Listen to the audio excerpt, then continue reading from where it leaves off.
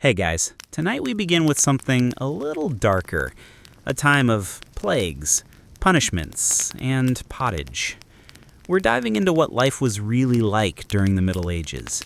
Forget the castles and chivalry Hollywood sold you. The truth, you probably wouldn't last a single day. So, before you get comfortable, take a moment to like the video and subscribe, but only if you genuinely enjoy what I do here.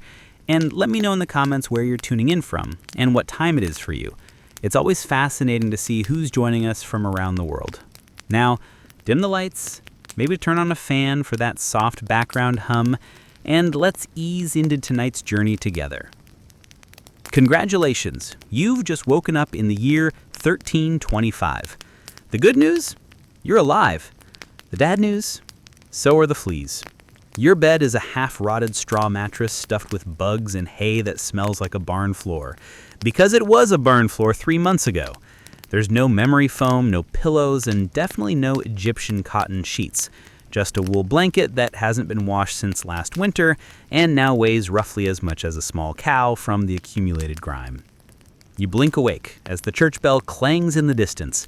It's the medieval version of an alarm clock, only louder and somehow even less merciful. Your home is a wooden hut with one room, no windows, and a charming open-concept floor plan where your family, livestock, and domestic insects all share the same space. The smell? Oh, it's a fragrant symphony. A subtle blend of stale beer, human sweat, goat, and something you pray isn't mold, but know in your soul probably is. Scented candles haven't been invented, and even if they were, they just melt on your dirt floor. You try to stretch but immediately regret it because the air is freezing and your joints ache. You're 22 years old, which in medieval terms is roughly middle-aged. Your spine creaks like an old wooden door, and your knees sound like a bag of rocks being shaken by a confused peasant. Getting out of bed is a gamble. The floor is either wet from last night's rain, which leaks through the thatched roof, or crusty from something your neighbor's chicken did. Either way, your bare feet are now part of the ecosystem. Oh, and privacy? What's that? Your entire family, and maybe a random cousin who just never left, are waking up beside you.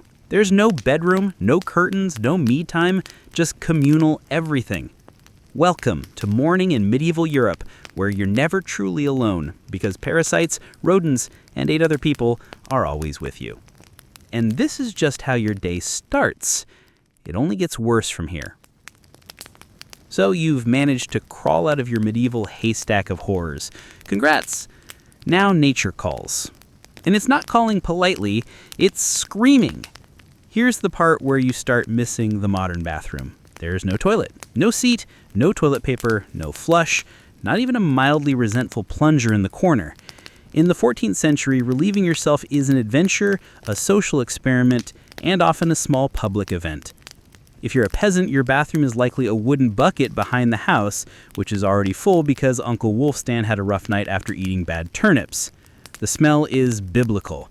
You hold your breath, do your business, and then, here's the kicker. Toss it into the street. Yes, the street. You're supposed to shout something like, "Gardy-loo," before dumping it out the window. That's Old French for watch out below, although frankly no one ever moves fast enough.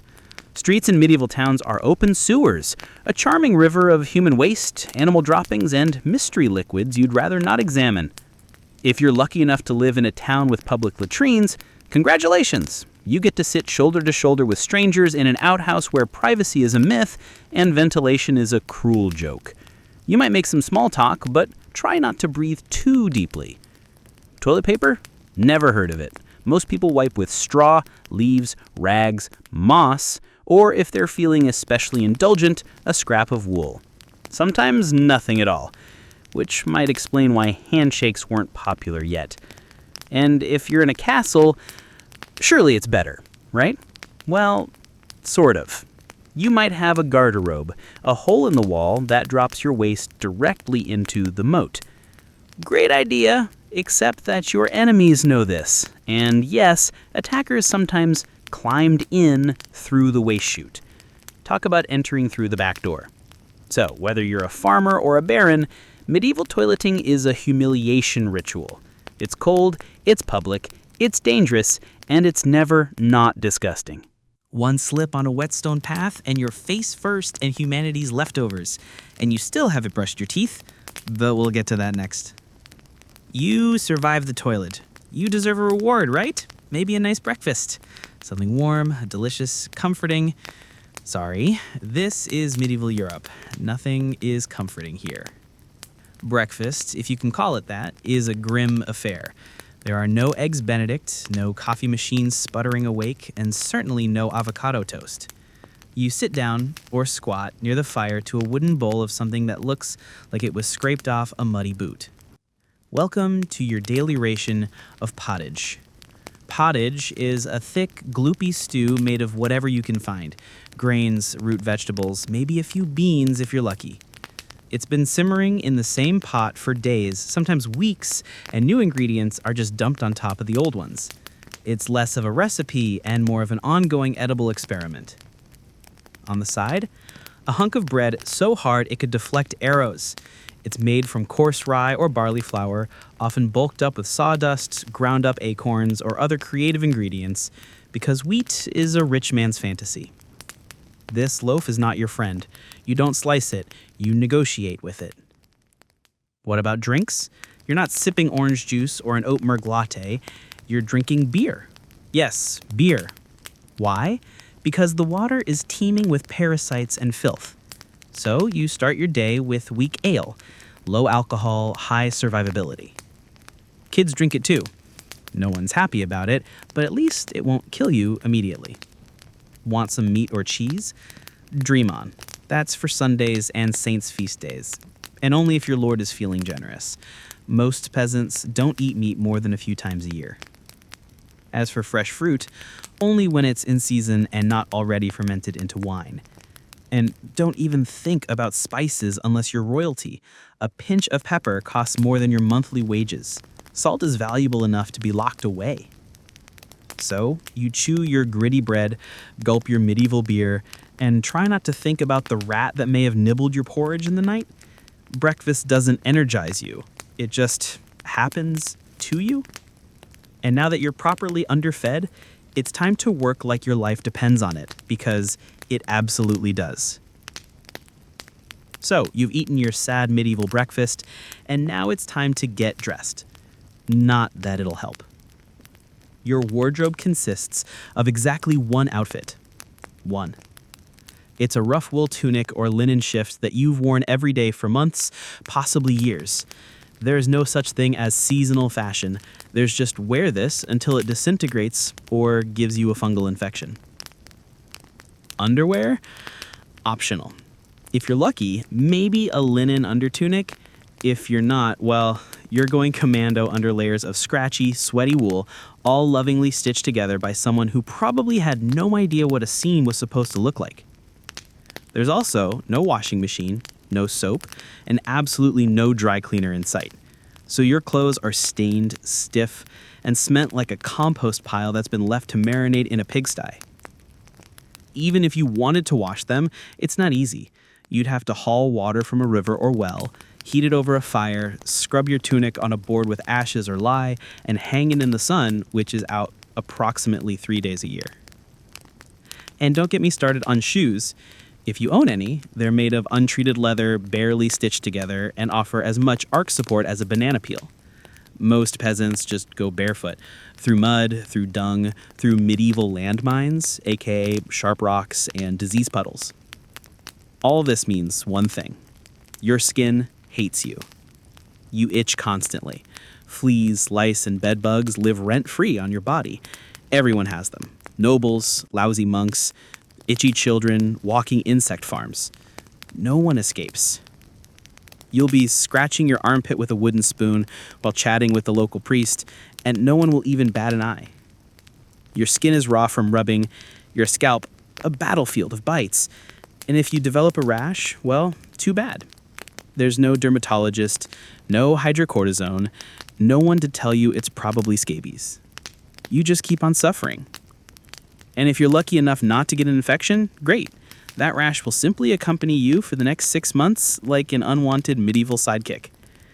Now that you're fully dressed in itches and damp wool, it's time to flash that morning smile. Except you don't. Because in the Middle Ages, smiling is a dangerous game. Not emotionally, dentally.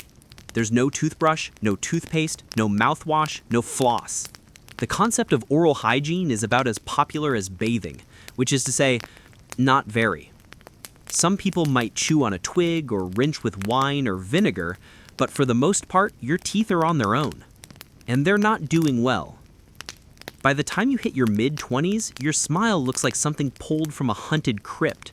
Cavities are rampant, gums are swollen, and those aren't just food stains on your teeth. That's decay. You have more rot in your mouth than a medieval root cellar. Sugar, while not yet everywhere, is becoming more common among the rich. Imported at great cost, mostly used in small cakes or to show off wealth. If you're a noble, congratulations. You get to rot your teeth faster than the peasants. If you're poor, you'll do it slowly over time with fermented bread, gritty porridge, and years of hard chewing. Toothaches? Get used to them. They're like medieval weather, always there in the background. The kind of pain that makes you consider praying, drinking, or pulling the tooth out yourself with a pair of pliers. And that's not a joke. That was the actual treatment. Dentists didn't really exist, but barber surgeons did. Yes, the same guy who cuts your hair is also pulling your molars out by candlelight with an iron hook and zero anesthesia. Infected tooth? Hope you like fevers, because without antibiotics, it can easily turn into sepsis and kill you from a toothache.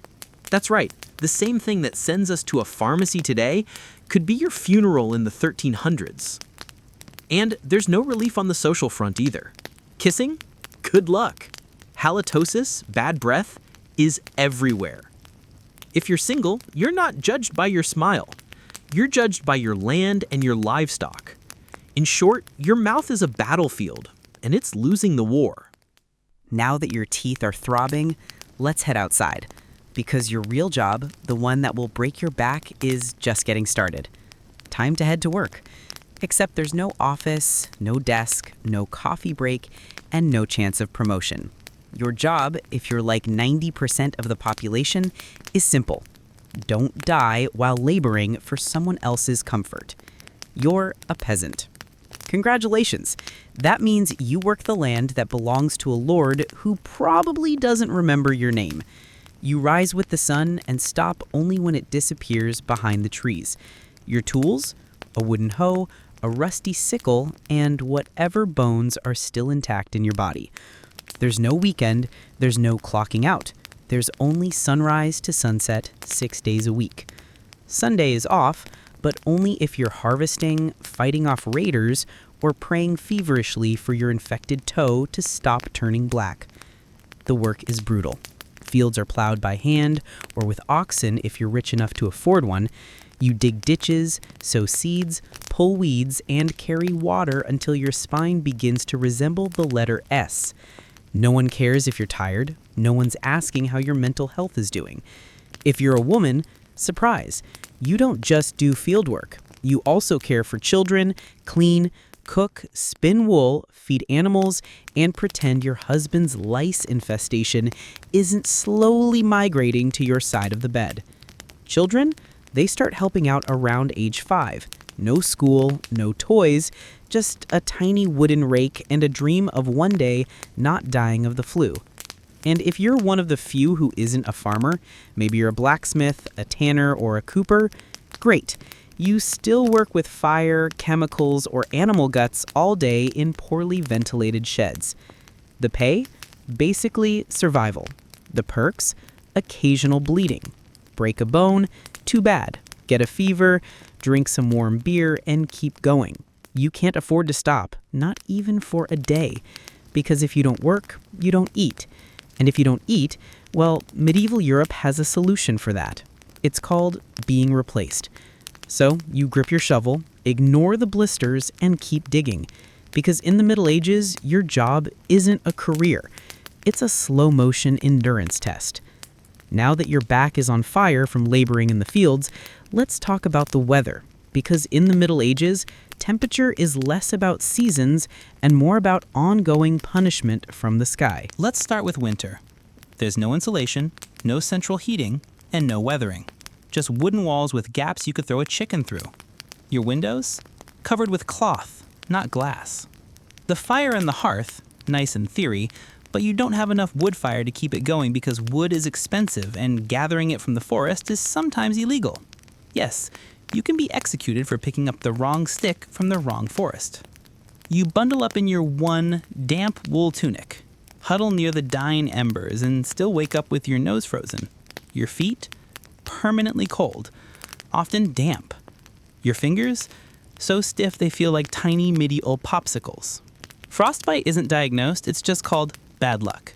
Now fast forward to summer. Sounds better, right? Wrong. In summer, your home turns into a clay oven. There's no fan, no cross breeze, and absolutely no deodorant. You sweat through your layers, but you can't remove them because showing too much skin is scandalous and also invites sunburn, insect bites, and social judgment. The flies are out in full force, attracted to your unwashed body and the smell of last week's goat stew that's still fermenting in the corner. Mosquitoes buzz by your ear while you sleep, assuming you can sleep through the sound of your neighbors yelling and babies crying. In the fields, the sun bakes you. No sunblock, no hat, unless you've fashioned one out of straw like some desperate scarecrow. And the worst part, you still have to work. Heat stroke is just called taking a bad turn. So you're either shivering in your own hovel, wondering if your toes will make it to spring, or you're sweating through your only pair of socks while your thighs chafe into oblivion. And the one thing that never changes, no matter the season, your clothes still itch, your food is still terrible, and your next job is still waiting. Welcome to climate control, medieval style. There is none. Feeling thirsty? Need to freshen up? Want to splash a little water on your face to wake up from this damp fever dream of a life? Too bad. In medieval times, water isn't your friend. It's trying to murder you. Quietly. Let's start with drinking. The nearby stream looks fresh, bubbling and clear like something out of a fantasy movie. But spoiler alert, it's not. Upstream, someone just dumped a chamber pot into it. And if not that, then a dead pig is probably decomposing in it. Parasites, bacteria, and the entire microbial army of medieval Europe await in every sip. That's why people drink beer. Yes, beer. Even children. But before you imagine medieval kids doing keg stands, understand that it was small beer, weak in alcohol, strong in survival. Brewing boiled the water, so it was safer than whatever flowed through the town ditch. Wine was another option, if you were rich enough to afford it and unconcerned with functioning properly before noon. What about bathing? Surely water was used for cleaning. In theory, yes. In practice, absolutely not. See, back then, people believed bathing actually opened your pores and let the disease in. That's right.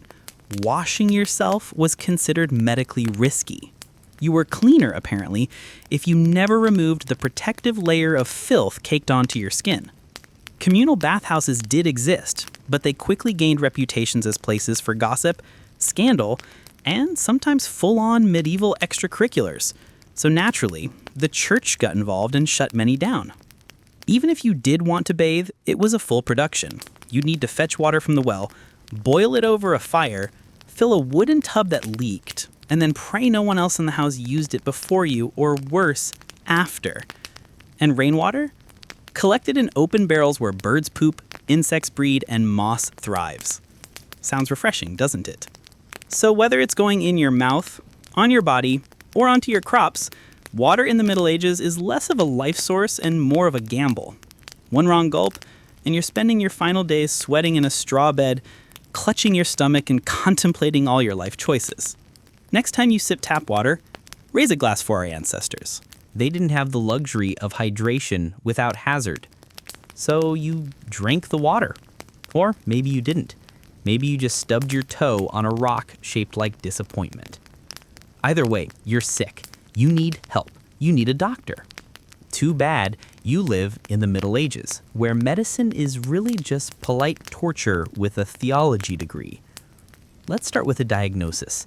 Everything wrong with you, whether it's a cough, rash, broken bone, or the creeping plague, is caused by your humors being out of balance. The four humors were blood, phlegm, yellow bile, and black bile. According to medieval science, your health depends on keeping them balanced, like some sort of internal soup. Got a fever? Too much blood. The answer? Bloodletting. That's right. Let's drain your life force into a bowl using a dull blade or a hungry leech. And yes, barbers were often doing it. Imagine getting a haircut and a hemoglobin extraction in one sitting. 2 for 1, baby. Feeling sad or anxious? That's clearly in excess of black bile. The cure? Laxatives. Maybe a warm herbal purge or just prayers and a cold compress, while everyone avoids eye contact with you and starts carving your coffin. Now, if you break a bone or get a nasty wound, you're in real trouble. There's no anesthesia unless you count passing out from pain. Surgery is done with knives that haven't been cleaned since the Crusades. Tools are heated over fire, not for sterilization, but because they just look scarier that way. Antibiotics, centuries away. Germ theory, not invented yet. They think disease comes from bad air or God being annoyed with your moral failings. Got a stomach ache? Must have been your sinful thoughts. Hope you like confessing while vomiting. If your condition gets worse, you'll be treated with more leeches, possibly some crushed beetles, and a priest at your bedside giving last rites, just in case. At this point, they're preparing for the cure known as death. And if by some miracle you recover, everyone just assumes God took pity on you, the doctor takes full credit, and the leech gets promoted. So yes, in the Middle Ages, medicine is less about healing and more about surviving the cure. After a long day of labor, lice, and leeches, it's finally time to eat. You shuffle back to your hovel, stomach growling, ready for the one joy left in life, a warm meal. Bad news. Your meal is probably trying to kill you. Let's begin with the basics. Food preservation doesn't really exist. There's no fridge, no freezer, just salt, smoke, or the hope that winter air keeps things fresh. Your meat, if you're lucky enough to have any, has been hanging for days, covered in flies, marinated in questionable brine, and possibly shared with a rat or two. Bread is the cornerstone of the medieval diet, but even that isn't safe. In bad harvest years, desperate peasants bulk it up with bark, sawdust, or even clay to make it stretch. And if it's rye season, there's a bonus: ergot, a fungus that causes convulsions, hallucinations, and sometimes death. It's like eating bread laced with LSD and tetanus. Vegetables? Only if they're in the season. And you know what's always in season? Turnips. So many turnips. Boiled, mashed, or floating in pottage, which, if you remember from earlier, is basically a hot swamp of mystery ingredients that's been simmering since your great-grandfather's funeral. Fruit might be available in the fall, but it rots quickly, and sugar is rare, expensive, and hoarded by the rich to show off their blackened teeth. Dairy? Another gamble. Fresh milk spoils in hours.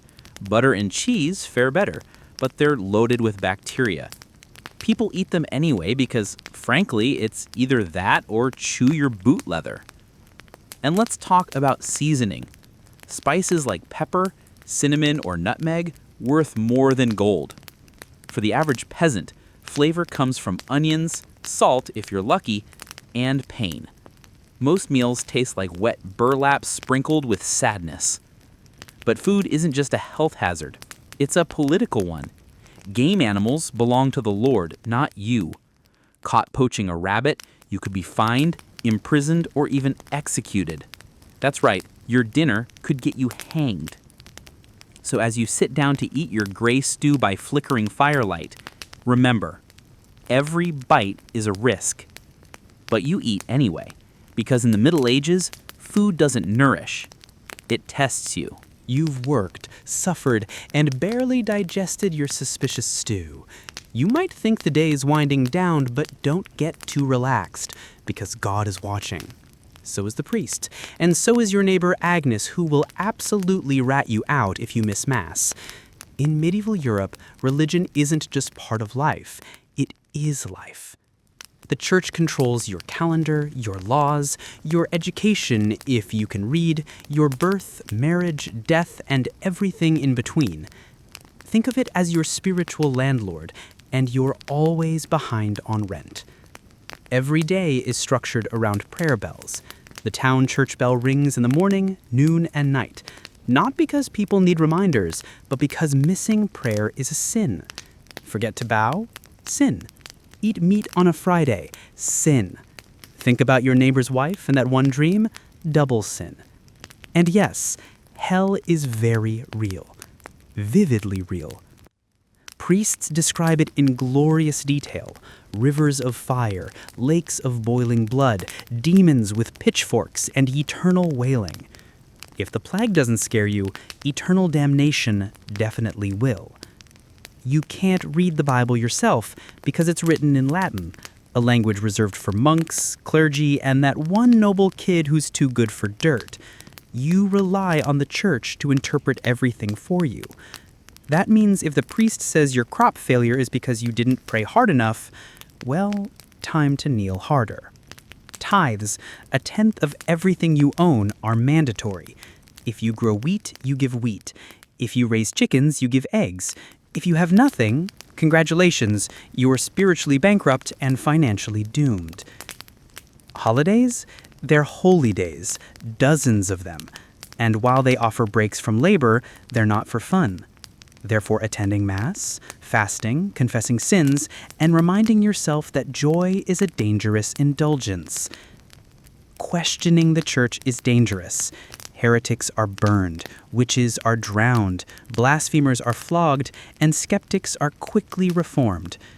So you go through the motions. You chant, you bow, you pray that your soul, after enduring this dirt-covered life, might finally land in paradise, assuming the priest likes you. Because in the Middle Ages, God may be merciful, but the church, not so much. If you thought being a medieval peasant was rough, try doing it as a woman. All the filth, famine, and fear, plus childbirth, subservience, and social invisibility. In the Middle Ages, being a woman is like playing life on hard mode, with no health potions and no restart button. From birth, a girl's life path is pretty much locked in. Marry young, bear children, serve your husband, die tired. Education? Not likely. Unless you're from a noble family and sent to a convent, your intellectual development stops around the time you learn how to churn butter and patch a tunic. Marriage happens early. Really early. It's not weird to be betrothed at 12 and pregnant by 14. It's not about love, it's about land, livestock, and alliances. Your opinion? Not required. Once married, you're basically your husband's property. Your job is to produce heirs, feed everyone, keep the house running, and not complain. Because complaining might get you branded a nag, or worse, a witch. That label comes with a complimentary drowning or burning, depending on local fashion. Childbirth is a death lottery. There's no prenatal care, no sterile tools, no anesthesia. Midwives do their best, but even minor complications can mean death for the mother, the child, or both. Some women survive 10 pregnancies. Many don't survive 2. But don't worry, once the baby's out, your work increases. Now you have a screaming infant in a lice-ridden hut, and you're expected to nurse, cook, clean, and still help in the fields. You don't get a break. You are the break for everyone else. If you're unmarried, you're suspicious. If you're widowed, you're vulnerable. If you're outspoken, you're dangerous. Women who didn't conform were often accused of witchcraft, especially if they had herbal knowledge, a strong personality, or just looked at someone funny on a rainy Tuesday. Even in the church, your role is limited. Nuns lived under strict rules, no speaking without permission, no freedom of movement, and your spiritual worth always ranked below men. In short, if you're a woman in the Middle Ages, you're expected to endure, obey, reproduce, and suffer in silence, ideally while smiling. Because even in a time of universal suffering, women were somehow expected to suffer gracefully. So far, you've battled filth, starvation, social injustice, and possibly a goat. But just when you think your day can't get any worse, here comes violence. Loud, bloody, and often completely acceptable by medieval standards. Let's be clear, the Middle Ages were not peaceful. The idea of law and order mostly meant hoping the local lord wasn't in a bad mood. Violence is everywhere. In the home, in the streets, on the battlefield, in church disputes, and sometimes in line at the communal bread oven. Crime is common, punishment is brutal, and justice is more performance art than protection. Steal a loaf of bread, you could lose a hand. Accused of lying, your tongue might get pierced. Gossip too much, meet the scold's bridle. A metal mask strapped to your head with a bar in your mouth. For correction, of course. Let's say you're accused of something serious. Heresy, theft, witchcraft. How do you prove your innocence? By being tortured, obviously. Welcome to trial by ordeal. One version, you stick your hand in boiling water to retrieve a stone.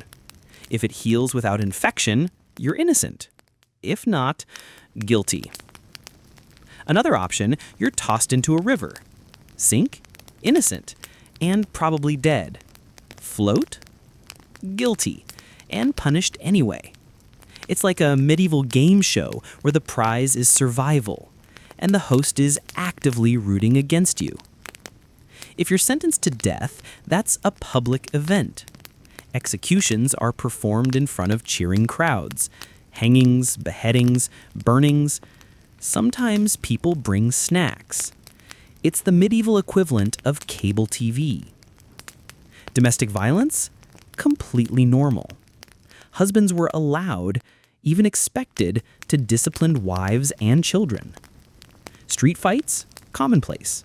You could be beaten just for looking the wrong way at a noble's horse. And war?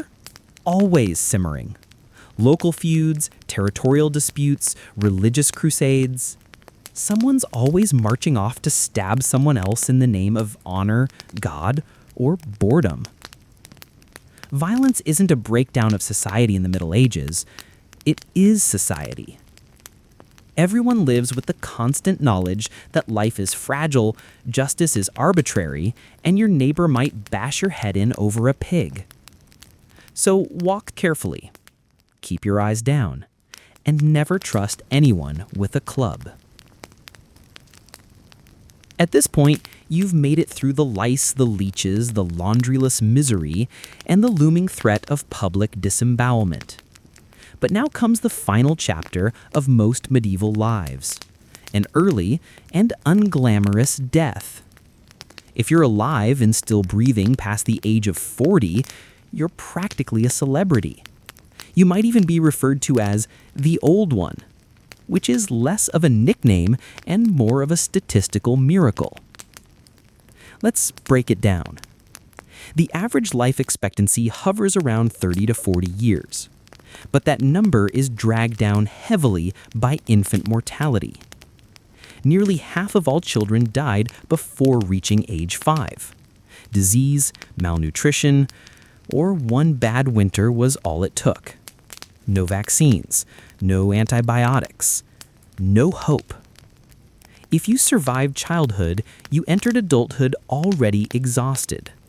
Work began as soon as you could walk upright, and by your mid-20s, your joints creaked like a monastery door.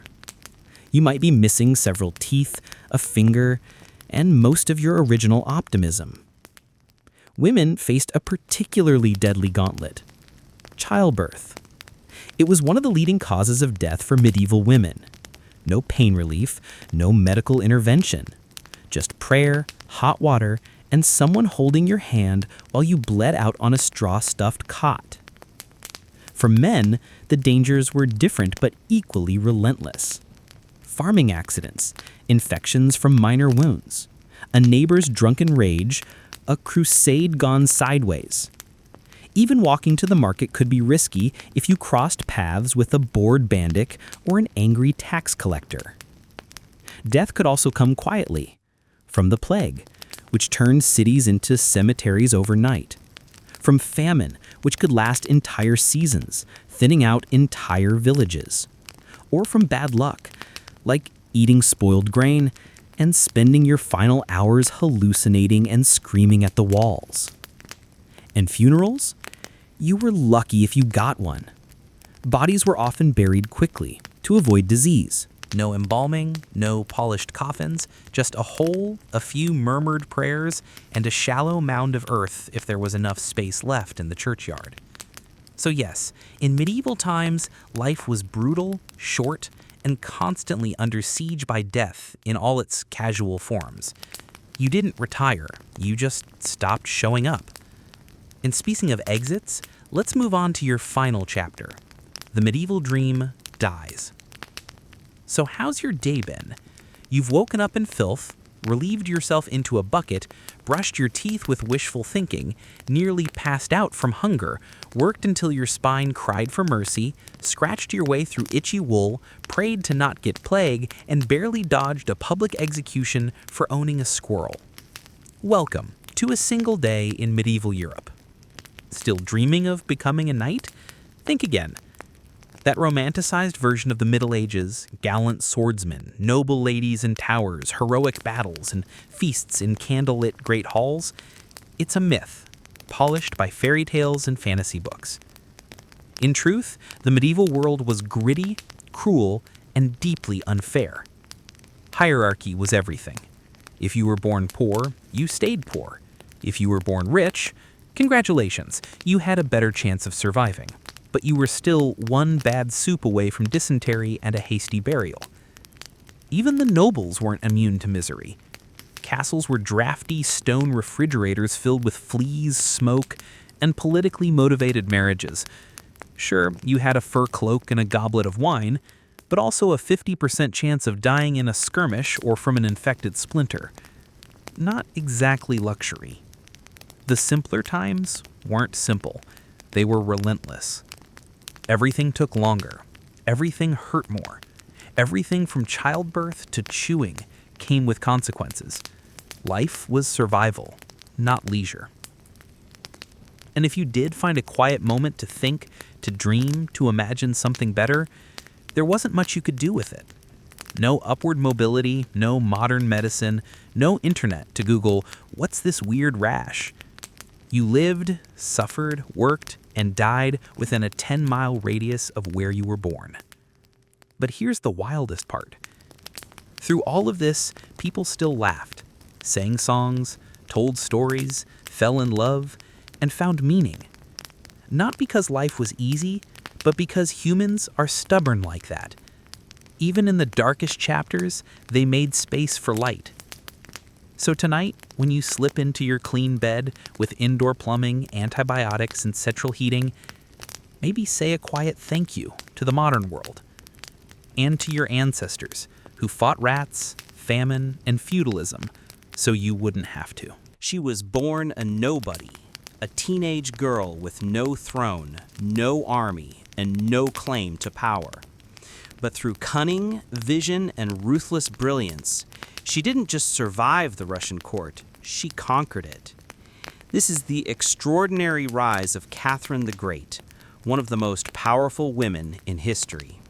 Long before she was Catherine the Great, Empress of all Russia, mistress of reform and icon of ambition, she was simply Sophie. Born Sophie Friedrika Augusta von Anhalt-Zerbst in 1729, she was the daughter of a relatively obscure German princely family.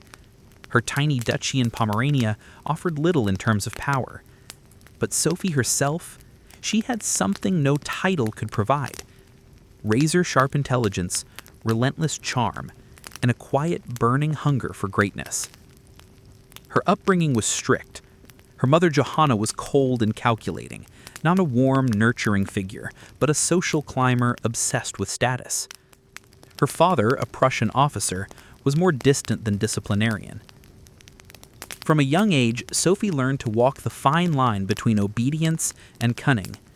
She read voraciously, spoke multiple languages, and learned how to observe a room before speaking in it, skills that would soon become survival tools in one of Europe's most brutal courts. When Empress Elizabeth Petrovna began searching for a wife for her heir, Grand Duke Peter, she looked beyond Russia's borders. Peter himself was of German descent, and Empress Elizabeth believed a foreign bride, pliable and grateful, would be easier to control. Sophie fit the bill perfectly. Noble blood, Lutheran faith, which she'd have to abandon, and a reputation for both grace and humility. At just 14 years old, Sophie was summoned to Russia. She arrived in the freezing capital of St. Petersburg wearing thin German fabrics and a diplomatic smile. Her mother pushed her forward like a chess piece. Sophie, however, had her own game in mind. To become acceptable in Russian society, she converted to Orthodoxy, taking the name Ekaterina Alexeyevna. The ceremony was public, symbolic, and life-altering. She wasn't just changing religions, she was burning the bridge behind her, stepping into a foreign empire with no way back. No one watching that quiet teenage girl in a fur-trimmed coat could have predicted what would come next. Betrayal, revolution, enlightenment, and empire. But from the moment Sophie stepped foot in the Russian court, she stopped being a pawn and began planning how to become a queen. Catherine's marriage to Grand Duke Peter was meant to secure her place in Russian royalty, but from the very beginning it felt more like a cage than a crown. Peter, heir to the Russian throne, was not the dashing prince of fairy tales. Awkward, immature, and obsessed with toy soldiers, he was far more interested in playing war games in his chambers than governing an empire or showing affection to his new wife. Some accounts even suggest he refused to consummate the marriage for years. He idolized Frederick the Great of Prussia and resented the Russian court that had adopted him. In contrast, Catherine embraced Russia with fierce determination. She learned the language, studied its history, and memorized Orthodox rituals. She wanted to belong. Peter wanted to escape. This mismatch wasn't just emotional, it was political. The Russian court was a viper's nest of gossip, paranoia, and brutal power games. Empress Elizabeth still ruled with absolute authority, but her health was in decline. Everyone knew a transition was coming, and everyone had an agenda. Catherine was watched constantly. Her letters were read, her friendships monitored, and her every move scrutinized. She couldn't trust her husband, her mother, who was still whispering in her ear on behalf of foreign interests, or even her servants. In this world, alliances could turn into accusations overnight. But Catherine was no fool. She learned to play the court's games quietly, cultivating allies in the shadows. She charmed military officers, made friends with scholars, and developed a reputation for dignity and restraint, a stark contrast to her husband's childish tantrums and open contempt for Russian traditions. Behind closed doors, Catherine began reading Enlightenment thinkers like Voltaire and Montesquieu. While others saw her as a young consort, she was building a vision, not just for herself, but for Russia, a nation of strength, education, and reason. But there was one problem. The longer Peter lived, the longer Catherine remained in limbo, a powerless wife to a man unfit to rule. So she waited, observed, planned. She knew the Russian throne wouldn't be inherited. It would have to be taken. After nearly 20 years of waiting, watching, and quietly maneuvering, Catherine saw her moment and seized it with breathtaking precision. Empress Elizabeth had died, and Peter, now Peter III, was Tsar. But his reign began unraveling almost immediately. In just a few short months, Peter alienated the church, offended the nobility, insulted the army, and lavished praise on Prussia, Russia's longtime enemy.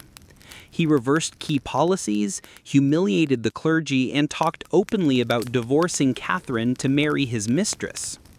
The court, already wary of his erratic behavior, turned cold. The army, filled with generals loyal to Catherine, grumbled in corridors. Even ordinary Russians, devout and patriotic, saw Peter as a foreign puppet who mocked their traditions. Catherine, watching all of this unfold, made her move. While Peter was away at his summer palace, Catherine launched a bloodless coup d'etat. Supported by key military officers, including her lover Grigory Orlov and his influential brothers, she rode through St. Petersburg in full regalia, was proclaimed Empress Catherine II, and won the allegiance of the powerful Imperial Guard. Peter, caught off guard and without allies, surrendered within days. He was taken into custody and shortly after found dead under mysterious circumstances. Officially, it was reported as a hemorrhoidal colic. Unofficially, it was murder. Catherine was now Empress, not by birth, not by marriage, but by will, wit, and audacity. It was unprecedented. A foreign-born woman with no legitimate claim had taken the Russian throne without a single battle. But her real challenge was just beginning. She had to transform that bold grab for power into a lasting legacy. Would Russia accept her? Would the nobility respect her? Could she hold the empire together without falling victim to the same fate as her husband? Catherine understood that power gained through intrigue could be lost just as easily. She needed to rule not as a schemer, but as a visionary. And so began her transformation from a careful conspirator to a reforming empress, one who would redraw borders, embrace the Enlightenment, and redefine what it meant to be a woman in power. Once Catherine had the crown, she could have rested on her power. But she didn't. She had something bigger in mind than simply sitting on a throne. She wanted to transform Russia, not just militarily or politically, but intellectually. While Peter had worshipped Frederick the Great and toy soldiers, Catherine idolized Voltaire, Diderot, and the bold thinkers of the Enlightenment. She believed in reason, progress, education, and the role of a monarch as a servant of the people, even if she herself ruled with absolute authority. Catherine didn't just read Enlightenment philosophy, she lived it. She corresponded directly with Voltaire for over 15 years, flattering him while defending her autocracy. She invited Diderot to her court and even purchased his entire library to support him financially. Behind closed doors, she pored over legal texts, debated reforms, and crafted policies to modernize the empire. Her early reign was filled with efforts to codify Russian law. She formed the Legislative Commission, an ambitious project intended to rewrite the entire legal code of Russia. Catherine's own nakaz, or instruction, was a political manifesto in disguise, one that spoke of equality before the law, the dangers of torture, and the responsibility of rulers to serve the common good. For an empress in 18th century Russia, it was radical. But Enlightenment ideals had to survive the realities of Russia, a vast, feudal, deeply conservative land ruled by nobles who liked their serfs exactly where they were, beneath them. Catherine knew this. While she advocated reform, she moved carefully. She abolished some forms of torture, expanded access to secular education, and built schools and libraries. But she also reaffirmed the nobility's control over their serfs to keep them loyal. This was Catherine's balancing act. A philosopher queen in public, a practical empress in private. She walked a tightrope between ideology and survival, between the shining salons of Paris and the gritty politics of Moscow. Her vision for Russia was bold, but always calculated. In many ways, Catherine wasn't trying to make Russia European. She was trying to make Russia modern, on her terms. And that meant reform, yes, but with an iron hand in a velvet glove. Catherine wasn't content with reforming Russia from within. She wanted to expand it outward, to make it an empire worthy of fear, admiration, and envy. Where Peter the Great had opened a window to the west, Catherine aimed to knock down the walls. Under her leadership, Russia's borders stretched wider than ever before. She waged wars not just for defending her crown, but to reshape the map of Europe. One of her most significant campaigns was against the Ottoman Empire. These wars weren't just about territory. They were about influence. Catherine saw herself as the liberator of Orthodox Christians living under Muslim rule, and as the rightful protector of Eastern Europe. Under generals like Alexander Suvorov and Grigory Potemkin, Russia captured key regions including Crimea, the northern coast of the Black Sea, and access to warm water ports, something Russian czars had coveted for generations. These victories weren't just military, they were symbolic. With each conquest, Catherine sent a message. Russia was no longer the distant, backward cousin of Europe. It was a continental force. She also turned her gaze westward. In a series of deals and diplomatic maneuvers, Catherine participated in the partitions of Poland, carving up the struggling Polish. By the end of the Third Partition, in 1795, Poland was erased from the map, and Russia claimed vast new lands and millions of new subjects. But Catherine didn't just conquer with armies, she also colonized with ideas. New cities were built, trade routes were expanded, German settlers were invited to cultivate Russian farmland. The empire became a mosaic from the icy Baltic to the sun-drenched shores of the Black Sea. And through it all, Catherine remained the central force, reading reports, issuing orders, and personally overseeing the shape of her expanding empire. Critics would accuse her of being power-hungry, even imperialistic. But to Catherine, expansion wasn't ambition, it was destiny. A great ruler, she believed, was measured not just by ideas, but by borders.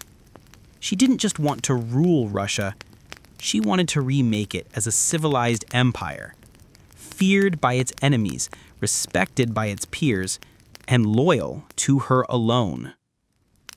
For all her brilliance and power, Catherine the Great was just as famous for what went on behind palace doors. And no, not all of it was whispered in libraries. Catherine's private life became one of the most talked about aspects of her reign. She had lovers, not just one or two, but a carefully curated parade of them. Many decades younger, often handsome, and sometimes politically influential. She didn't hide them. In fact, she often rewarded them with titles, estates, and pensions if they behaved well. If not, they were quietly dismissed, sometimes with a polite thank you and a promotion. Among the most important of these lovers was Grigory Potemkin, a man as brilliant as he was bold. Their relationship blurred the lines between romance, politics, and partnership. Some historians believe they may have even married in secret. Together, they shaped military campaigns, colonization projects, and the transformation of southern Russia. Potemkin wasn't just a lover, he was her co-ruler in many ways. Still, Europe couldn't look past the scandal. Gossip swirled. Satirical pamphlets painted her as lustful, insatiable, even unhinged. And after her death, the rumors only got worse. The most infamous being the completely false and grotesque tale involving a horse, spread by her enemies to smear her legacy. But why the obsession? Simple. Catherine was a woman who wielded power unapologetically. And in a world where female rulers were expected to be either saintly virgins or tragic figures, she refused to play the role. She lived, loved, and ruled on her own terms. And that made her dangerous. Ironically, while her critics painted her as immoral, Catherine herself was deeply philosophical about love and sexuality. She believed pleasure was a natural part of life, and that personal relationships didn't have to threaten public responsibility. She separated emotion from governance, a feat few male rulers managed. In reality, her liaisons were often strategic. She surrounded herself with men who were loyal, capable, and politically useful.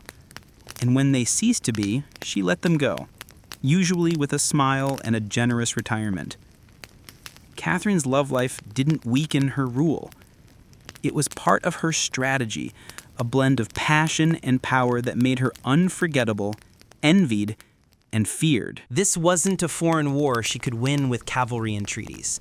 This was a revolt from within, her own people rising against the system she ruled. But Catherine didn't panic. She acted. She dispatched professional military forces to crush the rebellion ruthlessly. Pugachev's forces were defeated. He was captured, displayed in an iron cage, and eventually beheaded in Moscow, a public warning to all who dared follow. Afterward, Catherine doubled down on order and control. Her dreams of liberating the serfs quietly faded into silence. The rebellion had shown her the limits of enlightenment, in a country still shackled by feudalism. She now leaned harder on the nobility, who offered loyalty in exchange for absolute control over their serfs. This was a turning point. The Empress who once quoted Voltaire now prioritized stability over philosophy. Reform became cautious. Surveillance increased. Rebellion, even whispered, was to be stomped out before it had breath. Pugachev may have lost his head, but he left behind a warning that haunted Catherine. That power built on inequality could only hold so long before the storm came crashing through. By the time Catherine the Great approached the final years of her life, she had ruled Russia for over 3 decades, longer than any female ruler in Russian history. From the moment she seized power, she had defied expectations, reshaped her empire, and redefined what a woman and a monarch could be. Under Catherine's reign, Russia became a true European powerhouse. Its territory expanded by over 200,000 square miles, swallowing Crimea, parts of Poland, and stretches of the Black Sea coast. These weren't just military wins. They were strategic pivots securing warm water ports and reshaping trade. But her legacy wasn't just drawn on maps. Catherine left a cultural mark as well. She helped found the Hermitage Museum, amassed one of the greatest art collections in Europe, and corresponded with the greatest minds of the Enlightenment.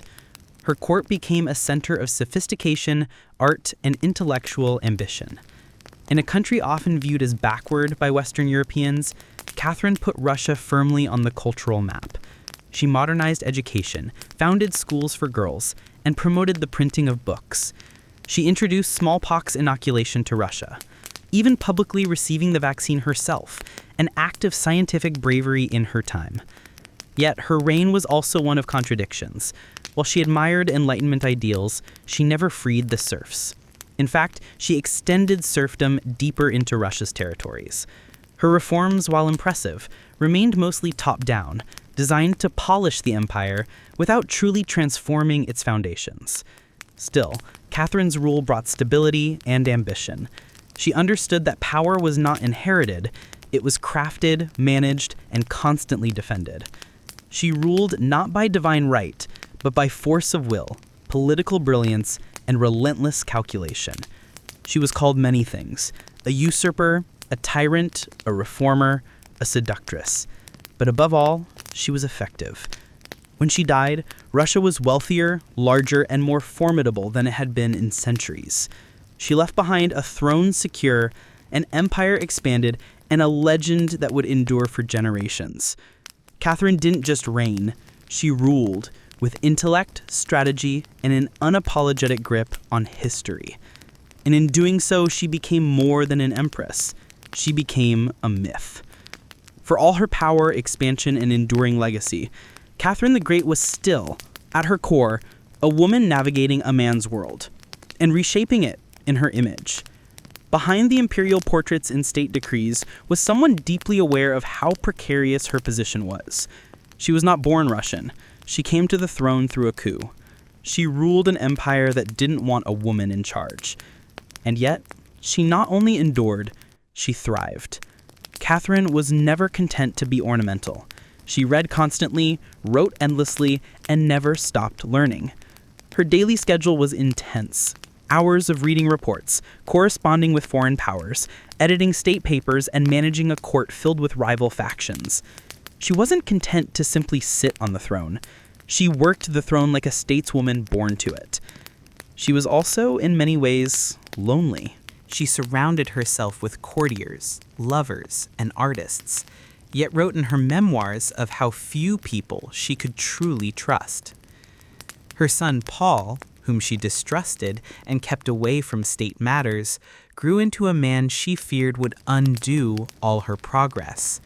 Her greatest emotional partnership with Gregory Potemkin faded into deep friendship, but his death in 1791 left a wound that never truly healed. Catherine crafted her image carefully. She understood the power of narrative and wielded it better than most monarchs of her age. She posed as Mother of Russia, enlightened monarch, warrior empress, and lover of the arts. But beneath those roles was a woman who had endured rejection, betrayal, scandal, and rebellion, and kept going. When she died in 1796, she left behind an empire transformed, but also questions. Could she have done more to end serfdom? Were her Enlightenment ideals compromised by politics? Was she more reformer or ruler? History remembers her by the title she never gave herself, the Great. It wasn't because she was flawless or kind or just. It was because she took power and wielded it on her own terms in a time and place where women weren't supposed to have any. She didn't just wear the crown, she rewrote what it meant to deserve one. Frida Kahlo was born on July 6, 1907, in the vibrant district of Coyoacán, then a village on the outskirts of Mexico City. Her childhood home, the Casa Azul, the Blue House, was filled with color, contradiction, and quiet strength. It would later become a sanctuary, a battleground, and a museum to one of the most iconic artists of the 20th century. Frida was the third of 4 daughters born to Guillermo Kahlo, a German-Hungarian photographer, and Matilda Calderón, a devout Catholic of indigenous and Spanish descent. Her parents were opposites. Guillermo was reserved and intellectual, Matilde religious and emotionally distant. Frida would inherit her father's introspection and artistic eye, but also her mother's fierce resilience. As a child, Frida was imaginative, outspoken, and bold. She read voraciously and asked questions most adults didn't want to answer. But at the age of 6, she contracted polio, which left her right leg thinner and weaker than the other, a physical difference she tried to mask with long skirts, but never allowed to limit her spirit. The illness left her bedridden for months and isolated from other children. During this time, she grew close to her father, who encouraged her to exercise, ride bicycles, and stay mentally sharp. Unlike most girls of her time, Frida didn't aspire to become a wife or a homemaker. Her goal was to become a doctor. She enrolled in the prestigious National Preparatory School in Mexico City at age 15, one of only a handful of girls accepted. There, she stood out not just for her intelligence, but for her rebellious wit, radical thinking, and unique sense of style. She joined a group of young intellectuals known as cachuchas, who debated philosophy, literature, and politics. Frida was drawn to revolution, to ideas that challenged tradition. But even in those early years, before the bus crash that would define her body and before the fame that would define her legacy, Frida Kahlo was already painting herself into the world with sharp edges, unapologetic ideas, and an identity too big to fit inside anyone else's expectations. She wasn't just growing up in Coyoacán. She was preparing to remake herself entirely. On September 17, 1925, Frida Kahlo's life was split in two: the girl she had been and the woman she was forced to become. That afternoon, she boarded a wooden bus with her boyfriend Alejandro Gomez Arias after school. They were laughing, teasing each other, and probably arguing. Frida never did anything halfway. But moments later, the bus collided with a streetcar, and in an instant, her future unraveled into pain, metal, and silence.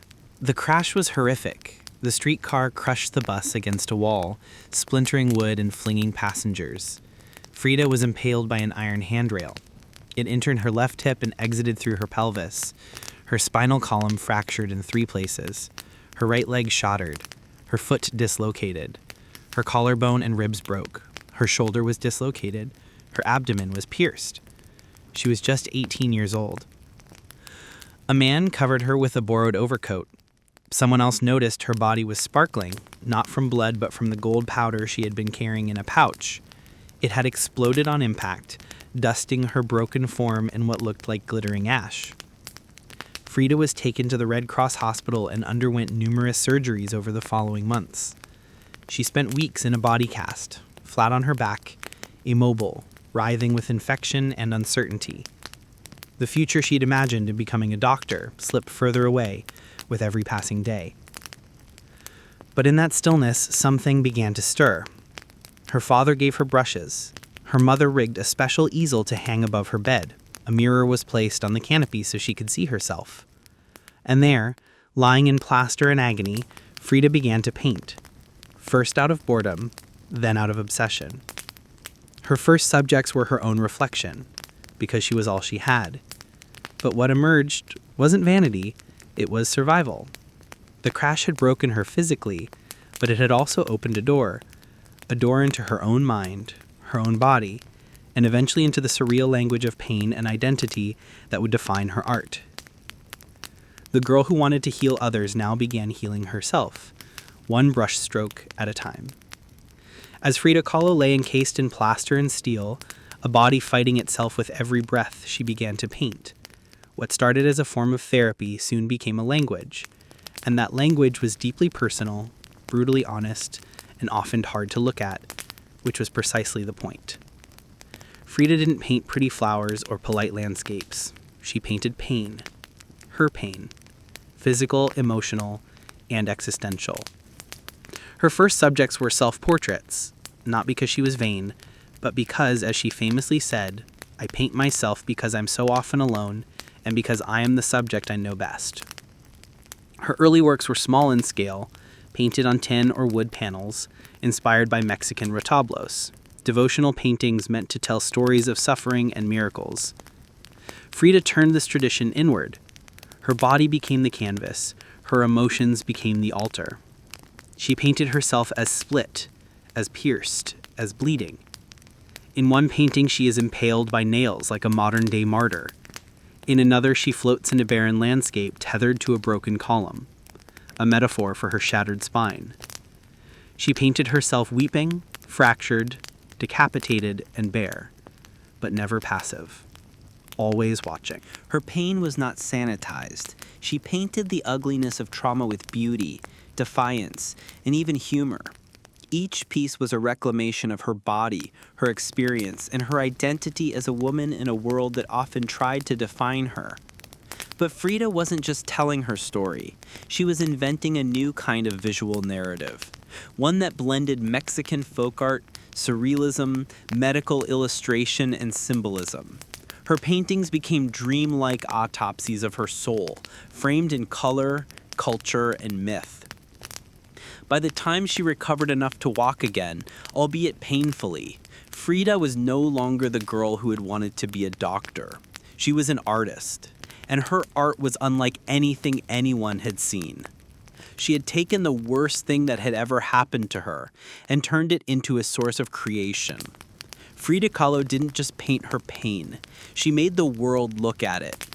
And in doing so, she turned suffering into a sacred act of self-expression. Still recovering, still painting, and just 21 years old, Frida Kahlo met the man who would become the most profound and turbulent relationship of her life, Diego Rivera. He was 20 years her senior, already Mexico's most famous painter. Massive in stature and presence, Rivera was a giant of Mexican muralism, known for his sweeping, politically charged frescoes that told the story of the Mexican people. Frida had seen his work before. She admired it, but now she wanted his opinion of her work. She brought her paintings to him at the Ministry of Education, interrupting his scaffolded work to ask bluntly, "Do I have talent?" Diego took one look and said, yes, and not just out of kindness. He recognized in her something rare, an unfiltered voice, raw and unpretentious, full of rage, irony, pain, and beauty. They began a relationship that was as consuming as it was creative. Frida once said, "I suffered 2 accidents in my life. One in which a streetcar knocked me down. The other was Diego." They married in 1929, an odd pairing to outsiders. Diego, massive, unfaithful, politically famous. Frida, sharp-tongued, fiercely independent, already walking with a cane. Her parents called it a marriage between an elephant and a dove. Their bond was passionate but chaotic. Diego supported her art and encouraged her growth as a painter, but he was also endlessly unfaithful, even with Frida's own sister, Cristina. Frida was devastated, and in return, she took lovers of her own, both men and women, including rumored affairs with Leon Trotsky and painter Georgia O'Keeffe. They divorced in 1939, then remarried a year later with different terms.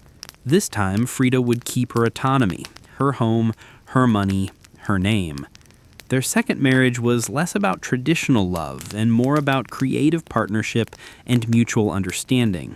Despite the betrayals and the heartbreak, Diego remained a constant force in Frida's life. He challenged her, he wounded her, but he also believed in her, as an artist, as a revolutionary, and as a woman who could redefine what painting could be. Together, they were not peaceful, but they were legendary.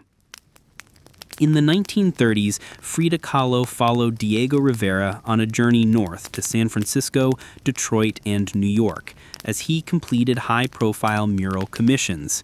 These years abroad brought her face-to-face with American industrialism, wealth, and the contradictions of capitalism, and they left her with deep political discomfort. Frida was a proud Mexican nationalist, a committed communist, and an admirer of indigenous traditions.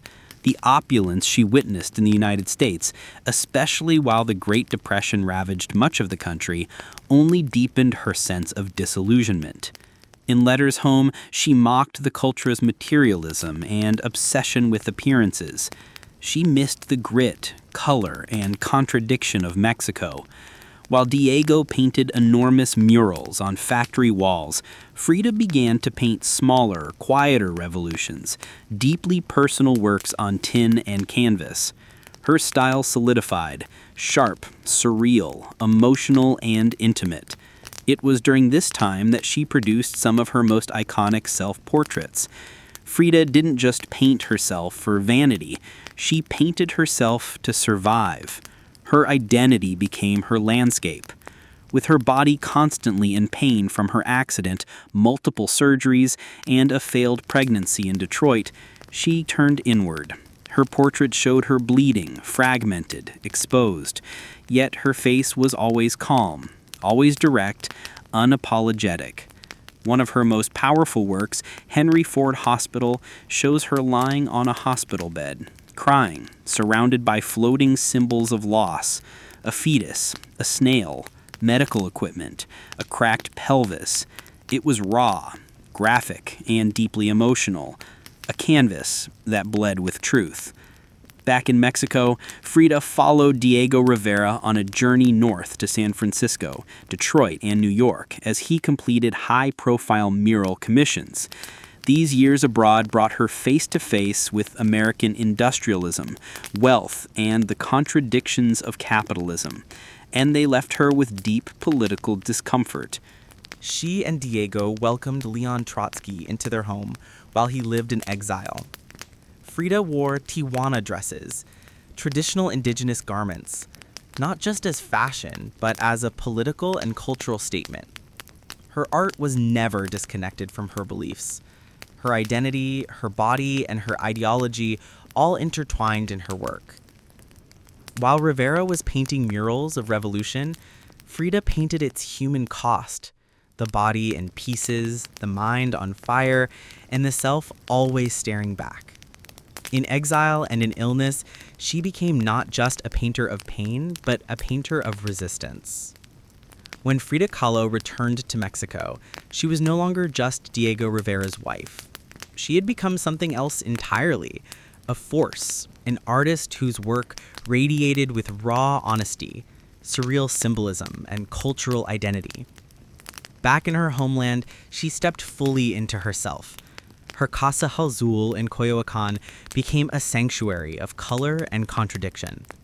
Bright cobalt walls, yellow trim, Aztec statues in the garden, monkeys and parrots wandering freely. The house was a living extension of Frida's imagination. It was a blend of tradition and rebellion, elegance and earth. Here, she surrounded herself with pre-Columbian artifacts, ex-votos, folk art, and revolutionary books. She wore bold Tijuana dresses, wove flowers into her hair, and painted amid the scent of copal incense and the sounds of mariachi on the street outside. This period marked an explosion of creativity. Her paintings became more intricate, more symbolic, and more political. Works like the two Fridas revealed a divided self. One in European dress with a bleeding heart, the other in indigenous clothing, strong and composed. It was Frida's visual autobiography, a portrait of love, loss, and heritage. She exhibited her work in Paris, where artists like Picasso, Breton, and Kandinsky praised her fiercely original style. But even among the surrealists, Frida stood apart. When André Breton tried to label her as one of their own, she pushed back. They thought I was a surrealist, but I wasn't. I never painted dreams, I painted my own reality. She painted Mexico, not the romantic postcard version, but the living, breathing country she adored. Her work pulsed with symbolism: skeletons, hummingbirds, hearts, thorns, corn, and blood. She honored the indigenous roots of her homeland while unmasking the violence of its past and present. But even as her artistic voice grew stronger, her health continued to decline. Multiple surgeries, infections, and chronic pain became daily realities. Still, she painted through it. Propped up in bed, torso bound in corsets, fingers clenched around the brush. Frida had returned to Mexico not to rest, but to reclaim her power through paint, through politics, and through her fearless embrace of the self. Frida Kahlo's body continued to betray her. Her spine was deteriorating. Her right leg was constantly infected. She underwent more than 30 surgeries in her lifetime, often in grueling succession. At times, she was bedridden for months, encased in body casts or immobilized by traction devices that stretched her bones apart. But still, she painted. Each canvas during these years became both a release and an act of resistance. Her works grew darker, more defiant. She painted with a clarity sharpened by pain, refusing to hide behind metaphor. In The Broken Column, she presents herself split down the middle, her body pierced with nails, a cracked ionic column replacing her spine. Yet her face is stoic, her gaze unflinching. Pain for Frida was no longer just a subject. It was her companion, her antagonist, her muse. Her political voice also grew louder. She joined the Mexican Communist Party, marched in demonstrations, wrote fiery letters, and called out imperialism and injustice. When her health no longer allowed her to walk, she appeared in protests in a wheelchair, defiantly holding signs and shouting slogans. Frida was eventually given her first solo exhibition in Mexico, a long overdue celebration of her art. But her health was so fragile, doctors told her she couldn't attend. So she did what only Frida would do. She arrived by ambulance, carried in on a stretcher, and placed in the center of the gallery on her hospital bed. Dressed in traditional finery, surrounded by her own work, she greeted guests with tequila, laughter, and that fire still burning in her eyes. Her final paintings were both childlike and harrowing. In Marxism Will Give Health to the Sick, she painted herself wearing a steel corset, cradled by the hands of Marx, casting away symbols of oppression. Her last known work was a still life of sliced watermelons, one piece bearing the words, "Viva la vida," long live life. Even in the face of death, she remained defiant, joyful, and political. Frida Kahlo's last portraits weren't just self-portraits. They were acts of revolution, painted in pain, but always signed with life. Frida Kahlo died in the same place she had been born, La Casa Azul in Coyoacán. The official cause was listed as a pulmonary embolism, but those closest to her whispered of something deeper. She had been ill, yes, but also exhausted by pain, by surgeries, by the long war with her own body. Just days before, she had attended a political protest against the CIA coup in Guatemala. Weak and wheelchair-bound, she insisted on going, her clenched fist raised in the air. Revolution remained her final heartbeat. Her last diary entry was brief but piercing. I hope the exit is joyful, and I hope never to return. Frida's funeral was held at the Palacio de Bellas Artes, Mexico's most prestigious cultural institution. Her body, draped in the red flag of the Mexican Communist Party, was watched over by friends, family, artists, and revolutionaries. Diego Rivera was inconsolable.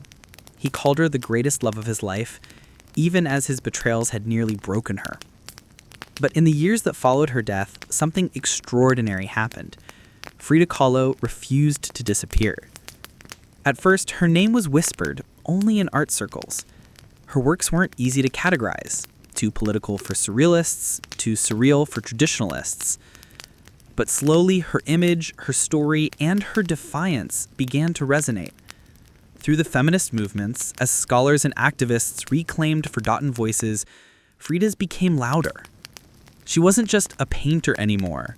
She was a symbol of pain turned into beauty, of feminism born through resistance, of Mexican identity celebrated without apology, of queerness, disability, revolution, and authenticity. Her face, unibrow, gaze, and flowers in her hair became iconic. Her home became a museum. Her diary became a sacred text. And her paintings now hang in the world's greatest museums. Frida Kahlo had lived much of her life in Diego's shadow, but in death, she stepped forward. She didn't just leave behind paintings, she left behind a mirror and dared us all to look, not with pity, not with fear, but with fire. Today, Frida Kahlo's face is everywhere, printed on t-shirts, painted on murals, turned into dolls, memes, posters, and icons. Her signature unibrow, her flower-crowned hair, her direct gaze, all instantly recognizable. But what makes her legacy powerful isn't just that people know her face. It's that they recognize the truth behind it. Frida didn't try to be flawless. She didn't fit into boxes. She wasn't conventional, and she didn't care to be. In a world that demands perfection, she gave us realness. Raw, messy, vibrant, angry, joyful, contradictory realness. She celebrated what made her different. Her disability, her queerness, her politics, her culture, and turned it into art that transcended borders and decades. She's become more than an artist. She's a global symbol of defiance, feminism, cultural pride, and creative resistance. For queer communities, she's a fearless bisexual icon who lived openly and unapologetically in a time that demanded silence. For women, she's a reminder that power doesn't require permission. For disabled artists, she's proof that pain can fuel the brush, not stop it. And for Mexico, she's a daughter reclaimed, fierce, folkloric, and forever part of the national soul. Her paintings, once dismissed as too strange or too personal, are now among the most revered in the world.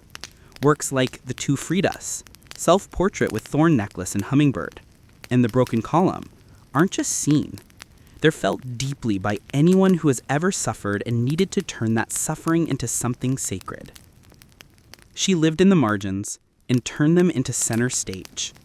She embraced contradiction, a communist who wore gold, a woman betrayed who loved again, a body in pieces with a soul unbreakable. And through it all, she painted not just with color, but with conviction. Frida Kahlo never asked to be a symbol. She simply told the truth about herself. And in doing so, told the truth for millions of others who had never seen themselves reflected in art before. Now when we see her face, we see courage, we see color, we see resistance, we see Frida, not gone, but immortal. Deep in the heart of the Maya jungle, she waited, wrapped in red, masked in jade, and forgotten by history for over 1,000 years.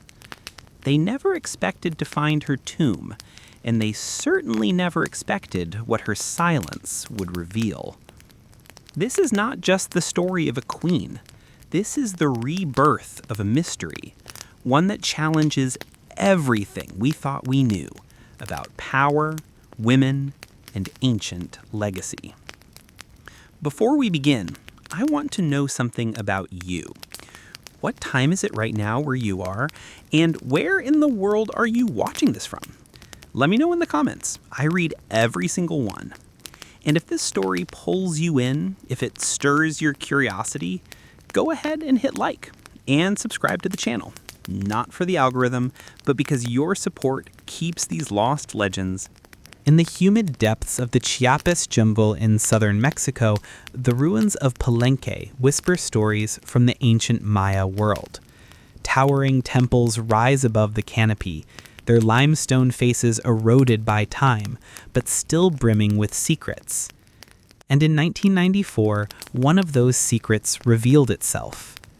A team of Mexican archaeologists led by Fanny Lopez Jimenez was surveying Temple 3, a relatively modest pyramid next to the more famous Temple of the Inscriptions, the burial site of the mighty King Pakal the Great. Temple 3 wasn't expected to hold much, until they noticed something odd. A sealed, hidden chamber beneath the structure. No looters had touched it. It was pristine.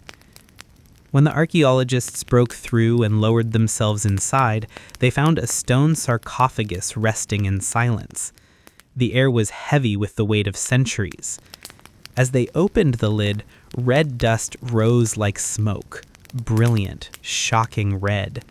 The interior was covered in powdered cinnabar, a toxic mercury sulfide used ceremonially by the Maya.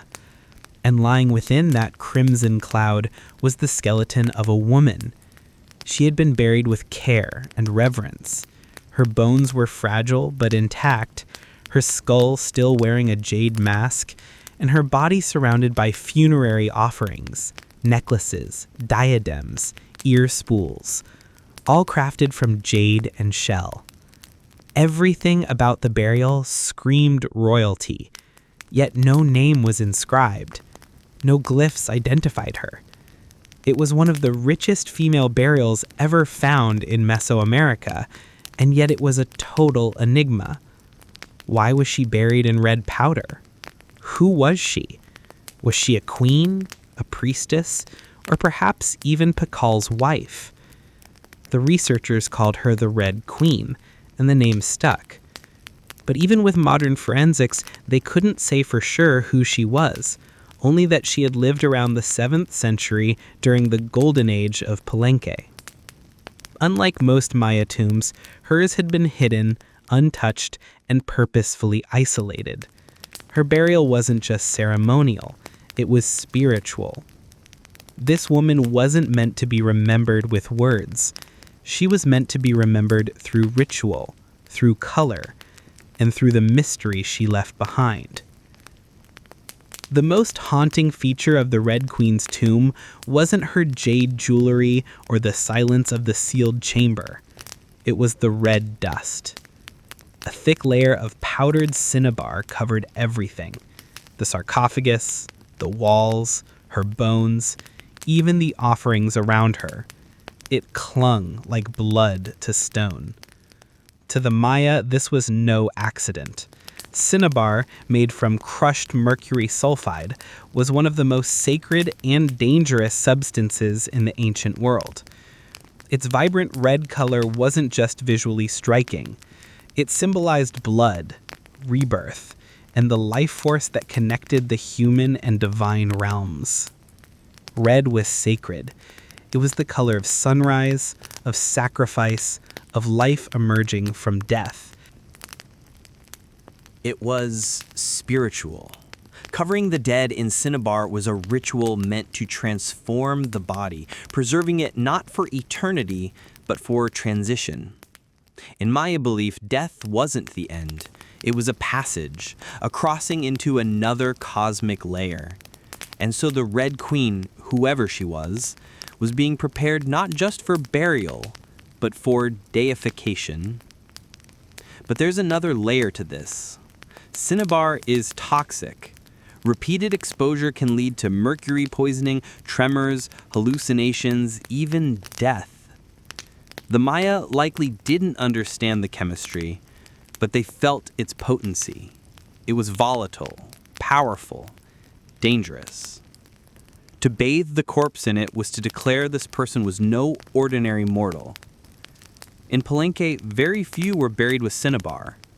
Pakal the Great, the mighty king whose pyramid dominates the site, was one. His body, like hers, was also saturated in the red powder.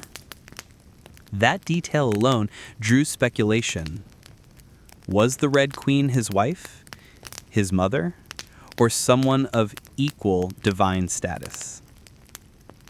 Her skull had been placed on a layer of jaguar skin, another sacred symbol. Around her, bone needles, obsidian blades, and miniature jade figurines hinted at rituals performed either during her life or in honor at death.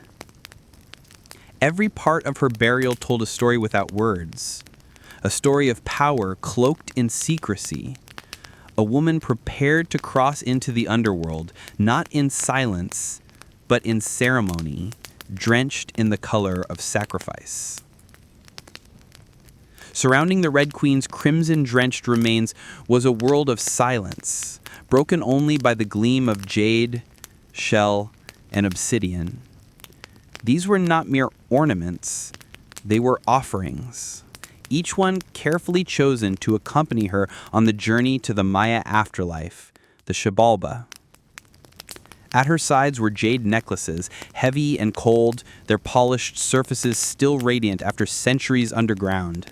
Jade was not just beautiful, it was sacred. The Maya considered it a symbol of eternal life. It represented the green of maize, the vitality of the jungle, and the breath of the gods. Only the elite were buried with jade.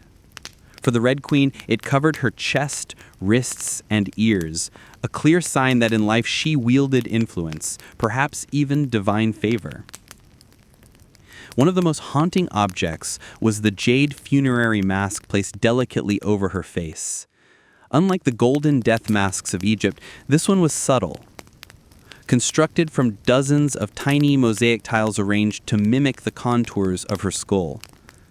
The mask served a ritual function, to protect the soul, to preserve identity, and to present her as divine in the eyes of the gods.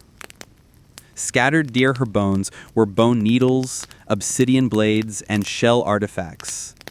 These could have been tools of ritual or symbols of her status as priestess, healer, or royal matriarch. One bone pin was engraved, faint but purposeful. A small echo of her voice lost to time.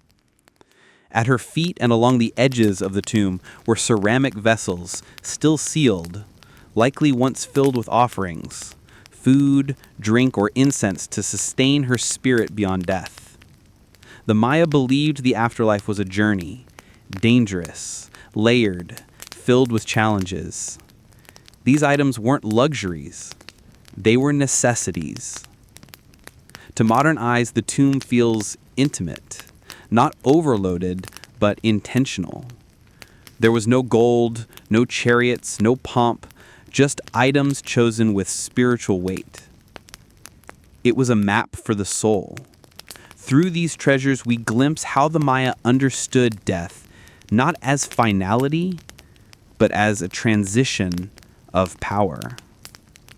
The Red Queen wasn't buried to be forgotten. She was being prepared to ascend. For all the grandeur of her tomb, the Red Queen left behind one haunting void. No name. No inscriptions adorned her sarcophagus. No glyphs on the walls identified her. She was clearly someone powerful, but who?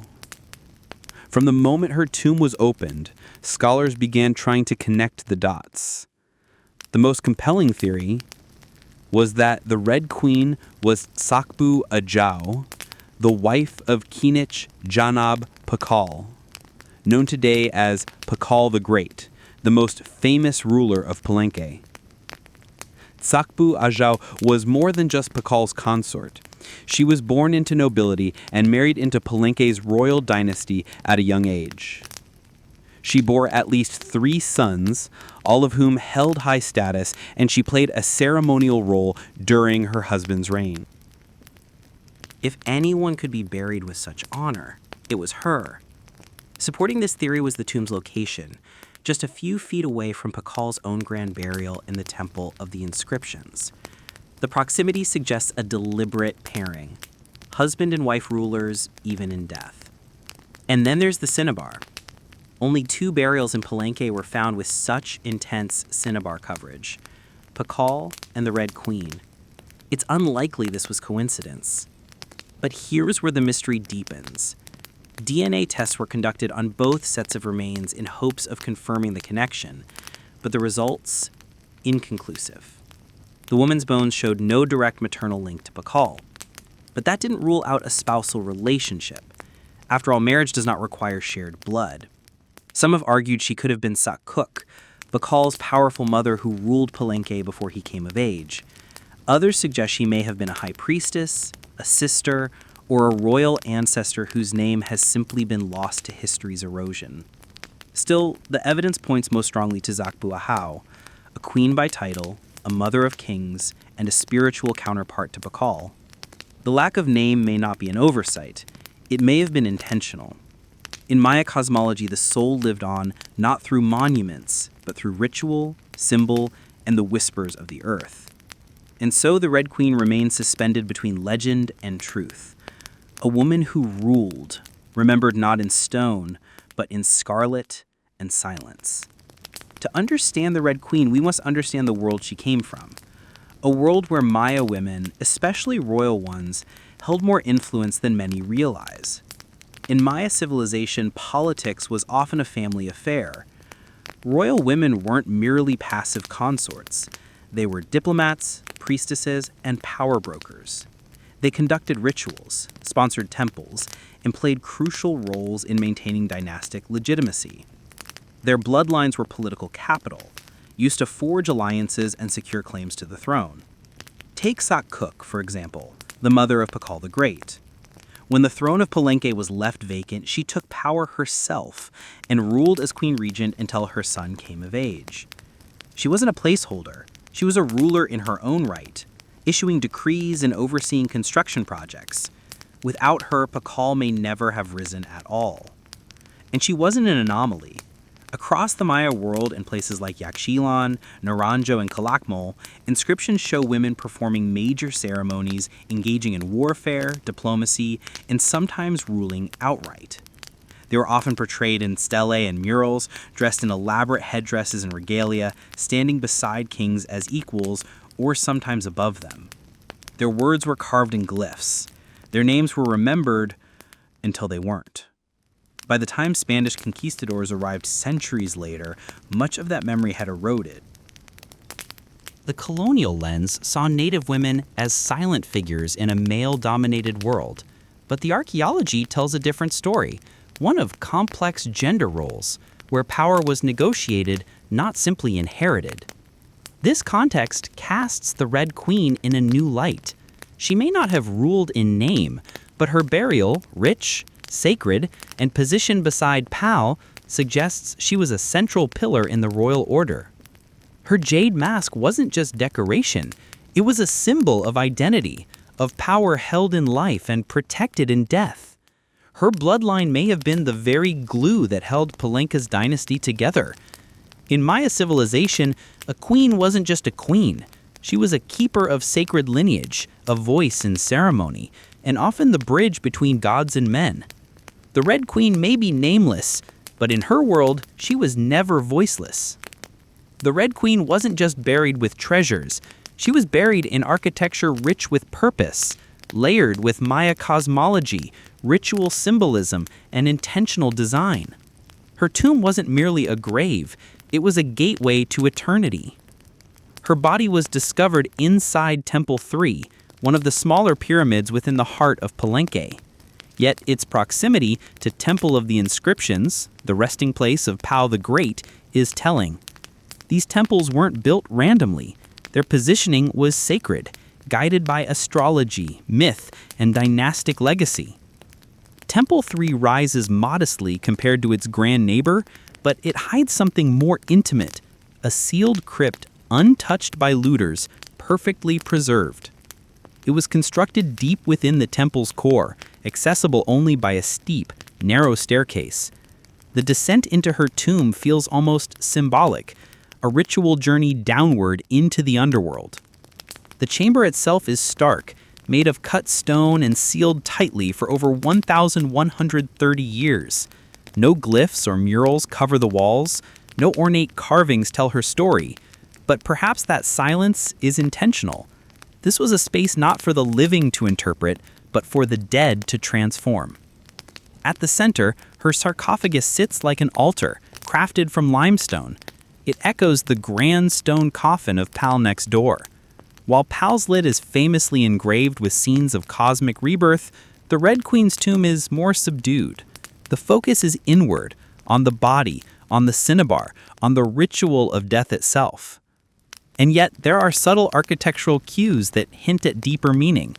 The tomb is aligned east to west, a symbolic path mirroring the sun's journey from life to death. The chamber is small but powerful. It feels deliberate, personal, a sacred enclosure for someone revered. Maya temples were cosmological tools, bridges between the heavens, the earth, and the underworld. To be buried in one was to be elevated beyond the human realm. The Red Queen's eternal home wasn't an afterthought. It was a carefully constructed shrine, a place where death became transformation. Her bones rest in stone, her essence in cinnabar, and her legacy in the architecture itself.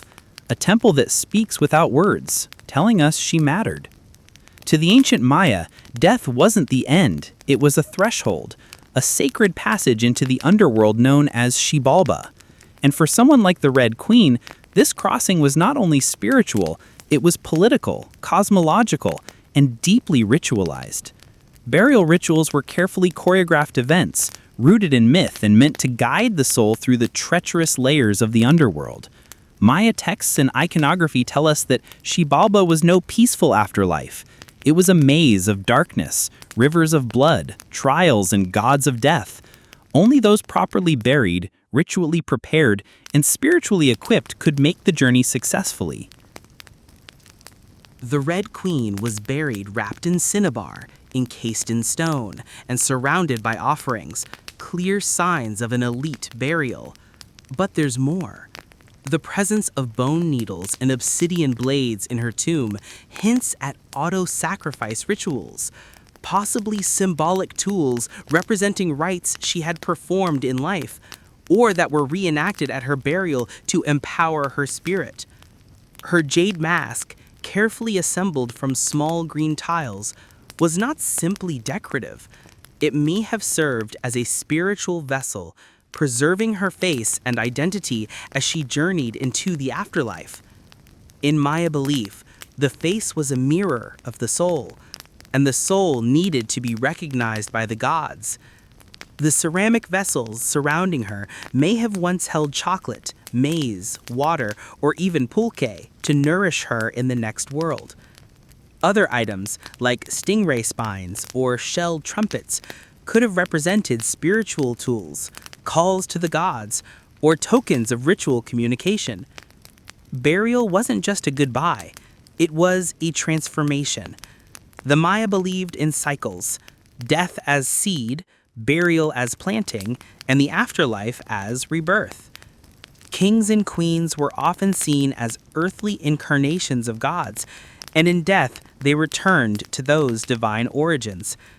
The Red Queen, covered in the color of blood, entombed in a pyramid, and honored with offerings, was being prepared for rebirth, not as a mortal, but as a being tied to the sacred order of the cosmos. Her burial wasn't the end of her story, it was the beginning of her legend.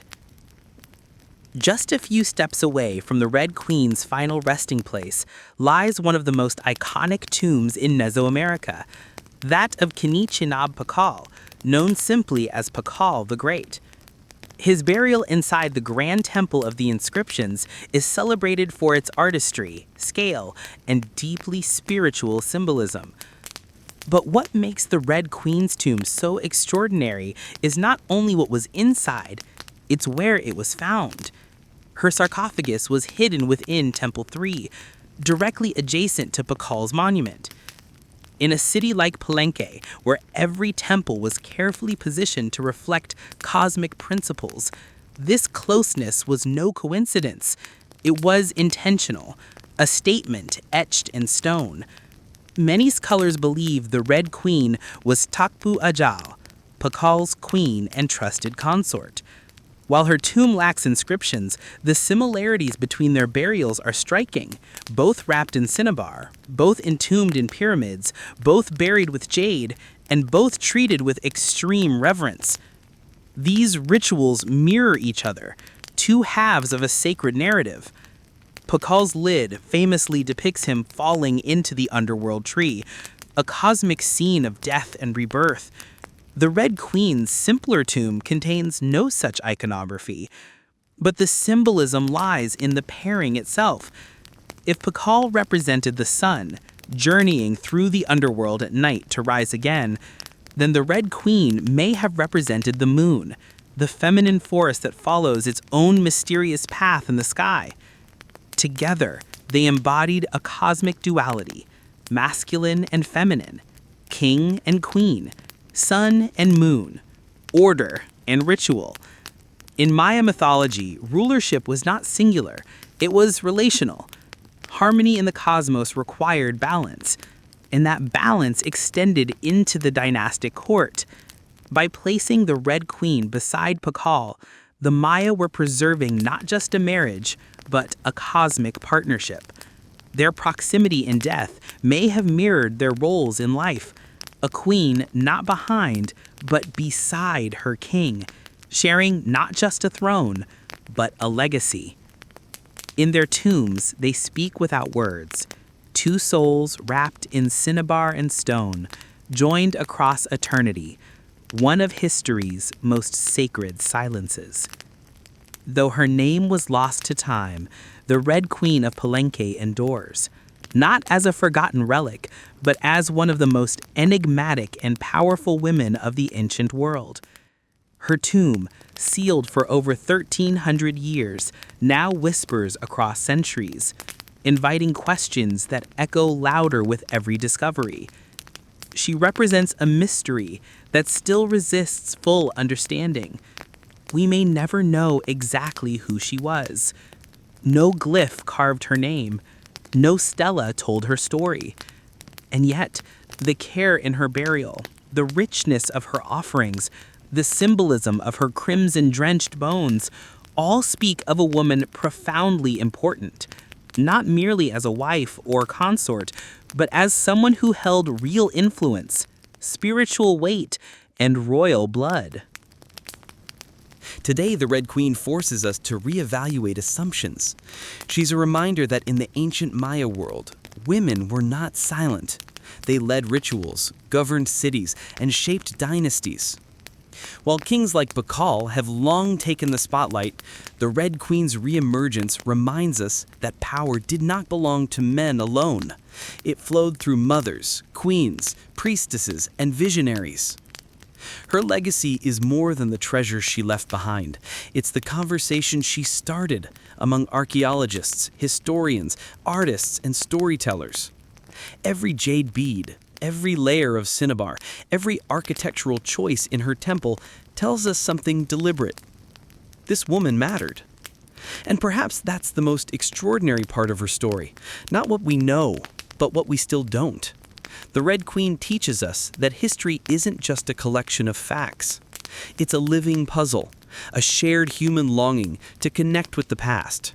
In that sense, her legacy is still unfolding. She lies wrapped in red, the color of life and sacrifice, of blood and rebirth. Her face, once hidden behind a jade mask, now stares back at us through science, art, and wonder. She remains nameless, but not voiceless, mysterious, but not forgotten. The Red Queen may have ruled a kingdom in life, but in death, she rules something greater, our imagination. Her tomb was sealed in stone. Her story was written in silence. And still, somehow, she speaks. Hey guys, you're back. Or maybe this is your first time. Either way, welcome. Tonight, we wandered gently into the life of a barber in 13th to 15th century of medieval times. But before that, I'm just going to ask that what time is it where you are? midnight in Michigan? 2 a.m. in London? Or maybe you're just drifting off in a quiet corner of Manila as the city hum fades into nothing. Wherever you are, I'm glad you're here. And before your eyes grow too heavy, before your thoughts begin to melt into dreams, please take a moment, just a moment, to subscribe, so that next time sleep won't have to wait for you to find your way back. Now then, the light is dim, the world outside is quiet, and here, tucked between the folds of old parchment and fading memory, a forgotten story stirs once more. Barber role in medieval times, 13th to 15th century Europe. In the medieval world, the term barber meant something very different than it does today. A barber wasn't simply a man with scissors and a comb, he was also a surgeon, a tooth puller, a bloodletter, and sometimes even a minor physician. These men were known as barber surgeons, practical tradesmen who worked where university-trained physicians would not. Most commoners couldn't afford or access scholarly doctors, but they could visit their local barber. He was part healer, part craftsman, often more trusted than the learned man in robes who spoke Latin and charged in silver. Step into a medieval barber's shop, and you wouldn't just find chairs and mirrors. You'd hear the scrape of a blade against a whetstone. You'd see small basins of water being warmed over a fire, cloth towels soaking, and the walls lined with tools of many kinds. There would be scissors, razors, tweezers, hooks, scalpels, and tooth-extracting tongs. And just beside them, pots of beeswax for mustaches, herbs for poultices, leeches for bloodletting, and sometimes even prayer beads. The air would smell of lard soap, cloves, damp cloth, and ash. Clients sat on wooden stools or benches, often wrapped in old linen, while others waited their turn, chatting softly or listening to local news, whispered across the blade. A barber's day began early. He would warm his razors in hot water to soften the blade. Then he'd sweep the shop floor, prepare his towels, and lay out his tools with care. The first clients often came just after dawn. Farmers needing a trim before market, monks from the abbey needing a beard shave, or even a knight requesting a cleaner cut before seeing a noble. But the barber's tasks went beyond grooming. Shaving beards and trimming hair, lancing boils and abscesses, pulling rotten teeth, cauterizing wounds, bandaging injuries, applying leeches to balance the humors, and performing bloodletting to drain bad blood. In rural villages, a barber might be the only form of medical care available. If you've ever wondered about the red and white striped barber pole, it dates to this very era. The red represented blood, the white represented the bandage, and sometimes a blue stripe symbolized veins. Outside a barber's shop, this pole spun slowly in the breeze, a signal to all that bloodletting services were offered within. The barber would tie a strip of cloth around a patient's arm, use a small lancet or blade to cut a vein, and let the blood flow into a shallow bowl. Some believed this released bad humors or cured headaches, fevers, and even melancholy. It was messy, risky, and often done without pain relief, but it was common. By the 13th century, barbers were gradually separated into two ranks in many European cities. Barber surgeons performed minor surgeries and procedures. Guild barbers focused on haircuts, shaves, and external grooming. In places like France and England, the barber surgeon guild became quite powerful, sometimes working alongside physicians, but often viewed as craftsmen, practical, hands-on, and indispensable to the poor and working class. They might set a broken bone, lance a cyst, or dress a deep cut, but rarely would they open a body or perform internal surgeries. That was left to the realm of licensed surgeons or those working under church supervision. A barber often learned through apprenticeship, starting as a young boy sweeping floors, sharpening blades, and boiling cloth. Over years, he'd be allowed to shave clients, then assist in small procedures under supervision. Tools were kept in linen rolls or wooden chests, carefully cleaned, though not sterilized by modern standards. Razor blades were honed daily. Bandages were reused, sometimes soaked in vinegar or wine to clean them. Herbs were also part of his kit. Sage for infection, nettle for circulation, comfrey for wounds. Though not an herbalist by trade, a barber knew enough to mix simple salves and boiling poultices. Barbers were often well-liked, especially by villagers and common folk. They were affordable, available, and personable. Unlike noble physicians, the barber knew your name, and perhaps your grandfather's name too. He might treat you, your wife, your child, and your horse, all in one morning. Some worked alone. Others set up next to bathhouses. In towns, they might pay guild dues and operate alongside apothecaries and bone setters. In castles, barbers might serve noble houses, shaving knights, tending to wounds, and keeping hair tidy for court. In the gilded halls of medieval courts, barbers held a curious place. They were both servant and artisan, invisible yet essential. A nobleman, whether knight, bishop, or king, would not present himself to the world without the practiced hand of a barber. A clean shave, a tamed beard, or neatly trimmed hair was not merely a matter of hygiene. It was a mark of dignity, discipline, and power. And so the barber was admitted into intimate spaces, royal bedchambers, private baths, campaign tents. He might not speak unless spoken to, but he saw and heard much. Many barbers served one noble family for life, becoming trusted enough to handle the king's throat with a razor edge. A nobleman might say little to his barber, but he would not do without him. Some kings, like Henry IV of England or Louis XI of France, retained full-time barber surgeons at court. These men not only shaved and cut hair, but also treated wounds, pulled teeth, drained abscesses, and dressed the injuries of war. To be a barber in the royal household was a steady living and a respected post, but still firmly beneath the court physician in status. He wore clean robes, but not silk. He walked the halls, but behind others. He spoke softly and always bowed. In the towns, among merchants, millers, scribes, and tanners, the barber was a familiar and necessary figure, one part craftsman, one part comfort. For the townswoman with an aching jaw, he was the man who pulled the infected tooth with a steady hand. For the baker, he cleaned wounds burned by fire. For the priest, he shaved the tonsor in the back of the head, just so. They spoke to him plainly, sometimes with gratitude, sometimes with complaints, but they paid in coin and expected his tools to be sharp and his rags clean. He was not highborn, but neither was he low. He was a tradesman, a guild member, and in some cities, barbers even ran multiple chair shops where apprentices learned under their eyes. Their standing was roughly equal to a blacksmith, tailor, or baker, respectable, needed, and woven into the everyday fabric of urban life. If he worked near a bathhouse, his shop was busy. If he traveled with fairs or markets, he earned his living on the road. And if he served well, he was often repaid in loyalty and steady custom. In the countryside, where no court physicians walked and no university Latin was spoken, the barber was everything.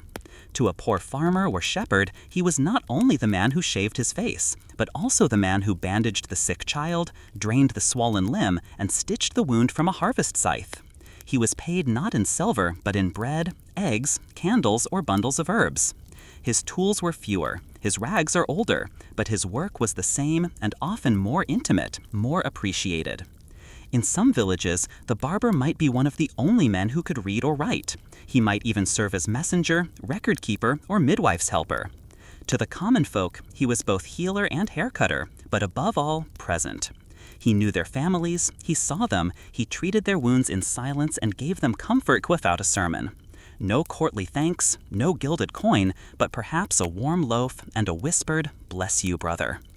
Whether standing behind a king's golden mirror, working beside a merchant's tiled bath, or crouching in a mud-bricked cottage, the barber held the same blade, steady, worn, and familiar. He asked little, he carried much, and across classes and kingdoms, he was one of the few who touched the body, calmed the nerves, and gave relief in a world of fevers and fears. He may never have worn a crown or held a seal, but he held trust. And in the still, quiet rooms of history, sometimes that is worth more than either. By nightfall, the barber cleaned his blades again, soaking them in wine or water, wiping them with oiled cloth. Bloodied rags were hung out to dry or buried. The fire in his heart dimmed. He swept the floor and counted coins, usually copper or pewter. In a small village, his work was never done. A knock at his door at midnight might mean a woman in labor, a stable boy with a gash, or a traveler with aching teeth. And in such moments, despite no degree and no title, the barber stood as healer, with blade, rag, and steady hands. In the medieval world, before books were common and theaters were grand, stories moved with the wind, carried not by pages, but by people. And chief among them was the minstrel, the wandering voice of the Middle Ages. He was not merely a musician, he was a poet, jester, singer, and historian, a bringer of tales to those who could not read, and laughter to those who forgot how. Some were called buskers, performing in streets and marketplaces. Others entertained in great halls or noble courts. But all shared one thing. They lived by the rhythm of the road and the weight of a well-remembered song. The minstrel's life was not rooted, it was one of travel. With lute on his back or drum at his side, he wandered from village to town, castle to tavern. Sometimes alone, sometimes in troops, always listening, watching, remembering. In one town he might perform in a bustling square. In another he might play for bread at the inn, or for a coin tossed kindly into his cap. His world was a patchwork of paths and people, melodies and mead. The road was his true home, paved not with stones, but with stories. A minstrel woke not with the sun, but with the stir of a crowd. He might begin his morning tuning strings or oiling a flute, rehearsing verses remembered from a dozen towns before. Daily tasks might include performing music in marketplaces or churchyards, singing tales of ancient heroes and recent kings, reciting poetry or humorous rhymes, playing instruments, lute, harp, fiddle, flute, drum, juggling, miming, or storytelling for children, composing new verses from local gossip, serving as herald or announcer in noble courts. He was part entertainer, part newsbearer, and part mirror to the world he wandered through. Minstrels told more than stories. They preserved memory. They sang of Charlemagne and Arthur, of Roland and Beowulf, of saints and sinners, of wars fought far away, of love gained and often lost. Through rhyme and rhythm they made history into song. Even battles and plagues, grief and famine could be softened in the telling. Some songs were bawdy and jolly, others are sacred and solemn, and in between were ballads, long, sorrowful tales sung under moonlight to hearts that needed them. In a time of hardship, the minstrel's voice was a gentle escape. The life of a minstrel could rise or fall with a single performance. Some were street buskers, scratching a living among traders and townsfolk. Others were lucky, hired as court minstrels, adorned in fine tunics, playing before dukes and ladies by candlelight. In great halls, they were welcomed with food, wine, and coins. Some even traveled with noble households, composing songs to mark weddings, births, or victories. But even the grandest could fall out of favor. The road was always waiting, a dusty companion for the forgotten voice. And so the minstrel learned to be both proud and humble, regal in court, ragged in the square. No university taught minstrelsy. It was learned by ear, by heart, by wandering. A young boy might follow an older minstrel, learning ballads verse by verse, practicing lute by moonlight, memorizing stories one tale at a time. Instruments varied. Some owned carved harps or fine viols, others just whistles and drums. The voice was always the core, trained to carry over wind, crowd, and clinking cups. Tools of the trade included a lute or harp slung in linen, bells on the belt for rhythm, a pouch for coins or bread, a repertoire of dozens, if not hundreds, of songs, a warm cloak, for not every night had shelter. Minstrels were both loved and overlooked. To peasants, they were joy-bringers. A minstrel's arrival brought laughter, dancing, and sometimes tears. Children followed them in the streets. Elders gave them bread for tales of yesteryear. To nobles, they were ornaments, charming but temporary, valued but never quite equal. The church viewed them warily, suspecting vanity and mischief. Some minstrels told ribald tales or mocked hypocrisy. Others composed hymns and spiritual songs, earning pious favor. No matter the view, their place was always on the edge, not quite within the circle, yet never fully outside. As twilight fell, the minstrel sought his evening's stage. A firelit inn, a noble's feast, a quiet square beneath the stars. He played until voices softened and heads nodded, and as people slept, dreaming of dragons or faraway queens, he gathered his cloak and coins, tucked his lute under one arm, and moved on. Sometimes toward warmth, sometimes into rain, but always forward, chasing the next crowd, the next song, the next flicker of wonder in a stranger's eyes. His name was rarely written, his face seldom remembered, but his voice lingered, in the melody hummed by a child, in the tale passed from mouth to mouth, in the smile of a stranger beneath the stars. He was the music in silence, the joy in sorrow, the story in song.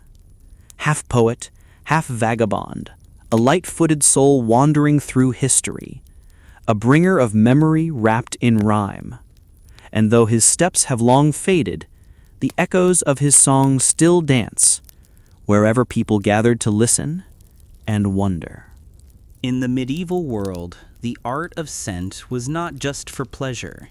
It was medicine, protection, devotion, and sometimes power. A perfumer wasn't merely someone who made people smell pleasant. He was part alchemist, part apothecary, part artisan. He distilled herbs and resins, imported rare oils, and crafted blends that might grace a queen's pillow or a bishop's chamber. Fragrance was believed to ward off illness and evil. Where filth and plague festered, sweet smells offered comfort and a sense of safety. Perfume was more than luxury, it was survival. Step inside a medieval perfumer's workshop, a narrow room, perhaps above a shop or within the walls of a noble estate. Shelves lined with glass and clay vessels, jars of dried petals, bark, gums, and wax. A still, gently puffing steam through a copper coil. Mortars, pestles, and knives laid carefully beside folded cloths and charcoal burners. You'd smell rose, sandalwood, and camphor. You'd hear the soft bubbling of oils and the rasp of a pestle grinding resin. Sometimes the air was so thick with scent, it clung to your hair for days. It was a place of transformation, where rough roots and faded flowers became elixirs, incense, and oils. The perfumer rose early, for time was needed to steep, distill, and blend. He would inspect petals drying from the previous day. He'd heat oils, strain tinctures, and fan slow-burning incense over trays of spices, saffron, cinnamon, and frankincense. Tasks of the day included preparing scented oils for the skin and hair, mixing floral waters for nobility, creating pomanders, small balls of wax and perfume worn to mask odors, brewing fragrant vinegar to ward off plague, crafting incense for chapels or noble halls, sealing bottles with wax and parchment. The work was slow and exacting. A single mistake in temperature or timing could ruin a week's labor. Scent, in the medieval mind, wasn't just physical. It touched the soul. Churches burned incense to carry prayers heavenward. Monarchs carried perfumed clothes to cover their noses during illness or war. Lovers exchanged embroidered sachets filled with lavender and thyme. Even the dead were perfumed, wrapped in scented cloths before burial, a gesture of dignity and love. And in times of plague, physicians wore beaked masks filled with herbs and perfumes, believing the fragrance purified the air. To create a perfume was to offer healing, pleasure, and protection, all from a single vial. Perfume was a treasure of the elite. Nobles paid dearly for imported resins from Arabia, roses from Damascus, or ambergris washed from the sea. Queens ordered personalized fragrances, jasmine for softness, myrrh for mystery. Kings kept perfumers at court. They prepared scents for robes, gloves, bedding, and even armor. A monarch might enter a hall trailing frankincense and civet, announcing his presence not by voice, but aroma. And in cathedrals, perfumers worked alongside clergy, scenting relics, vestments, and altars with holy blends of spikenard, galbanum, and rose. The perfumer held no title, yet he moved among princes and priests, his art inhaled in silence. Becoming a perfumer took years. A boy might start as an assistant to an apothecary or spice trader. He would learn to identify herbs by scent, to measure with precision, to heat without burning. He'd practice distillation, often over open flame, and keep notebooks in cramped script, formulas passed down like sacred texts. Tools of the trade included alembics and stills, mortars of marble or bronze sieves and cloth filters, glass droppers and beeswax seals, scales so sensitive they could weigh a single petal. He'd also study the stars, for some believed that certain scents must be gathered when specific planets ruled the sky. In medieval times, before gas and electricity, before oil lamps lined streets or hearths hummed with switches, there was the chandler, a maker of light in a world ruled by shadow. But Chandler was not merely a candle maker. He was also a wax melter, tallow renderer, supplier of oils and wicks, a quiet tradesman whose work illuminated chapels, castles, and cottages alike. To bring light was no small task. It was a craft of patience, fire, and fragrance, often unpleasant, sometimes dangerous, always essential. Step inside a chandler's shop, and you'd enter a place of flicker and flame. Cauldrons of fat bubbling over coals, wooden racks draped with cooling candles, shelves stacked with beeswax, pots of tallow, skeins of linen thread, and iron ladles blackened with soot. The air was heavy, sometimes sweet with beeswax, other times acrid with the reek of animal fat. The floor was streaked with drips of wax, and everything, the benches, the tools, the man himself, bore traces of oil and smoke. It was not a place of beauty, but it was where light was born. A chandler's day began before the sun, ironic perhaps, for a man who made his living by darkness. He would heat his cauldrons and check his molds. Tallow had to be melted slowly, skimmed off impurities. Beeswax had to be softened just right, too hot and it cracked, too cool and it refused the wick. His daily work included rendering tallow from animal fat, filtering and melting beeswax, twisting and cutting linen wicks, dipping candles in repeated cycles, up to 40 times, pouring into clay or metal molds for uniform shapes, trimming and bundling cooled candles, preparing rush lights and oil lamps for the poor. Each candle took time, layers added slowly, evenly, by hand. It was slow, repetitive, and hot work, but in the end, it yielded something precious. Not all candles were equal. The poor burned tallow, made from sheep or cow fat. It smoked, smelled foul, and burned quickly, but it was cheap. The wealthy used beeswax, sweet-smelling, cleaner, longer-lasting. These candles graced the altars of cathedrals, the halls of kings, the boudoirs of noble ladies. In churches, candles weren't just light, they were offerings. Each flame is a prayer rising heavenward. Some monasteries kept their own chandlers, tasked with maintaining sacred lights that never went out, burning before relics, saints, and altars without pause. The chandler served all walks of life. He might craft a towering beeswax taper for a cathedral's Easter vigil one morning, and that evening twist humble rushes in fat for a peasant woman preparing stew in the dark. In castles, chandlers worked in teams. They filled iron chandeliers, cleaned wax from silver holders, and ensured the evening's feasts glowed golden. A noble might request perfumed candles, scented with rose or sandalwood.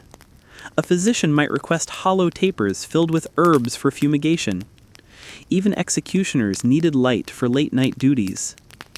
And in towns, chandos often rented candles for events, charging not by the candle, but by the hour it burned.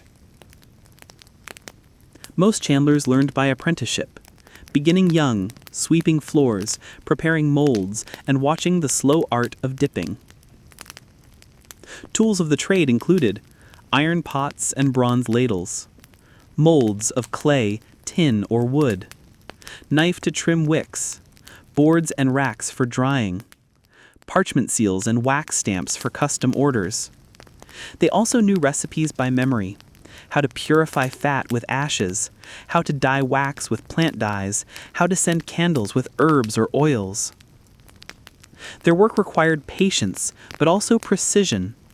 An uneven candle could lean, flicker, or drip, and in great halls, fire from a single mishap could cost lives. Chandlers were not always beloved, especially by neighbors. The smell of tallow was infamous. In towns, tallow rendering was often banned within city walls.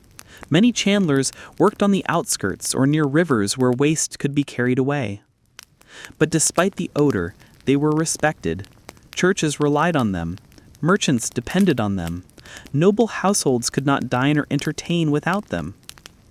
In guild cities, chandlers formed powerful brotherhoods, regulating wax prices, inspecting quality, and defending their rights with pride.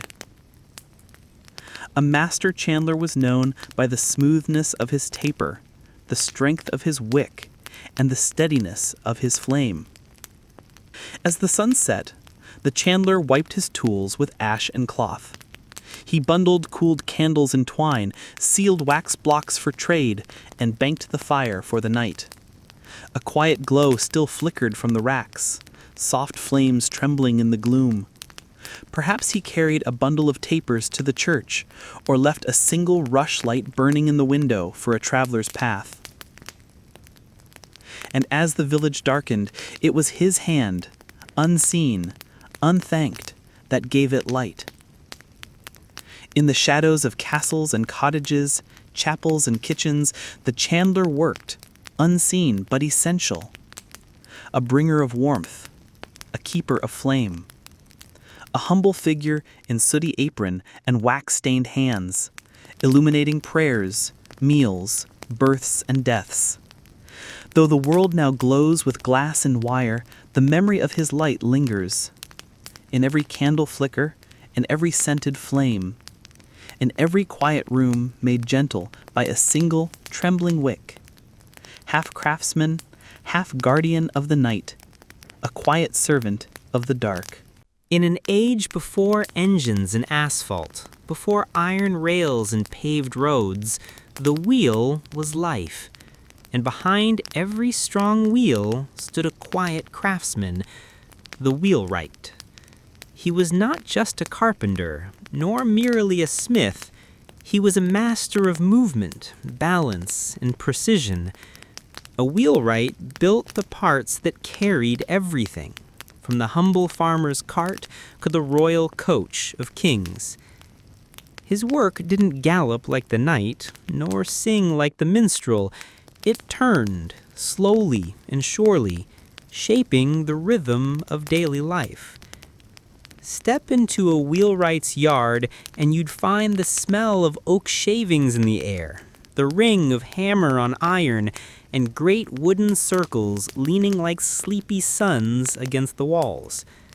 The workshop was open and broad, scattered with heavy benches, wooden hubs, steaming cauldrons, and iron tires stacked like giant bracelets. Logs of ash, elm, and oak lay seasoned and split. A long pit might run the length of the yard, where wagon axles were carved and wheels were tested for their roll.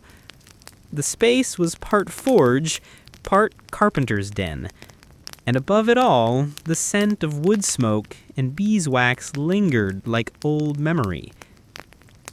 A wheelwright's day began with wood, selecting, shaping, and planning.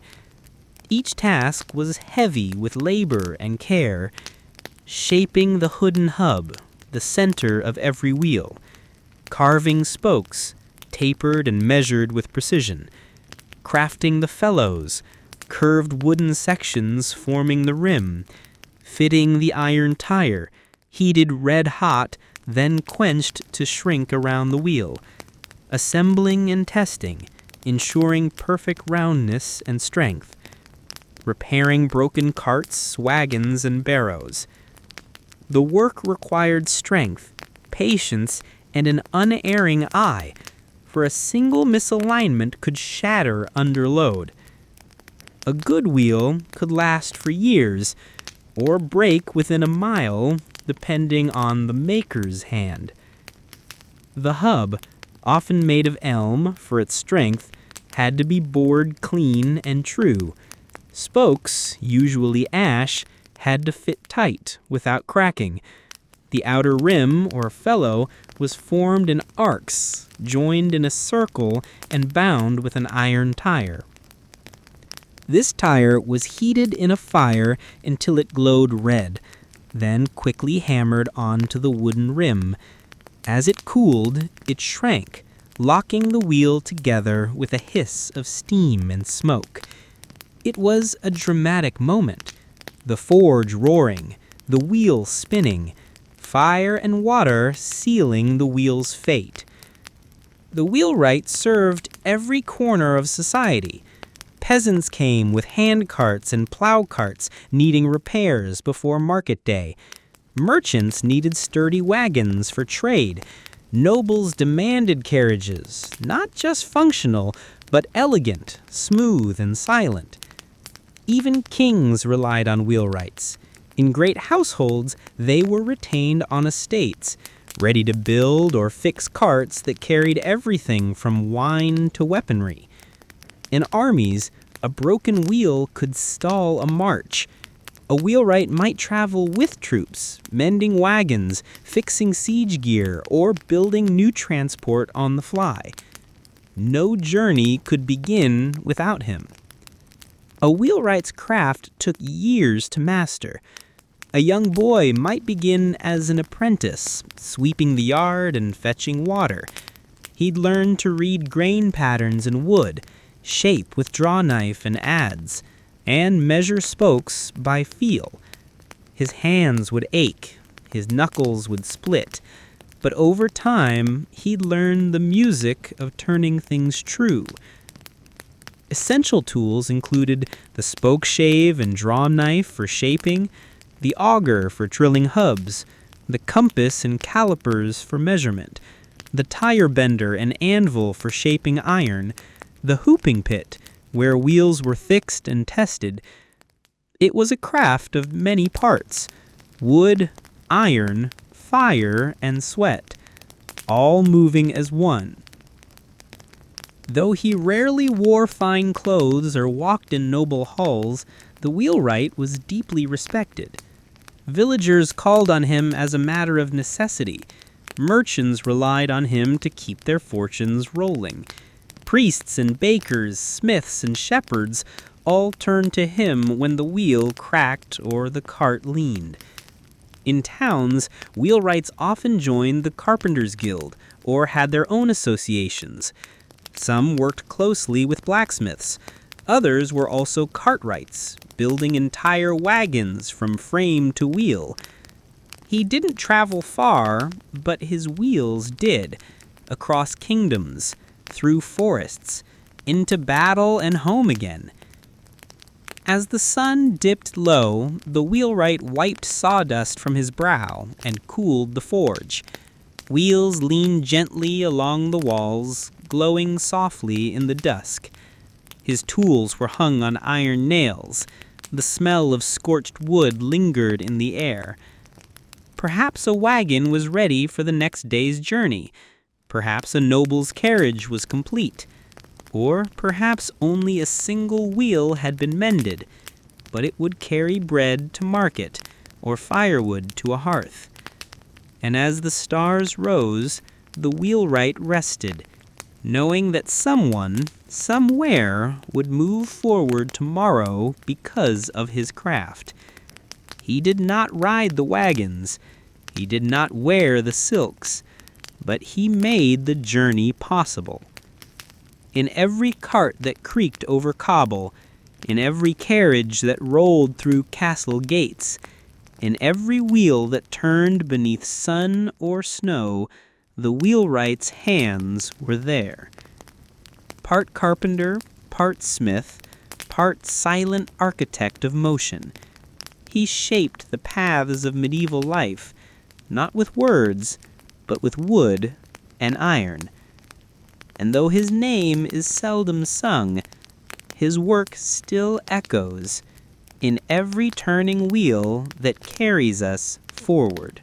In a time when every thread was spun by hand, every tunic woven by toil, there stood the weaver, silent behind their loom, shaping not only garments, but the very fabric of life.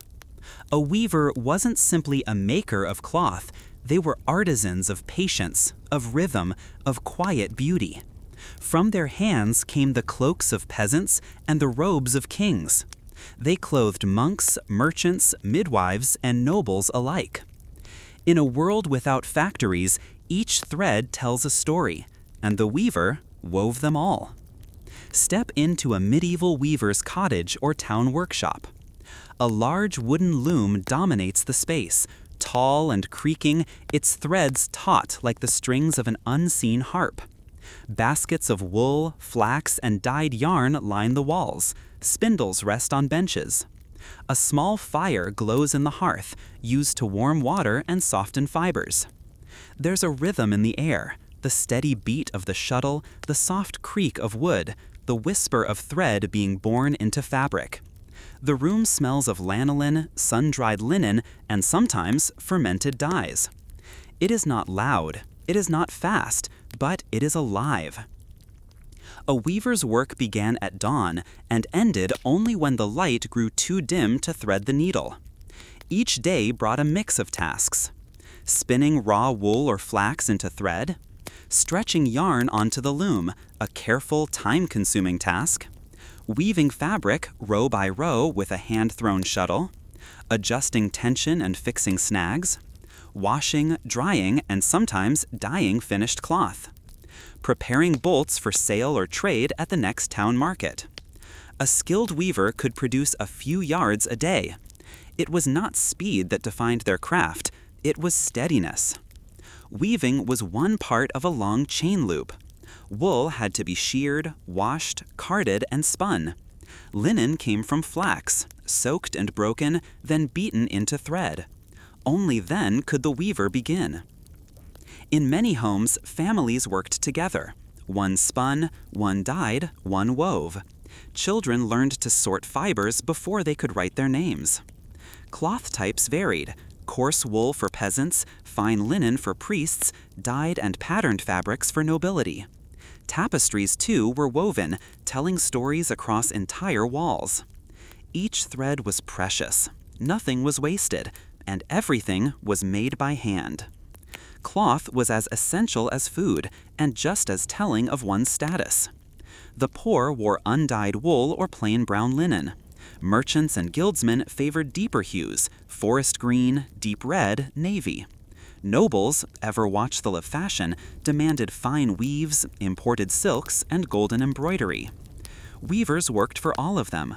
Some ran small home workshops, others were part of weavers' guilds in bustling cities like Ghent, Bruges, and London. In wealthy towns, guild weavers were respected. In villages, they were one of the most important trades. Everyone needed clothes, after all, and every piece began at the loom. Weaving was a learned art. A young apprentice might begin by carding wool or spinning thread.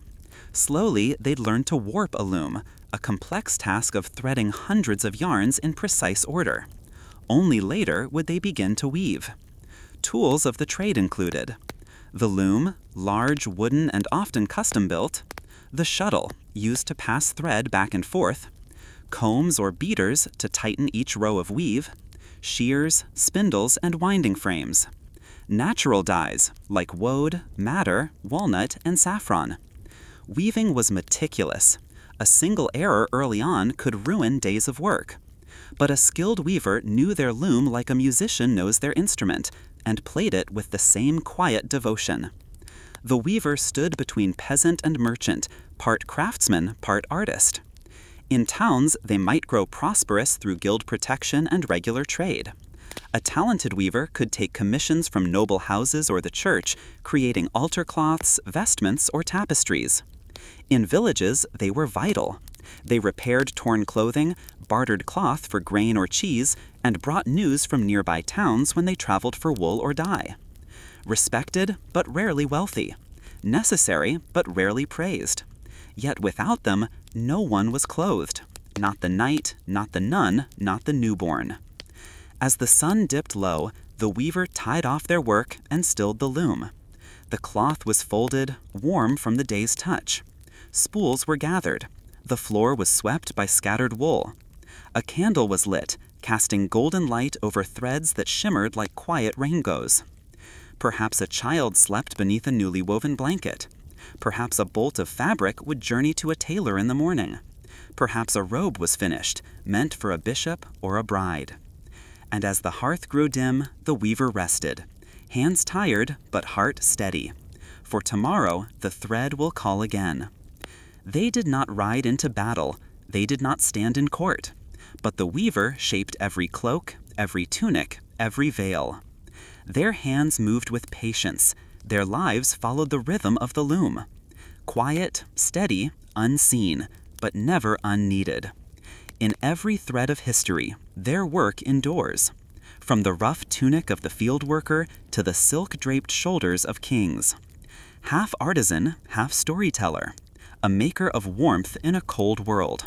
The weaver, tying past to present, stitch by stitch. In a world before printing presses and mass-produced books, knowledge moved slowly, by hand, line by line, ink upon parchment.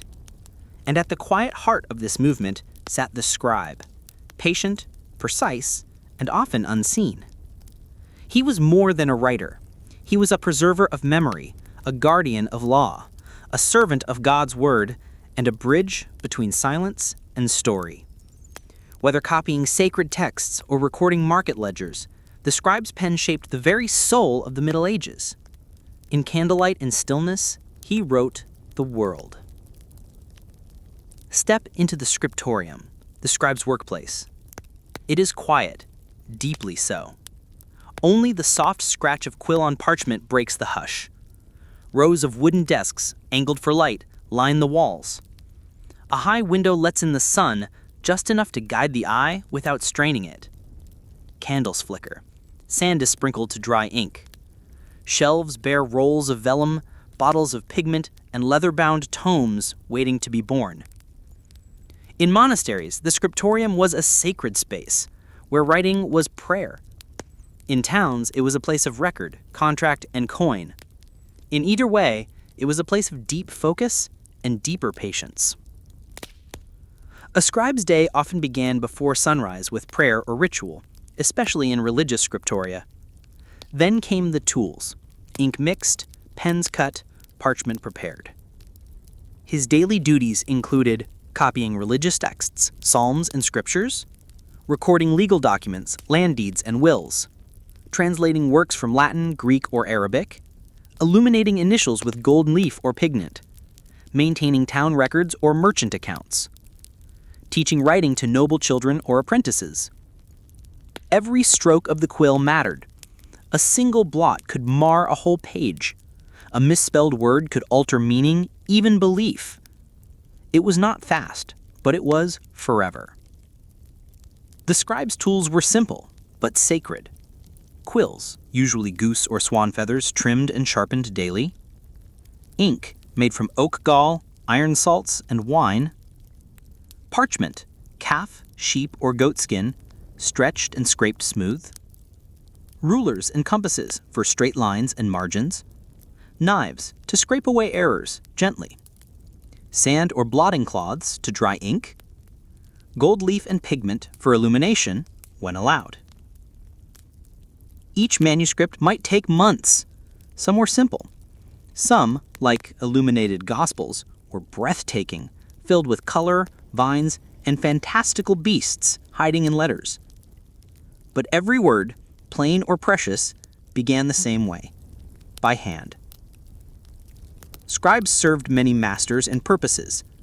In monasteries, they were monks, copying holy texts, commentaries, and hymns for posterity and prayer. Their writing was worship. In royal courts, they were clerks and secretaries, trusted with correspondence, treaties, and court records.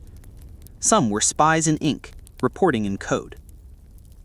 In towns, scribes served merchants, lawyers, and notaries, drawing up contracts, recording marriages, and even writing love letters for those who could not. In cathedrals, they worked under bishops, preserving ecclesiastical law and ancient texts. Though rarely famous, scribes were essential.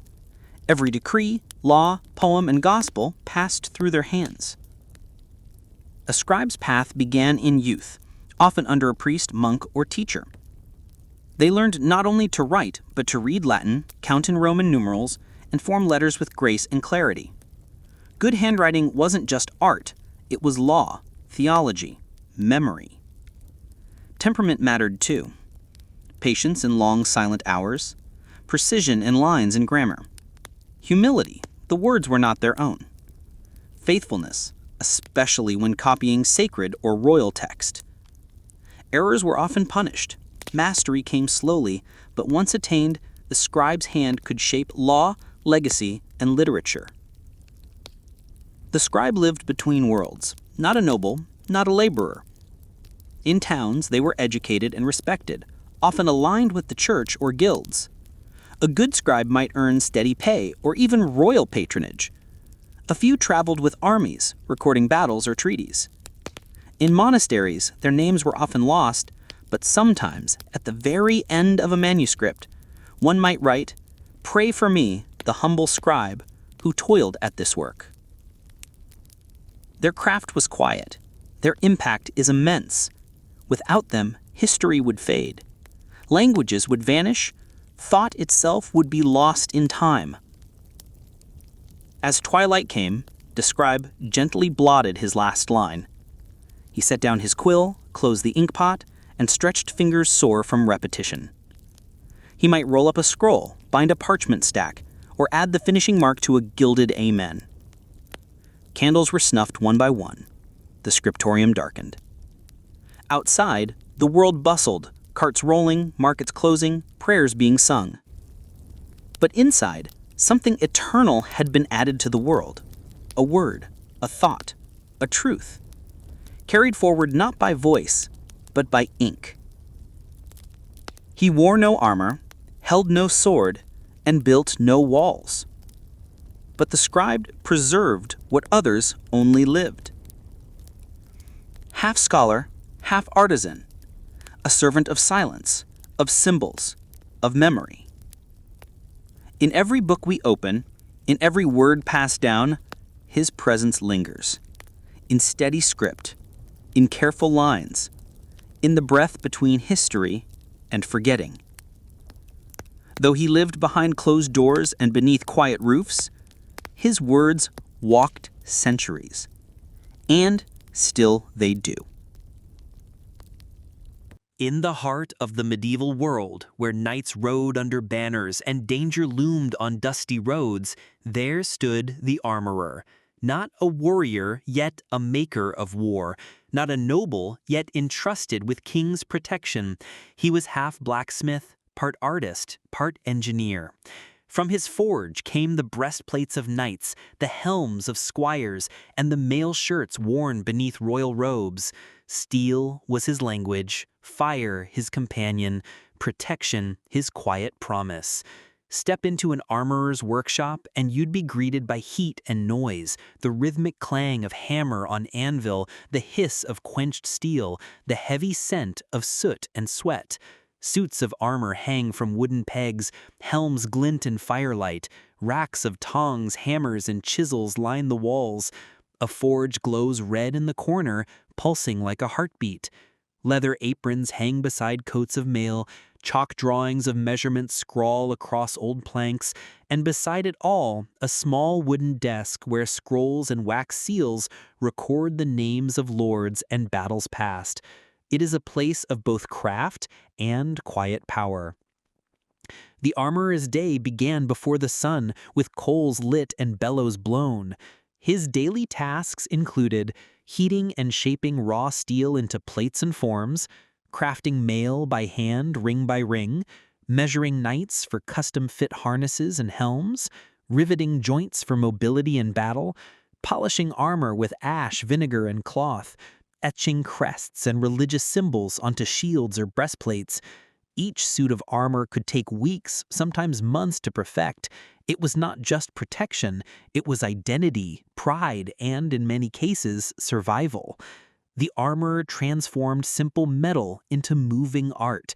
A helmet wasn't just a dome, it had to breathe, turn, and deflect a blade. A breastplate wasn't just a slab, it had to curve with the chest, bear a lance's blow, and never pinch the rider's breath. Mail required thousands of interlocked rings, each riveted by hand. Gauntlets needed to flex like fingers, yet withstand the crush of a mace. And above all, every piece had to balance protection with motion. For what good was armor if it weighed you down before the battle even began? The armorer served every rank of soldier. A squire might only afford a mail shirt and a kettle helm. A foot soldier perhaps just greaves or a reinforced cap. But a wealthy knight, he would want the full suit: breastplate, vambrace, sabaton, sallet, and more.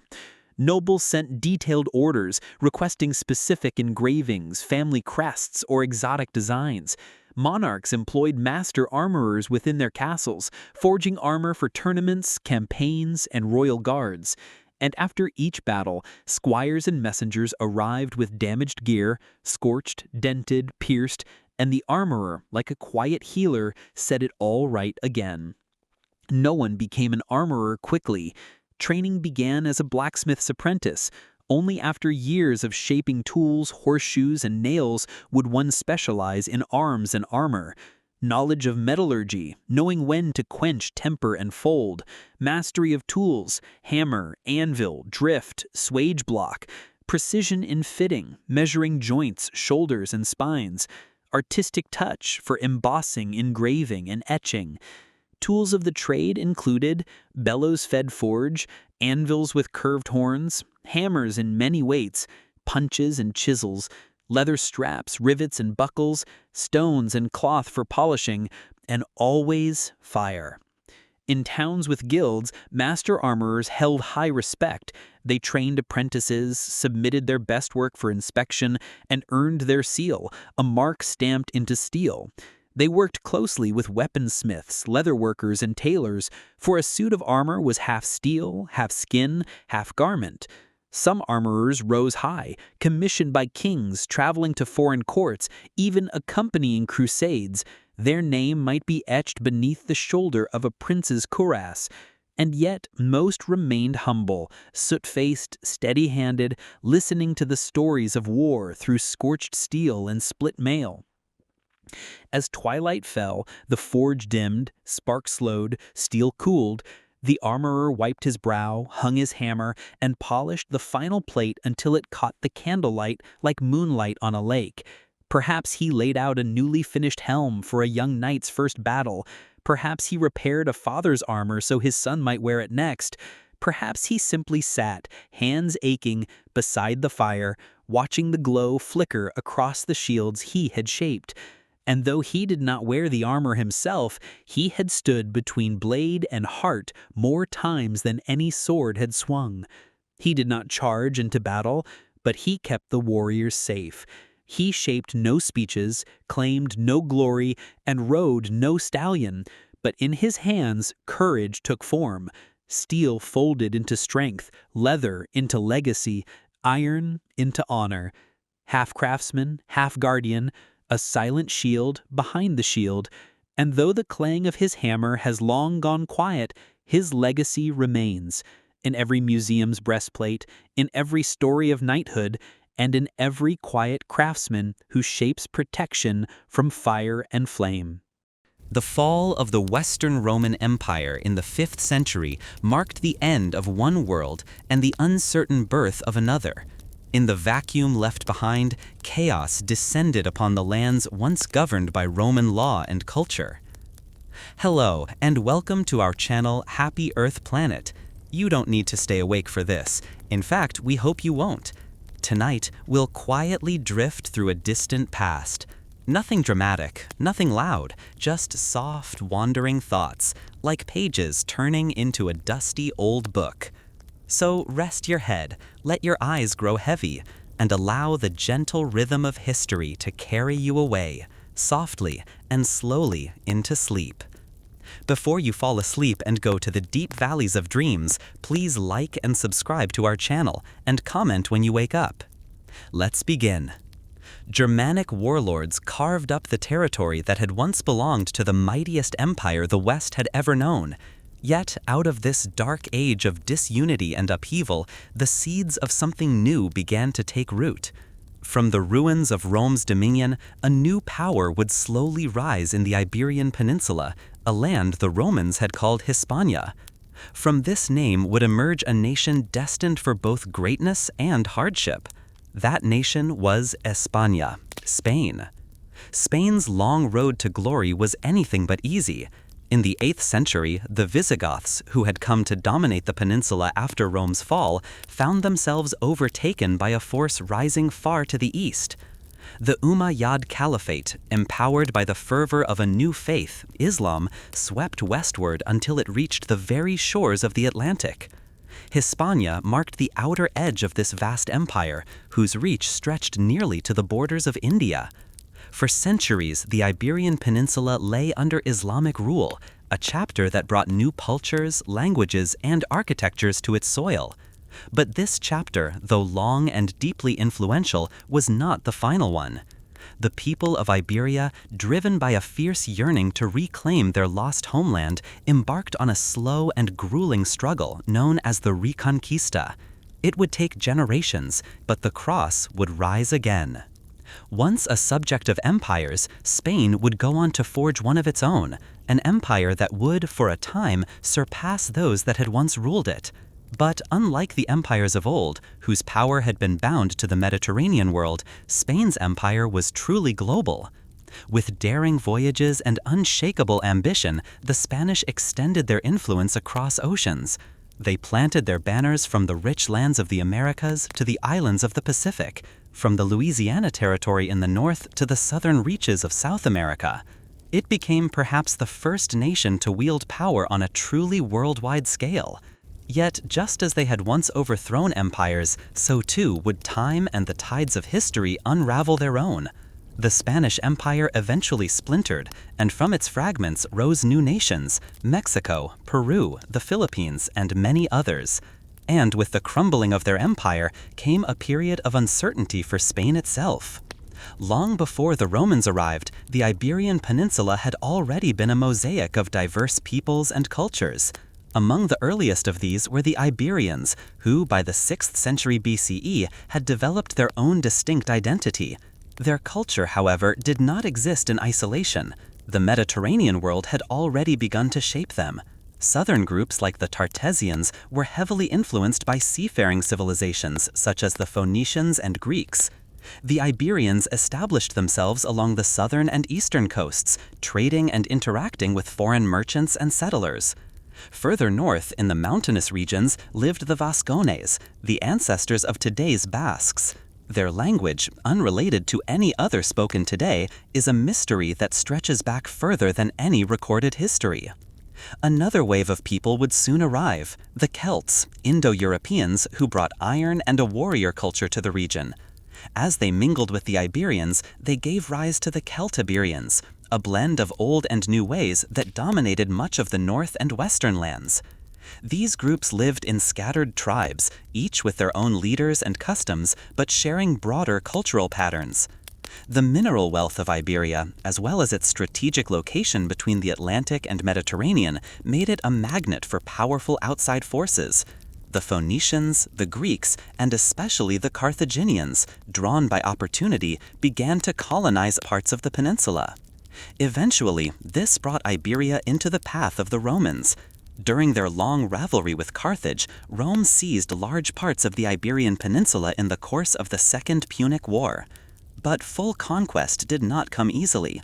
While the Carthaginian settlements fell relatively quickly, Rome had to contend with the fierce independence of the Iberian and Celtiberian tribes. Only by the end of the 1st century BCE was Roman control firmly established. The people of Hispania, as the Romans called it, were slowly drawn into the Roman world. Roads were built, cities flourished, and Latin spread as the dominant language. Christianity arrived and eventually became the guiding faith. Though the rugged northern regions resisted full assimilation, Roman culture took deep root in the peninsula. But Rome's golden age could not endure forever. By the 5th century, the empire was no longer whole. The West faltered under internal decay and pressure from without. Germanic tribes poured across its borders.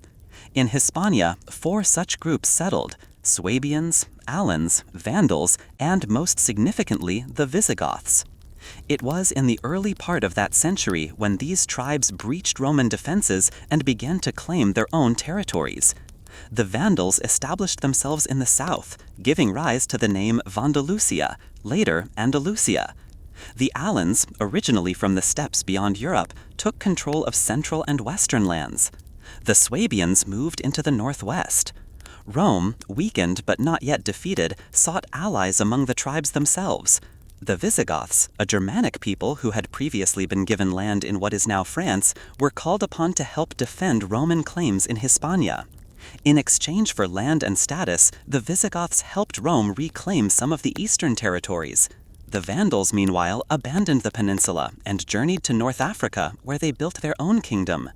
As chaos reigned and borders shifted, the Visigoths steadily gained more ground. Eventually, their ambitions extended beyond mere alliance with Rome. They turned from protectors into conquerors. A king named Euric, who came to power through the murder of his own brothers, led the Visigoths into open defiance of Roman authority. By the close of the 5th century, Roman rule in Hispania had come to an end. The Visigothic kingdom now stretched from western France down through most of the Iberian Peninsula, excluding only the far north and westward, where Basques and Swabians still held sway. Despite their conquest, the Visigoths were few in number, perhaps a couple 100,000 among a Romanized population of 6 million. They brought their own traditions and beliefs, notably Arian Christianity, which clashed with the Catholicism of the locals. Yet the Visigoths themselves had absorbed much from the Romans. They viewed themselves not as destroyers of Rome, but its successors.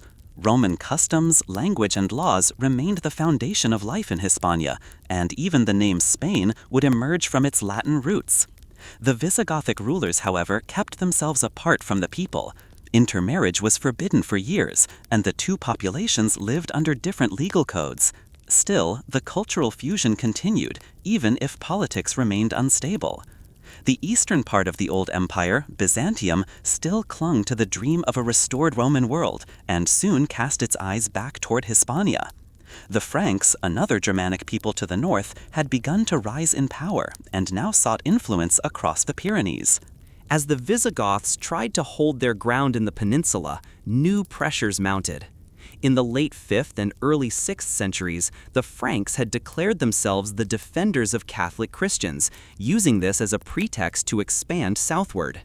The Visigothic king, Alaric II, faced the growing threat of Frankish invasion. The decisive clash came when the Franks, under their ambitious king Clovis, defeated the Visigoths in a brutal battle. Alaric was killed, and much of their territory north of the Pyrenees was lost. The Visigoths, who had once ruled from Toulouse, were forced to shift their capital to the heart of the peninsula, Toledo. The loss marked a turning point, not just in geography, but in stability.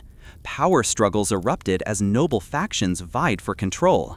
Though Visigothic kings were elected by the nobility, this often led to internal conflict, civil war, and foreign interference. Both the Franks and the Ostrogoths from further east found opportunities to meddle during these times of turmoil. A particularly volatile episode came in the mid-6th century.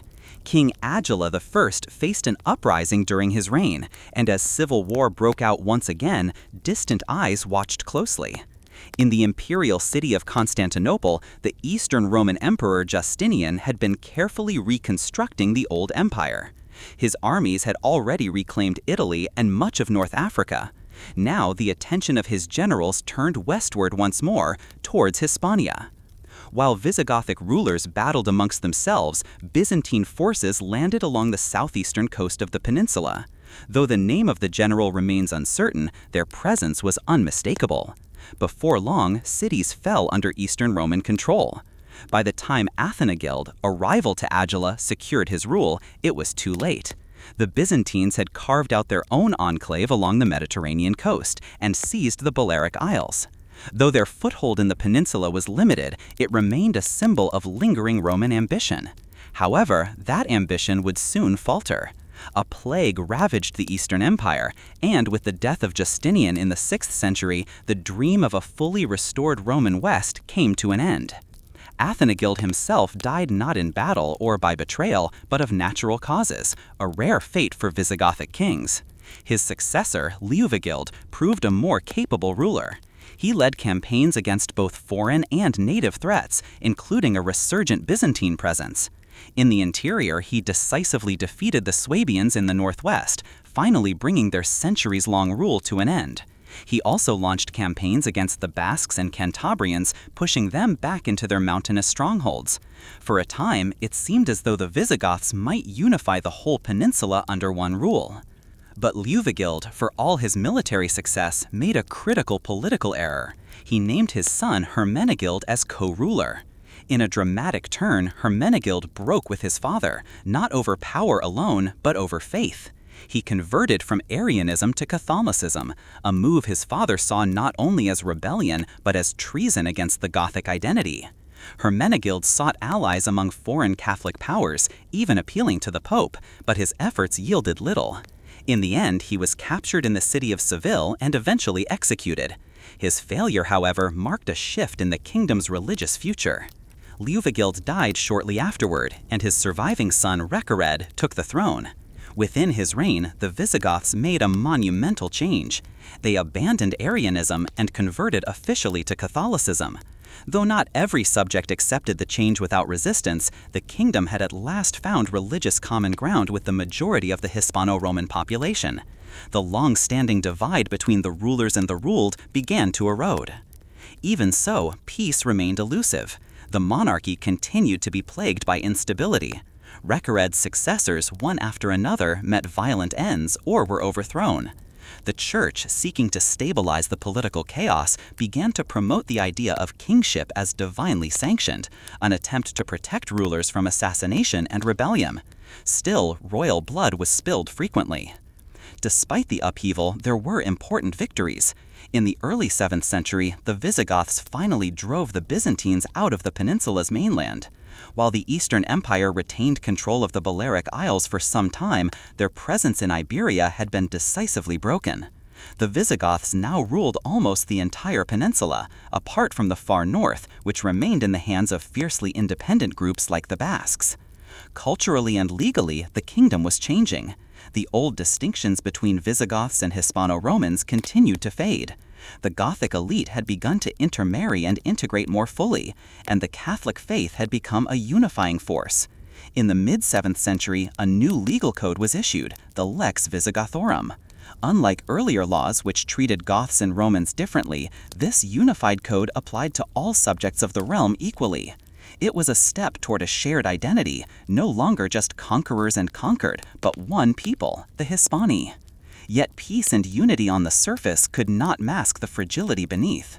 The kingdom remained unstable. Nobles held vast power and influence, often undermining the authority of the crown. Kings came and went, many through violent means, and no ruler seemed able to fully bring order to the realm. In the early 8th century, a storm was gathering far beyond Iberia's borders. From across the narrow straits of water that separate the peninsula from North Africa, a new force was rising. These were not Germanic tribes or Roman legions, but warriors of a new faith, one that had exploded out of the Arabian Peninsula with unmatched speed and conviction. Islam, still in its early centuries, now powered a growing empire.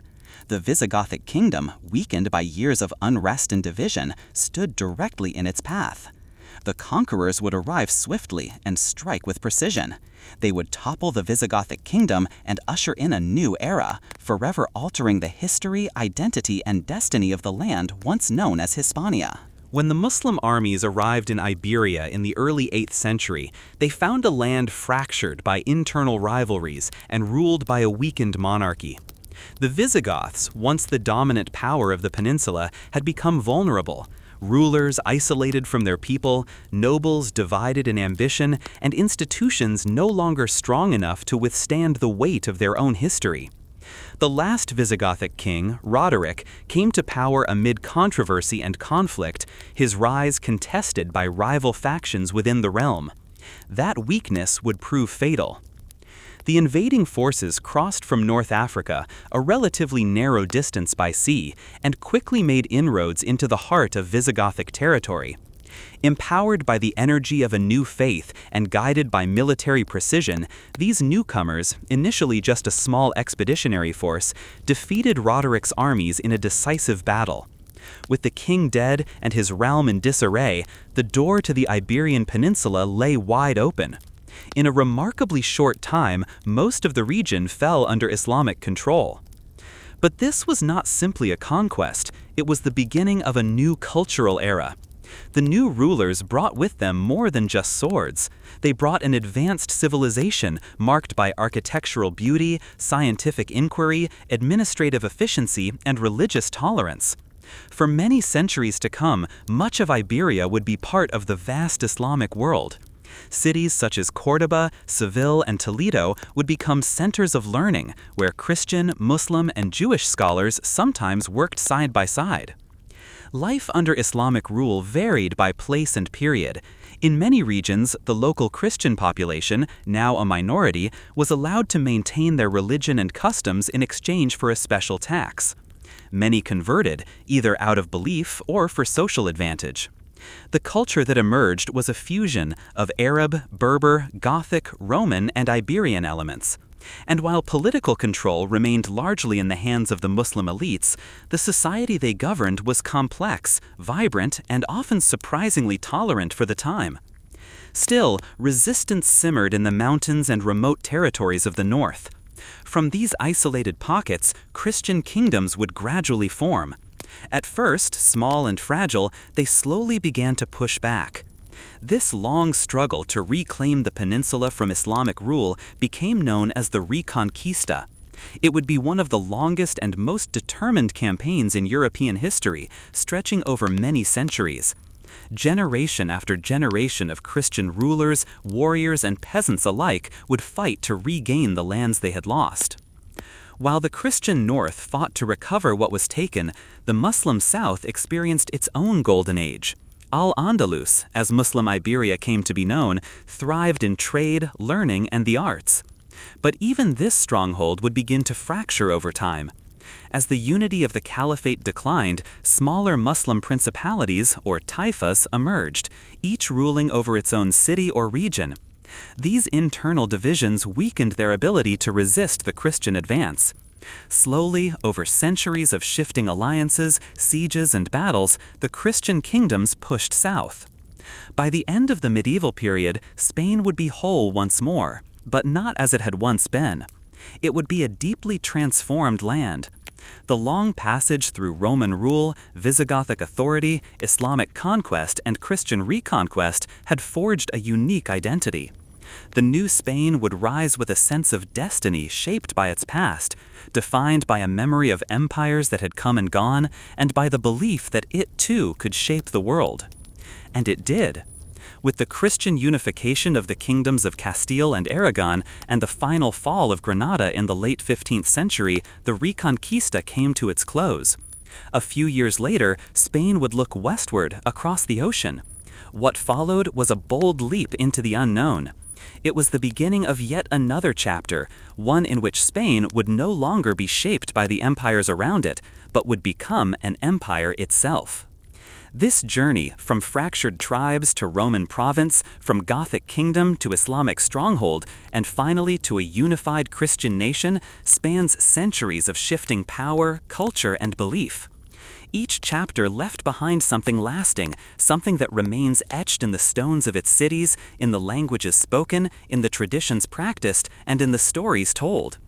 It is the story of a people forged by conquests, united by struggle, and destined to leave their own mark on history. In the early 7th century, deep within the deserts of the Arabian Peninsula, a new faith began to take shape.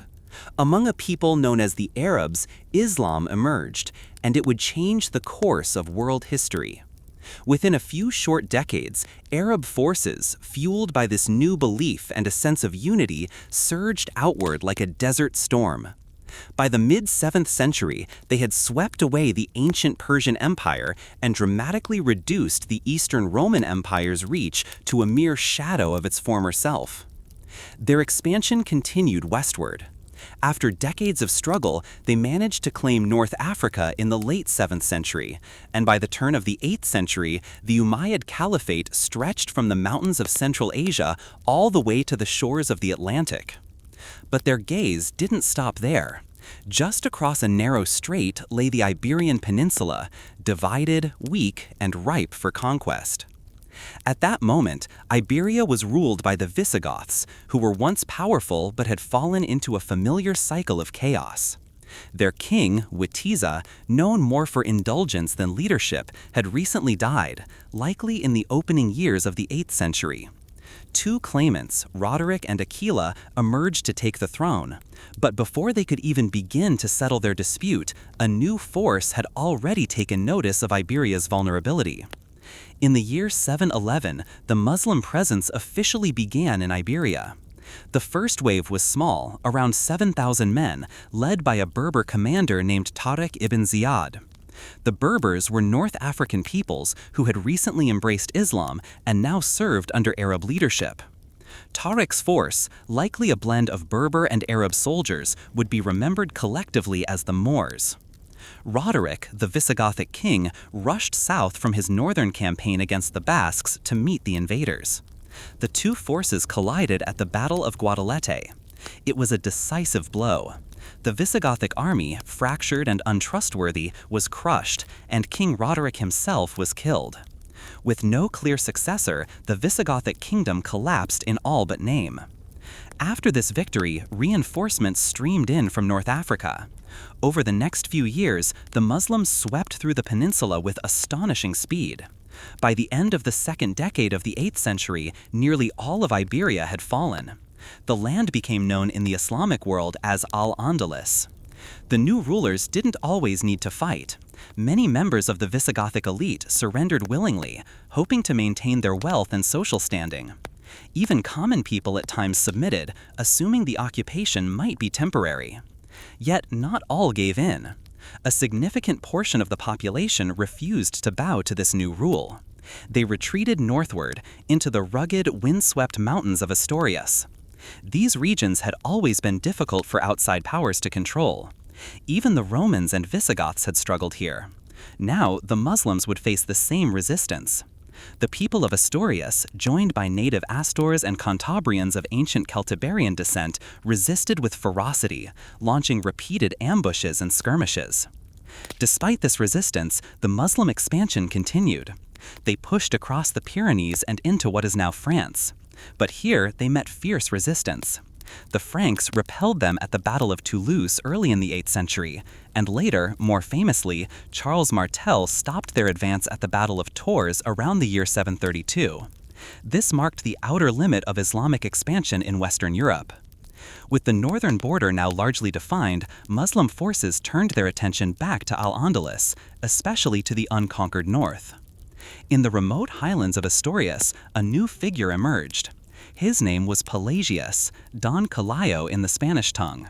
Though his historicity is debated, he's said to have led a ragtag group of resistors to astonishing victory in the mountains at the Battle of Covadonga.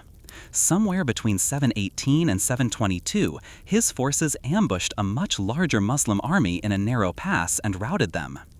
The Muslims tried again. They failed again. Pelagius' stature grew. Eventually, he declared a new kingdom, the Kingdom of Asturias. To strengthen his cause, he arranged marriages between his children and other noble rebels, uniting several resistant clans. This event is widely seen as the symbolic beginning of the Reconquista, the long Christian effort to reclaim Iberia. But for now, this reconquest was barely a flicker. The Christians of Asturias were outnumbered, on the defensive, and hemmed into a harsh and mountainous corner of the land. The rest of the peninsula, however, remained firmly under Muslim control. But Muslim rule in Al-Andalus did not mean forced conversions. Not at first. Christians and Jews were given the legal status of dhimmi, protected peoples under Islamic law. As people of the book, they were allowed to practice their faith, though with restrictions. They paid a tax called the jizya, were excluded from many official positions, and had to follow social limitations. For example, dhimmi could not ride noble animals like horses, and were sometimes required to wear distinguishing clothing. These rules might seem strict today, but in many ways, life under Islamic rule offered more stability and opportunity, particularly for the Jews, who had long suffered under Visigothic laws. If one conformed to the social norms and remained respectful, it was possible to live peacefully, even successfully, as a Christian or Jew in Al-Andalus. Many Christians in the region came to be known as Mozarabs, people who retained their Christian faith but adopted aspects of Arabic culture. Still, the advantages of converting to Islam were many. Over the generations, a significant portion of the population converted and became known as Muladis, ethnic Iberians who embraced Islam. These conversions were gradual, shaped by social and economic pressures rather than violent compulsion. By the 10th century, the majority of the population in Al-Andalus was Muslim. But even within the Muslim world, equality was not guaranteed. Arab elites often saw Berbers as inferior, despite their shared faith. These divisions would prove critical. Internal rivalries among Muslims, between Arabs, Berbers, and native converts, would later weaken the Caliphate's hold on Iberia. Despite the tensions, life in Al-Andalus thrived in many ways.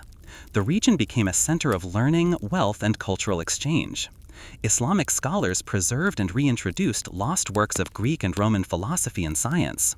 New technologies, irrigation methods, and crops flowed in from the east, raising the standard of living. But there were darker aspects too. The Muslim world maintained and expanded the institution of slavery. Christians and Jews were sometimes enslaved and sent to other parts of the Islamic world, while slaves from distant regions, Slavic lands, and even Sudan were brought into Iberia. Muslim rule in Iberia would last for centuries, but the Umayyad Caliphate's grip began to loosen within the first 100 years. In the early 740s, a major Berber revolt broke out in North Africa. The Berbers, long resentful of Arab dominance, rose up and successfully broke away. With this loss, the Umayyads struggled to maintain control over distant Iberia. Taking advantage of this, the Christians in the north, now under King Alfonso I of Asturias, joined a rebellion in the region of Galicia. The rebellion was successful, and both Galicia and Leon were added to the growing Christian realm. The Muslim rulers, preoccupied with larger issues, deemed the mountainous north hardly worth the struggle, for now. In the mid-8th century, turmoil brewed within the Islamic world. The once mighty Umayyad Caliphate, centered in Damascus, was facing a growing wave of opposition. That opposition finally erupted, and by the middle of the century, the Umayyads had been overthrown by a new ruling dynasty, the Abbasids. As this power shift unfolded in the east, Al-Andalus began to slip further from central control. Arab forces from Syria moved in to try to restore order, but the province became increasingly unstable. Amid this chaos, a survivor of the defeated Umayyad family, a young prince named Abd al-Rahman, fled across the sea, seeking refuge in Iberia. His mother had been Berber, giving him an important connection with the local population. Once in Al-Andalus, Abd al-Rahman built up support. He seized control from the rival Syrian governors, and in the year 756 declared himself Emir of Cordoba, founding an independent Umayyad emirate. Though he claimed no allegiance to the Abbasids, he avoided the title of Caliph, at least for now. Abd al-Rahman would spend the next 3 decades consolidating his rule, fighting off Abbasid supporters and local rebels alike. By the end of his reign, his dynasty was firmly rooted in Iberia, with Cordoba as its political and cultural heart. Meanwhile, in the north, the Christian kingdom of Asturias was beginning to benefit from the disunity in the south. But unity among the Christians was elusive as well. Though Asturias expanded into Galicia and Leon, tensions often flared between the different regions. The Basques remained fiercely independent, and alliances shifted frequently. Sometimes, Christian rulers would ally with Muslim forces to defeat rival Christians, and vice versa. One particularly notable alliance from this period occurred not in Iberia, but beyond the Pyrenees. The Abbasids, now the dominant Islamic power, saw Abd al-Rahman's independent rule in Iberia as a threat. So did the Franks under Charlemagne, the emerging Christian emperor of Western Europe. Despite their religious differences, these two powers briefly aligned against their mutual rival in Cordoba. Charlemagne launched an invasion into the Iberian Peninsula in the late 8th century, aiming to support Abbasid allies and carve out influence. But his campaign ended in failure. As he withdrew through the mountain passes, his rearguard was ambushed by Basque fighters in what became the famous Battle of Roncesvalles Pass, a moment immortalized and much exaggerated in medieval legend. Despite this failure, Charlemagne's influence persisted. His empire maintained a foothold in northeastern Iberia, establishing a buffer zone known as the Spanish March. This region would later develop into Catalonia. Charlemagne also recognized the Kingdom of Asturias, lending it credibility. In the early 9th century, King Alfonso II of Asturias received diplomatic attention from both the Franks and the Pope.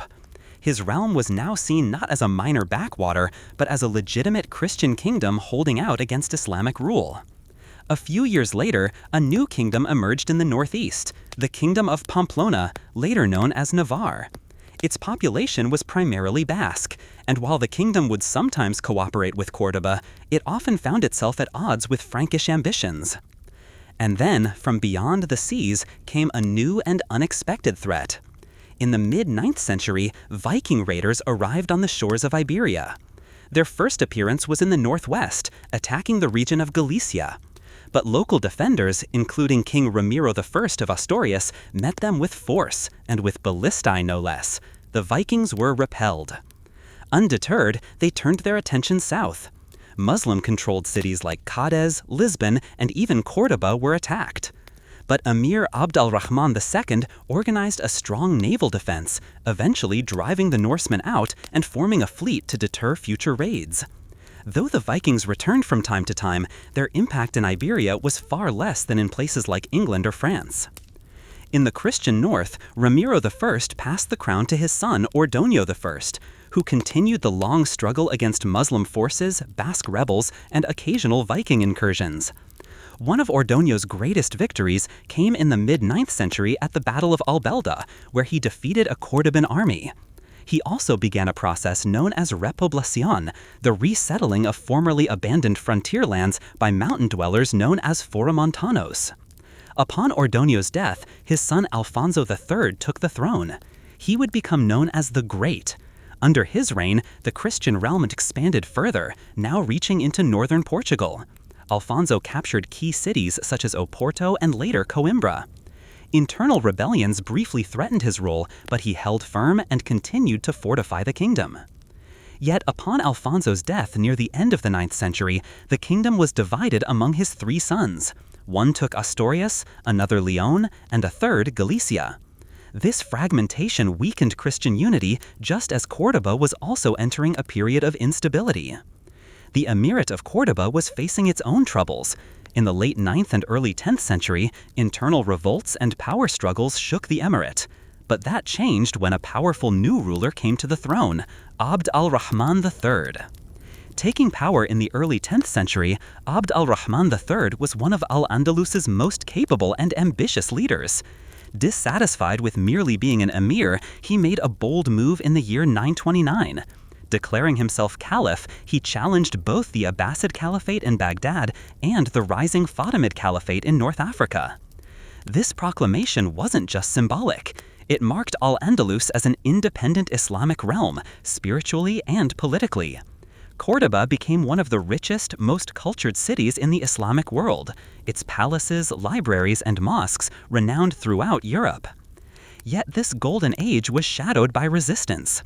Ramiro II of Leon, known to the Muslims as Al-Shaitan, or the Devil, struck back hard. In the middle of the century, his forces decisively defeated the caliph's army at the Battle of Simancos.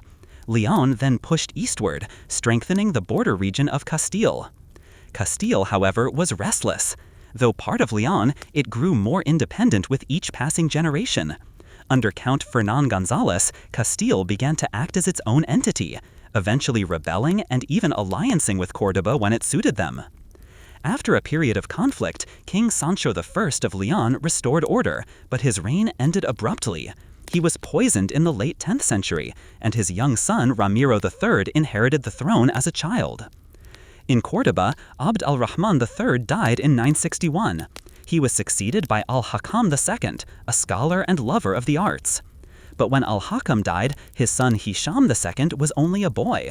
Real power fell to a regent named Ibn Abi Amir, better known as al-Mansur, the Victorious.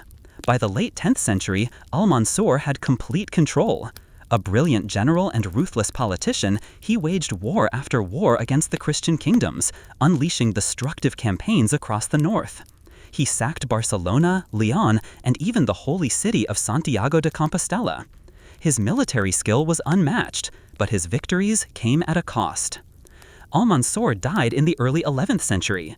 His son Abd al-Malik briefly succeeded him but died young. Power passed to another son, Sanchoelo, whose mismanagement sparked rebellion. Supporters of the Caliph Hisham II rose up, assassinated Sanchoelo, and plunged Al-Andalus into chaos. This was the beginning of the Fitna of Al-Andalus, a civil war that would fracture the caliphate. By the early 11th century, Córdoba had been sacked, the caliphate was shattered, and what remained of Islamic Iberia splintered into small rival taifas. Ethnic divisions, Arab, Berber, Iberian Muslim, and Slavic, fueled further unrest. The golden age of unity was over. And as Muslim rule weakened, the Christian kingdoms saw their moment to strike. As the 11th century progressed, Al-Andalus was no longer a single power. The once unified caliphate had crumbled into dozens of competing states known as taifas. Cities like Toledo, Zaragoza, Badajoz, and Valencia now acted independently, each with its own ruler, its own ambitions, and its own problems. While these new Muslim kingdoms competed with one another for power and prestige, they also made themselves vulnerable. Some offered tribute to Christian kings to avoid attack. Others even hired Christian mercenaries to defend themselves against rival taifas. The Christian kingdoms, for their part, were still fragmented too. But now the balance was beginning to shift. In the northeast, the once Frankish territories had grown increasingly independent as French royal authority weakened. The county of Barcelona, for instance, was now effectively self-governing. To the west, Leon remained the strongest of the Christian realms. Its kings proudly took on the title Imperator Totius Hispania, meaning claiming authority over the peninsula. Yet Leon faced strong rivals. Chief among them was Sancho III of Pamplona, often called the Great. In the early 11th century, Sancho expanded his rule across neighboring kingdoms, married into the powerful Castilian family, and even took control of Leon. He too declared himself emperor. But when Sancho died in the mid-11th century, he divided his lands among his sons, a common practice at the time, but one that almost always led to conflict. One of his sons, Ferdinand, soon came into open war with the former king of Leon, Bermudo III.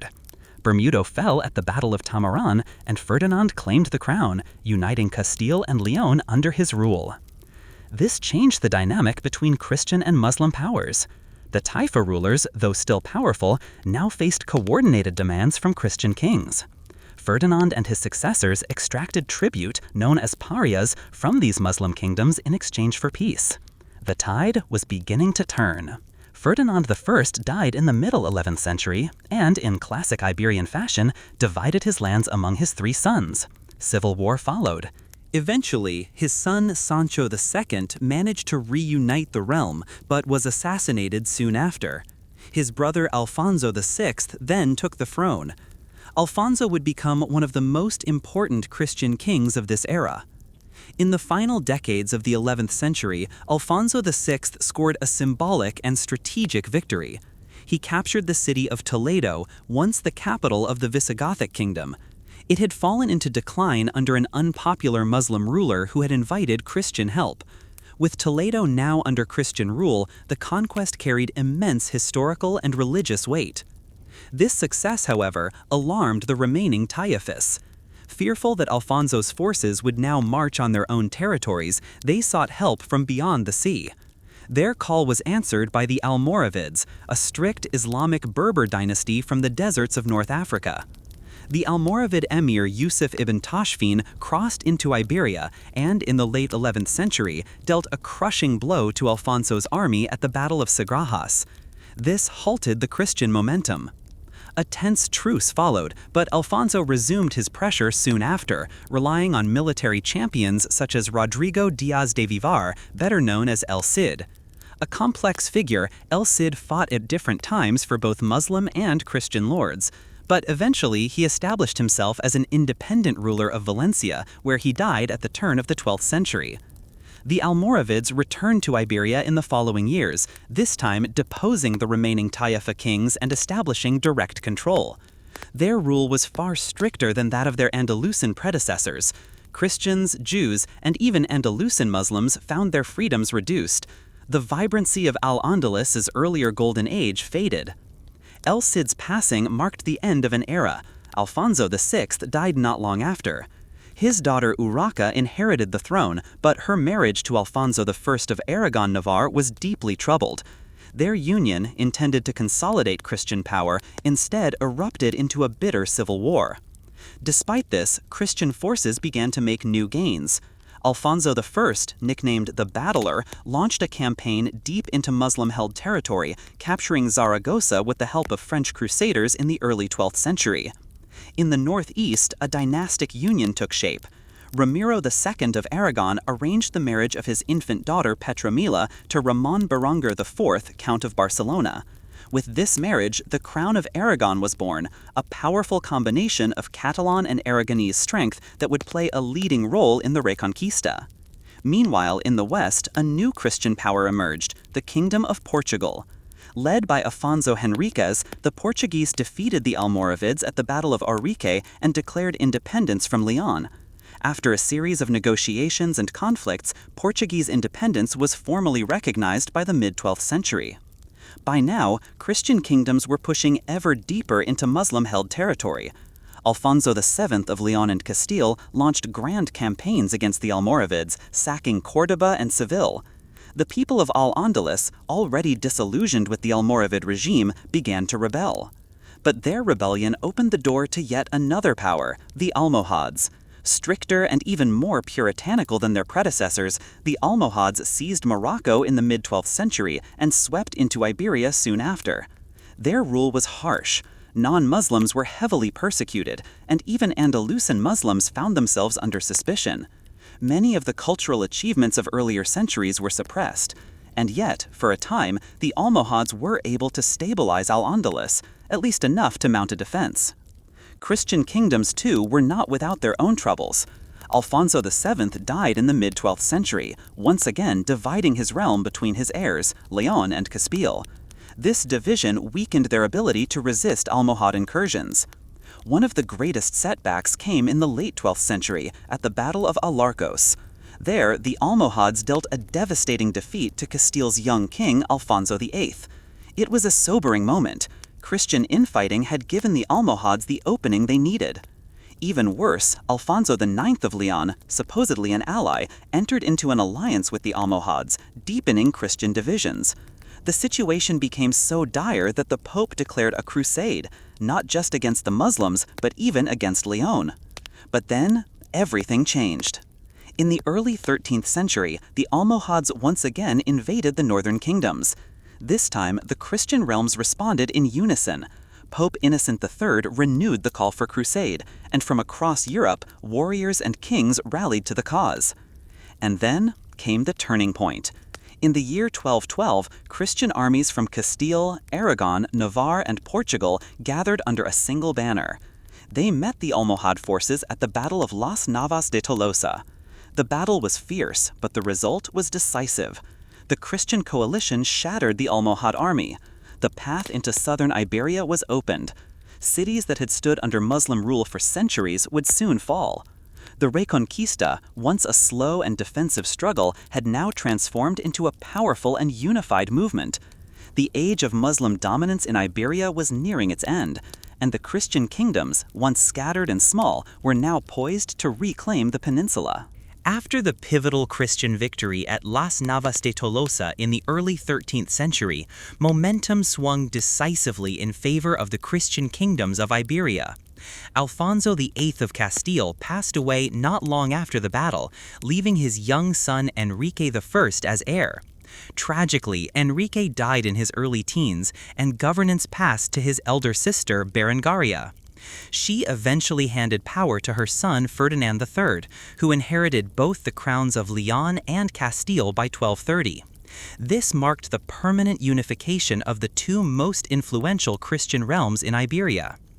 At the same time, the Almohad Caliphate, weakened by internal revolts and the death of its leader, began to lose its grip on Iberian territories. By the third decade of the 13th century, they withdrew from the peninsula altogether. The Christian rulers seized this opportunity with determination.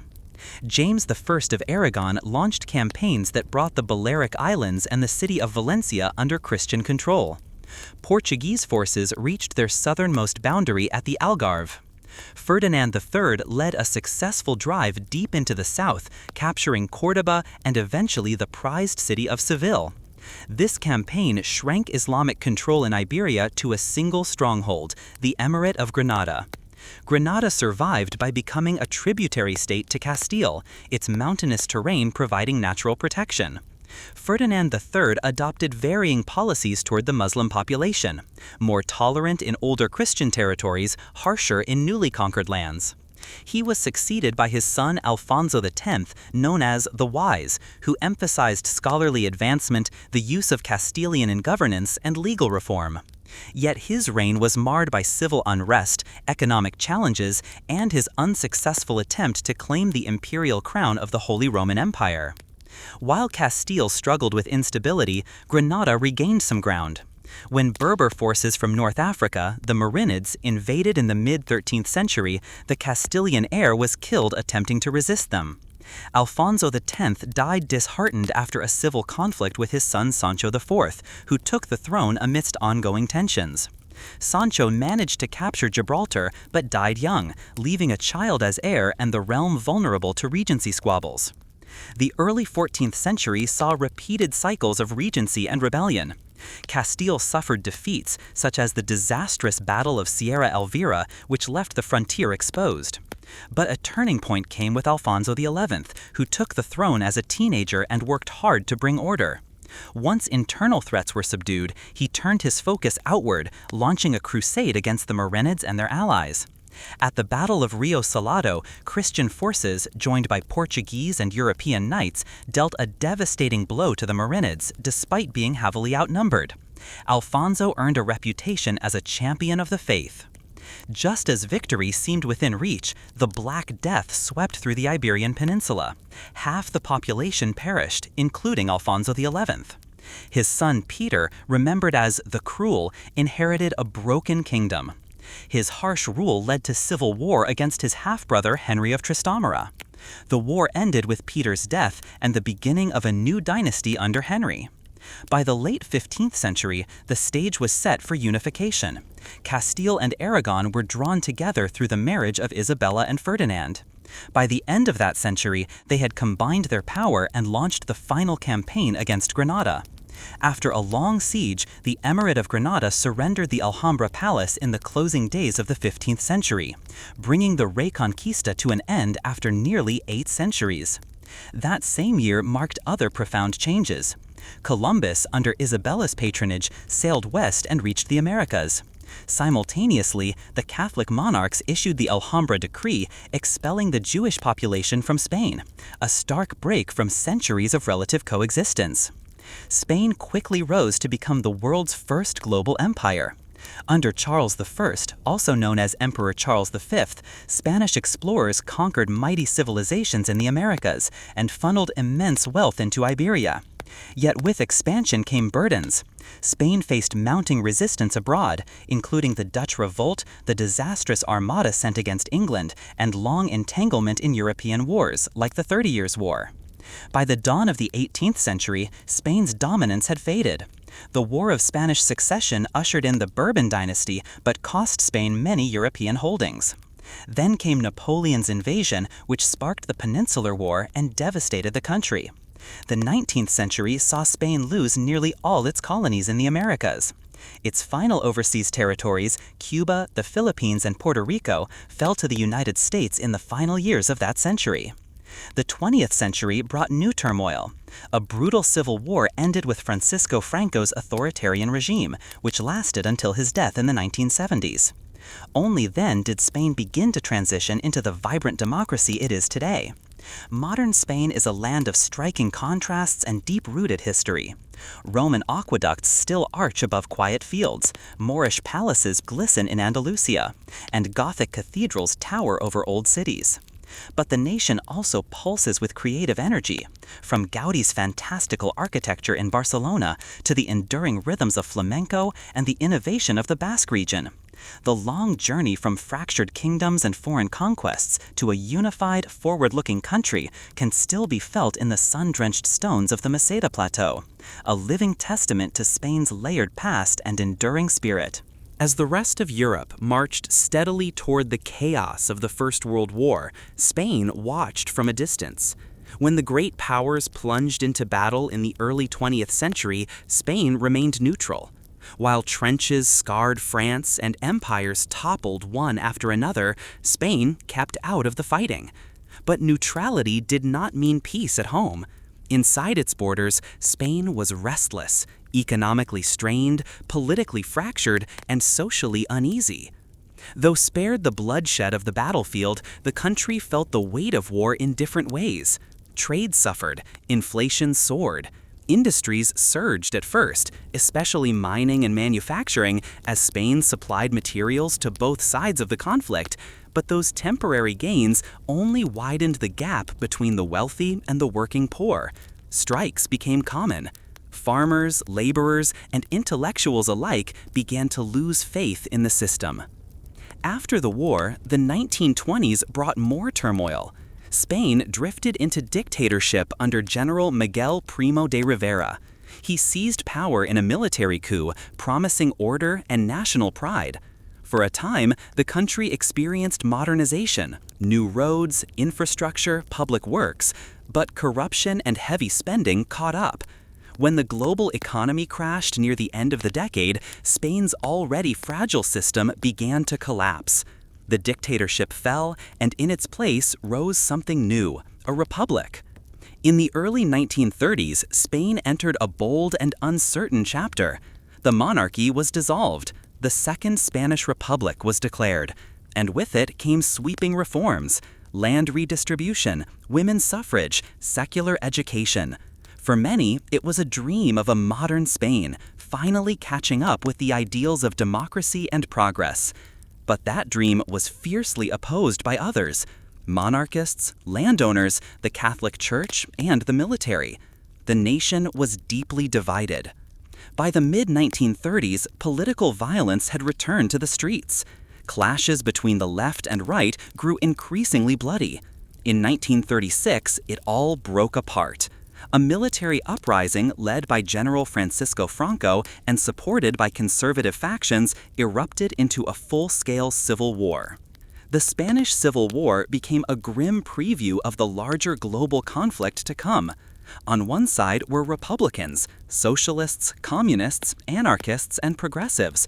On the other, the nationalists, conservatives, monarchists, and fascists. Foreign powers quickly took interest.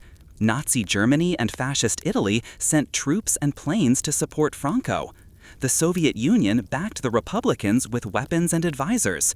Volunteers from around the world came to fight, including the famous international brigades. But none of the Western democracies officially intervened.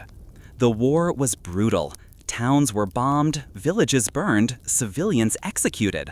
The destruction was not just physical. It tore apart communities, families, friendships. The nationalist forces slowly gained ground, and in the final days of the 1930s, they won. Franco took power, the republic collapsed, and the cost was staggering. Over 500,000 dead, countless more exiled or imprisoned. When the Second World War broke out just months later, Spain stood again in a unique position.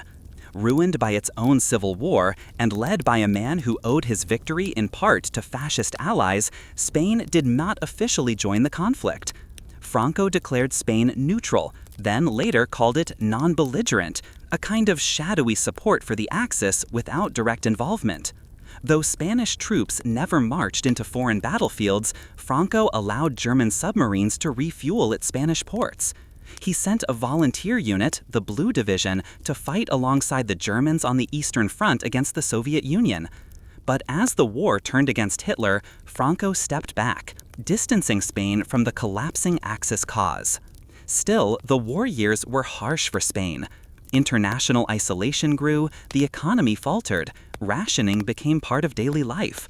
Franco's government clamped down on dissent, tightened control, and ruled with an iron grip. While bombs fell on London, Warsaw, and Berlin, Spain experienced a quieter kind of suffering: political purges, hunger, fear. When World War II ended and the world tried to rebuild, Spain remained cut off. The victorious Allied powers wanted little to do with a regime that had flirted with fascism. Spain was excluded from the newly formed United Nations. It became an outcast on the world stage.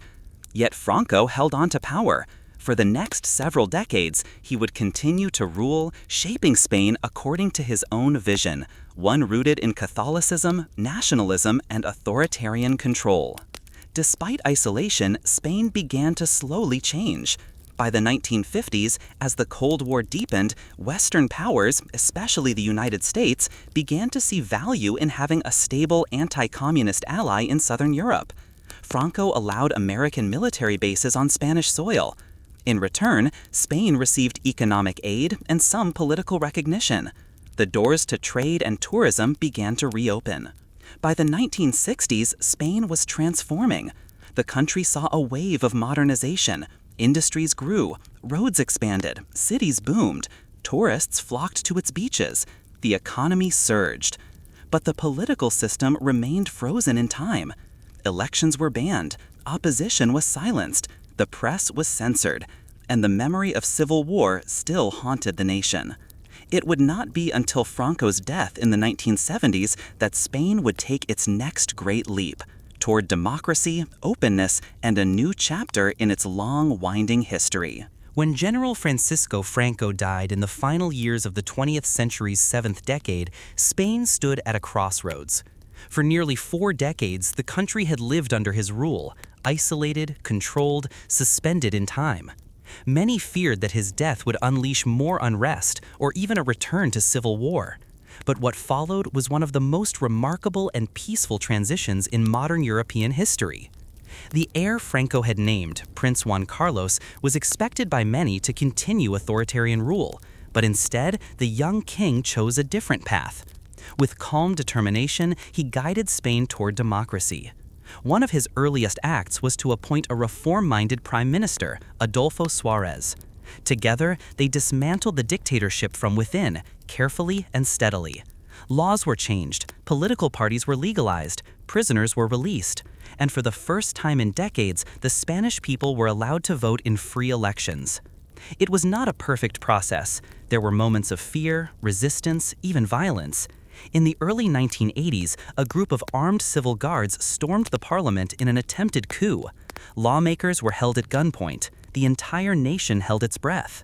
But King Juan Carlos, dressed in full military uniform, went on national television to denounce the coup. His calm voice and firm stance preserved the fragile democracy. The conspirators surrendered. The danger passed. With that, Spain moved forward. Over the next years, a new constitution was written, one that recognized regional identities, protected individual freedoms, and established Spain as a parliamentary monarchy. The old wounds of the Civil War were not forgotten, but many chose to look ahead. There was a national mood of cautious optimism, of rebuilding not only institutions, but trust.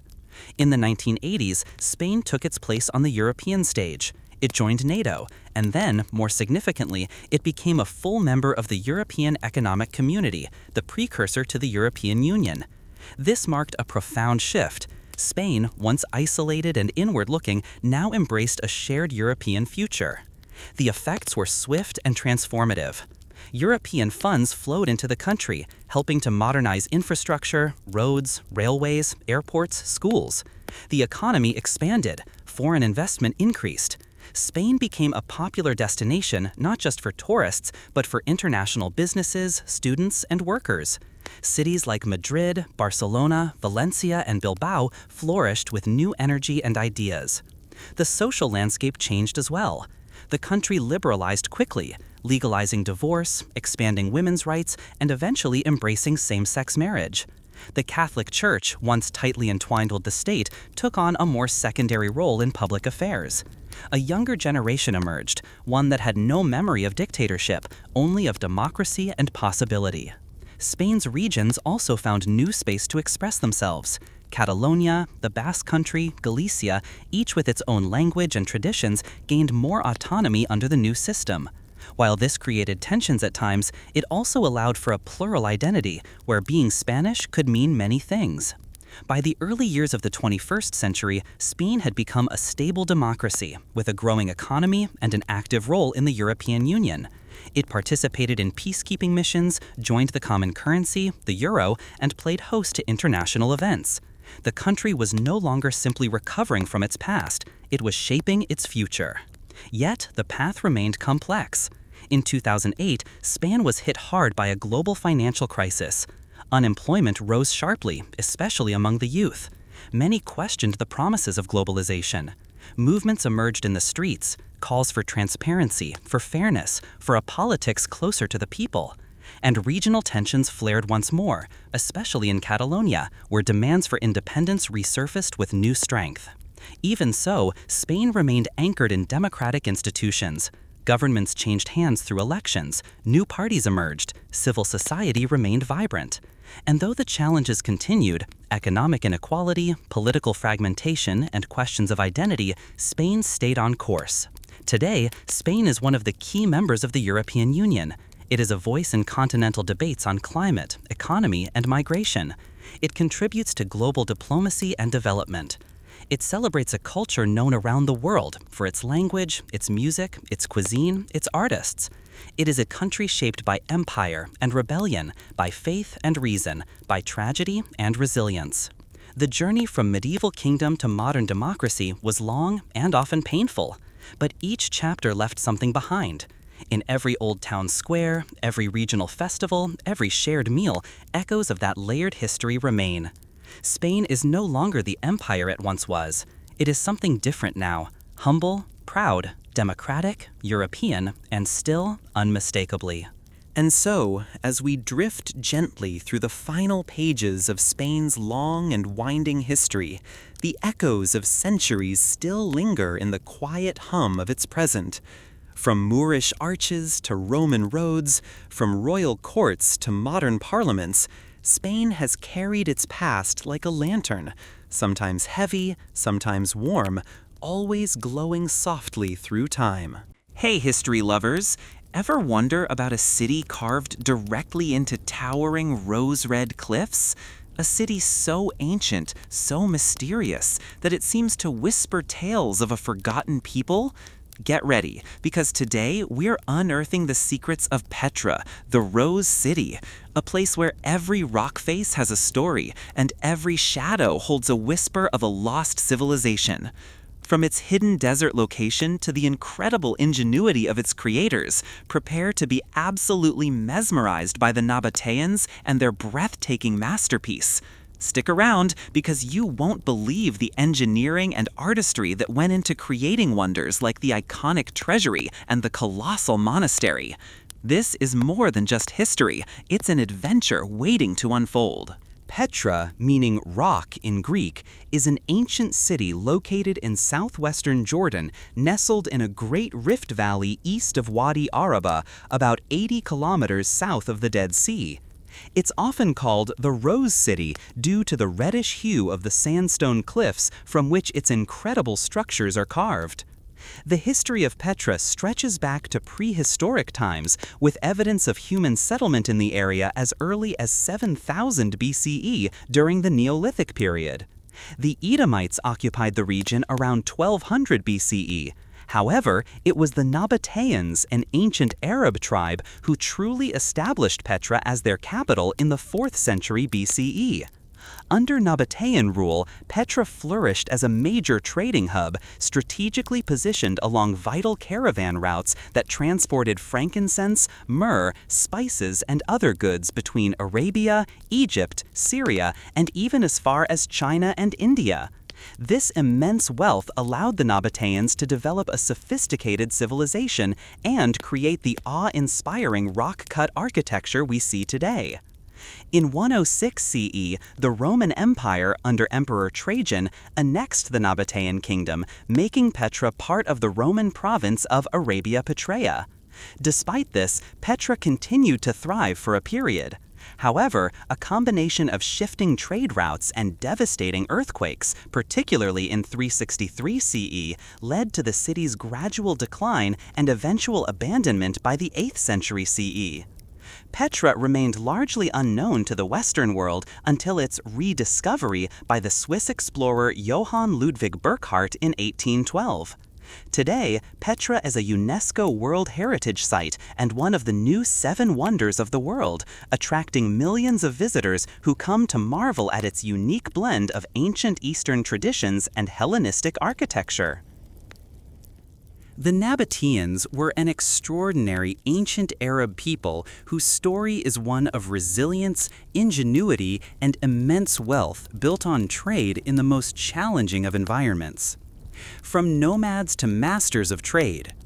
Originally, the Nabateans were a nomadic Arab tribe, likely migrating from the Arabian Peninsula. Early accounts, such as those by Diodorus Siculus, documenting events from 312 BCE, describe them as fierce and independent desert dwellers, living in tents, shunning agriculture, and resisting outside control. What set them apart was their unparalleled knowledge of the desert. They mastered water conservation, developing sophisticated systems of hidden cisterns and channels to collect precious rainwater, allowing them to survive and thrive where others couldn't. Their nomadic lifestyle eventually gave way to a settled, highly organized society, especially as they began to dominate the lucrative caravan trade routes. Petra, their chosen capital, was strategically located at the crossroads of these routes, connecting Arabia, Egypt, Syria, and even further afield to India and China. They became the ultimate middlemen, controlling the flow of highly sought-after goods. Frankincense and myrrh. These aromatic resins, essential for religious ceremonies and perfumes throughout the ancient world, were their primary source of wealth. The Nabateans transported them from southern Arabia to Mediterranean ports. Spices, precious stones, and luxury goods.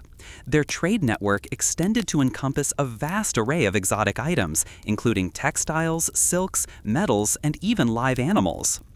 Bitumen and copper. They also controlled the trade and mining of these vital resources in their own region. A flourishing civilization. This immense wealth allowed the Nabateans to establish a prosperous and expansive kingdom.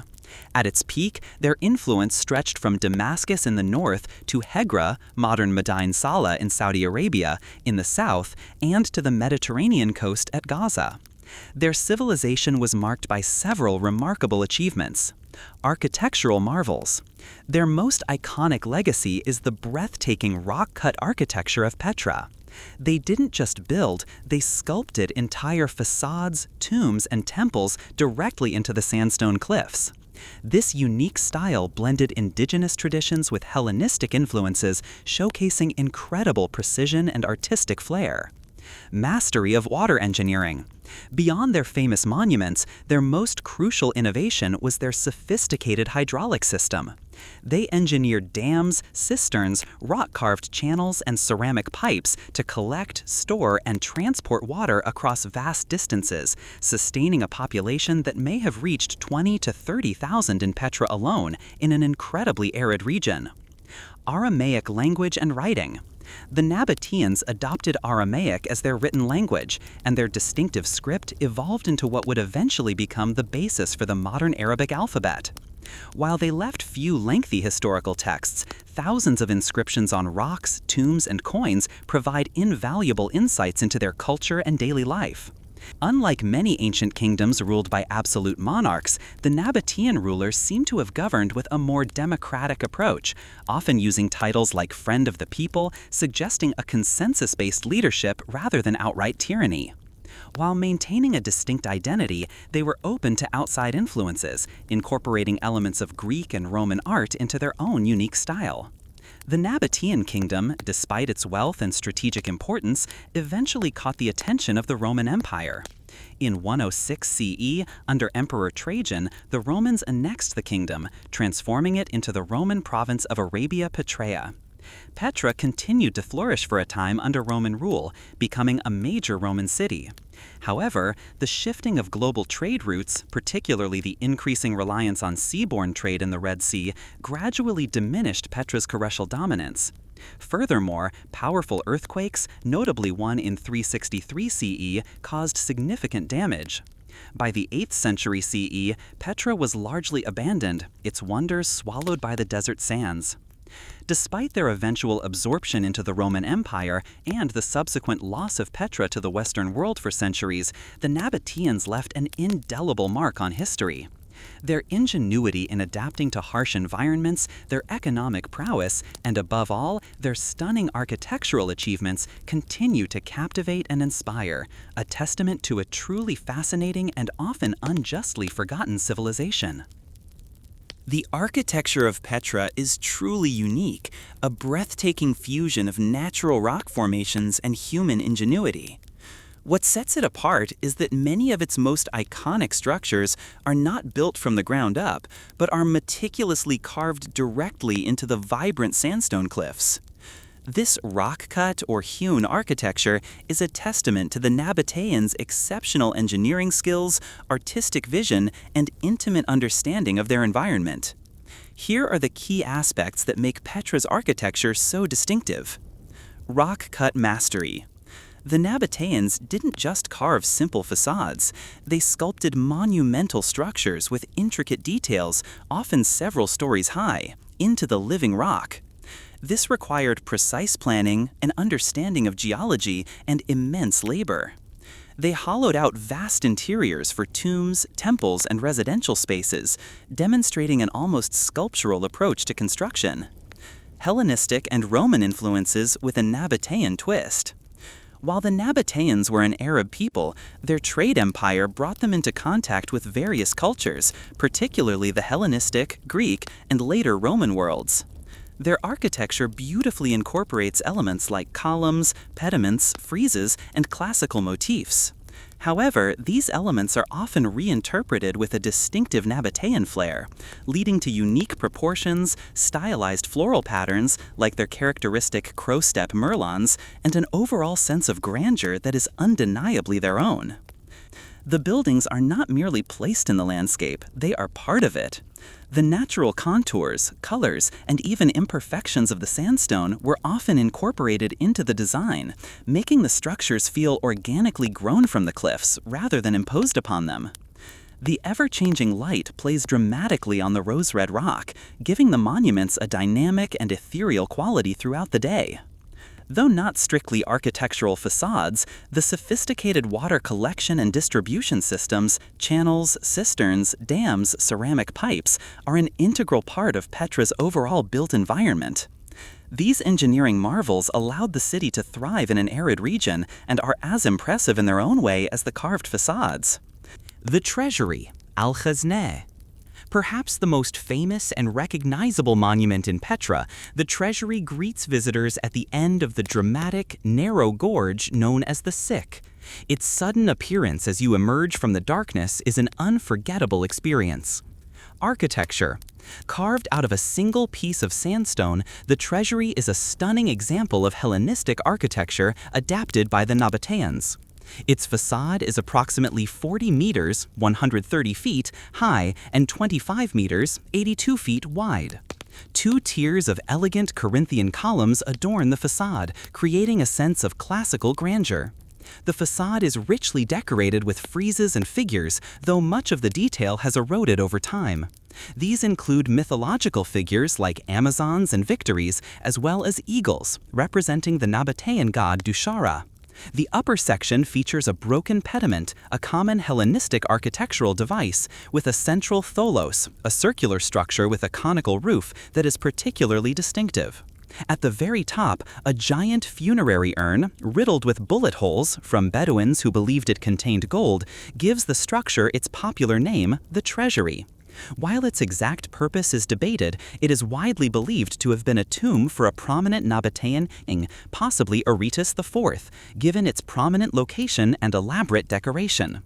In stark contrast to the elaborate exterior, the interior is surprisingly plain, consisting of a simple, large chamber with smaller side chambers, reflecting its likely funerary or ceremonial function rather than a residential one. The monastery, Adir. Perched high in the mountains above Petra, the monastery requires a challenging uphill hike of about an hour from the main city area. Its remote location adds to its mystique. Even larger than the treasury, the monastery measures approximately 47 meters, 154 feet, wide and 48 meters, 157 feet high. Like the treasury, it is entirely carved from the rock. Key features: simpler but grand scale. While its decoration is less ornate than the treasury, its sheer size and imposing presence are overwhelming. It shares stylistic similarities with the treasury, including a broken pediment and a central tholos topped with an urn. It features 4 massive unadorned columns that give it a powerful and austere appearance. Large interior hall. Unlike the relatively small interior of the treasury, the monastery boasts a vast open interior hall with an altar at the back. This, along with crosses carved into its walls, suggests it was repurposed as a Byzantine chapel during the Christian era, hence its name. Its elevated position offers breathtaking panoramic views of the surrounding desert, making the strenuous climb well worth the effort. It was likely a significant religious site for the Nabateans before its Christian conversion. Together, the treasury and the monastery, along with the numerous other tombs, houses, and ceremonial structures, showcase the Nabateans' unparalleled ability to transform the natural environment into a monumental, enduring testament to their sophisticated civilization. Imagine stepping off the sun-baked earth, leaving behind the open, desolate landscape of the Jordanian desert. You're immediately drawn into the mouth of the Sikh, and the world around you transforms. At first, it's a wide, almost welcoming pathway, but soon the sandstone cliffs begin to press in. They rise on either side, not just tall, but seemingly impossibly so, dwarfing you to a mere speck. The rock faces, smooth and worn by millennia of wind and water, shimmer with an almost liquid quality, their colors shifting through an incredible palette of deep ochres, fiery reds, and soft, dusty pinks. You might reach out and run a hand over the cool, rough surface, feeling the ancient layers. The sky above narrows to a ribbon of brilliant blue, sometimes barely a sliver, like a jagged crack in the ceiling of the world. The sunlight filters down in dramatic shafts, illuminating patches of rock face, making them glow, while other sections remain in cool, deep shadow, creating a dynamic play of light and dark. The air grows noticeably cooler, and a quiet hush descends, muffling the sounds of the outside world. As you walk deeper, the Sikh twists and turns, each bend revealing a new, captivating vista. The path underfoot is uneven, a mix of packed earth and worn stone, echoing with the soft scrape of your shoes and the occasional murmur of other visitors, their voices hushed by the overwhelming scale of the surroundings. You'll notice subtle details carved into the rock by the Nabateans, small niches, water channels meticulously engineered to bring life-giving water into the city, and faint remnants of ancient carvings. The feeling of anticipation builds with every step. You know something incredible lies ahead, but the Sikh holds it back, teasing you with its twists and turns. The walls can feel incredibly close, almost oppressive in places, then suddenly open up to a slightly wider space before constricting again. The silence, broken only by the gentle echoes, feels profound, as if the very stones are holding their breath.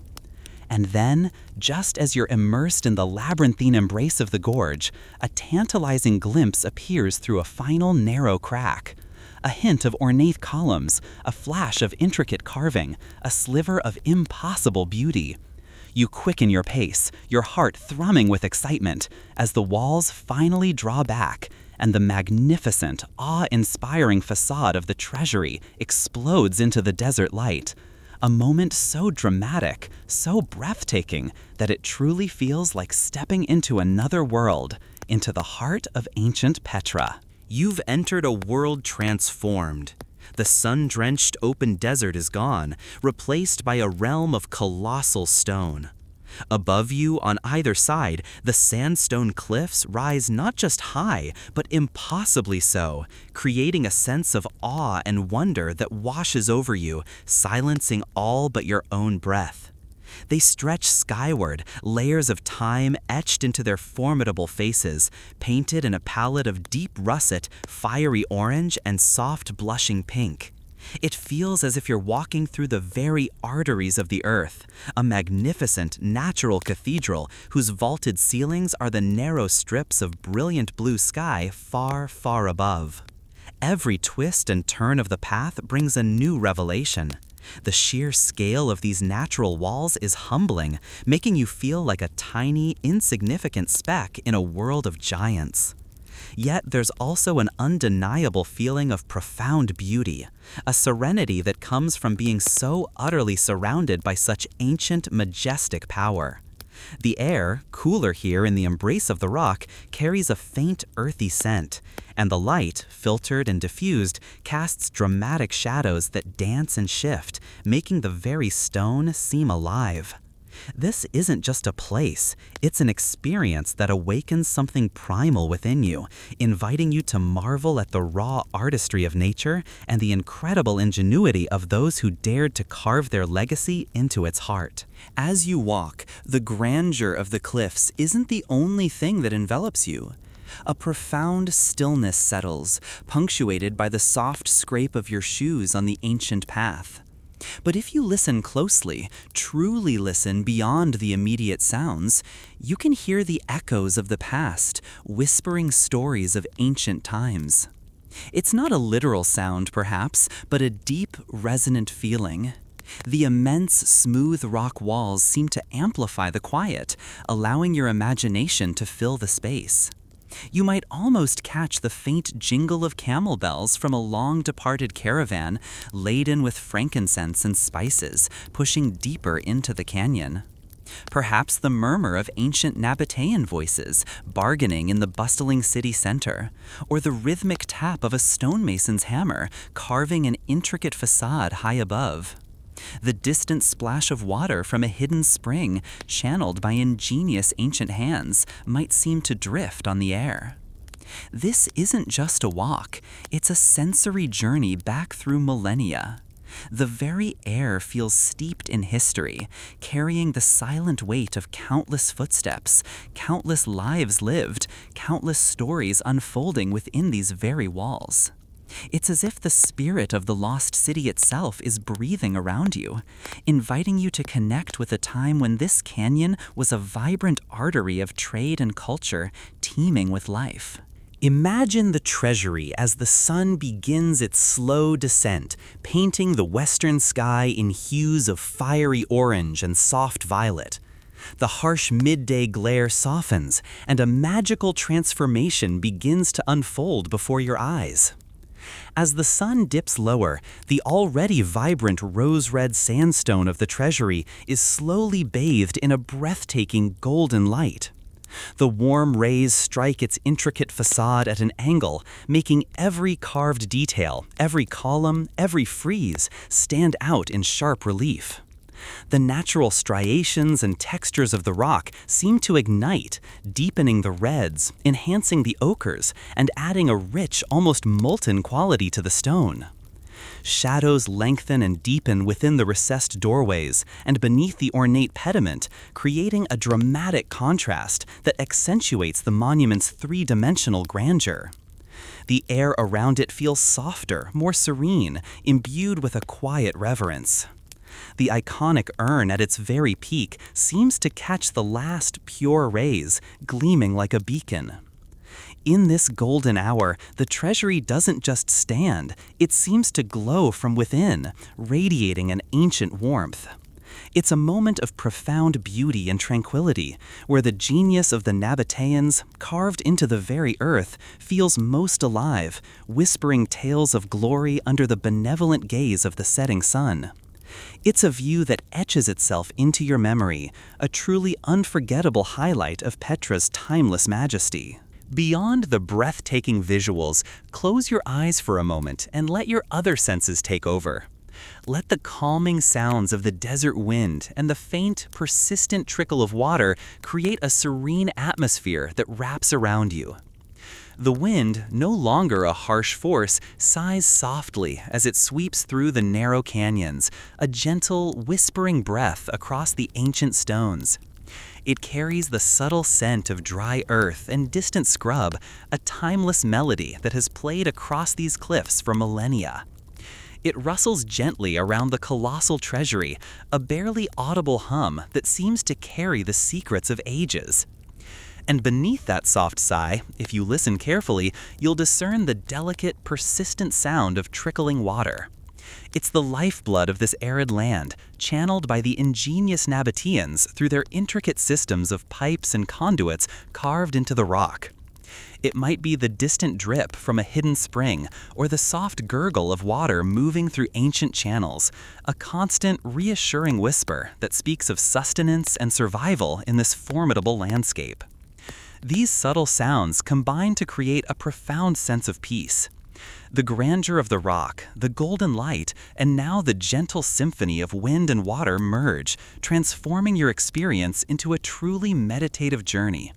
You're not just observing Petra, you're feeling its ancient heartbeat, a quiet, serene rhythm that transcends time. As darkness descends, a new, ethereal chapter begins to unfold over Petra.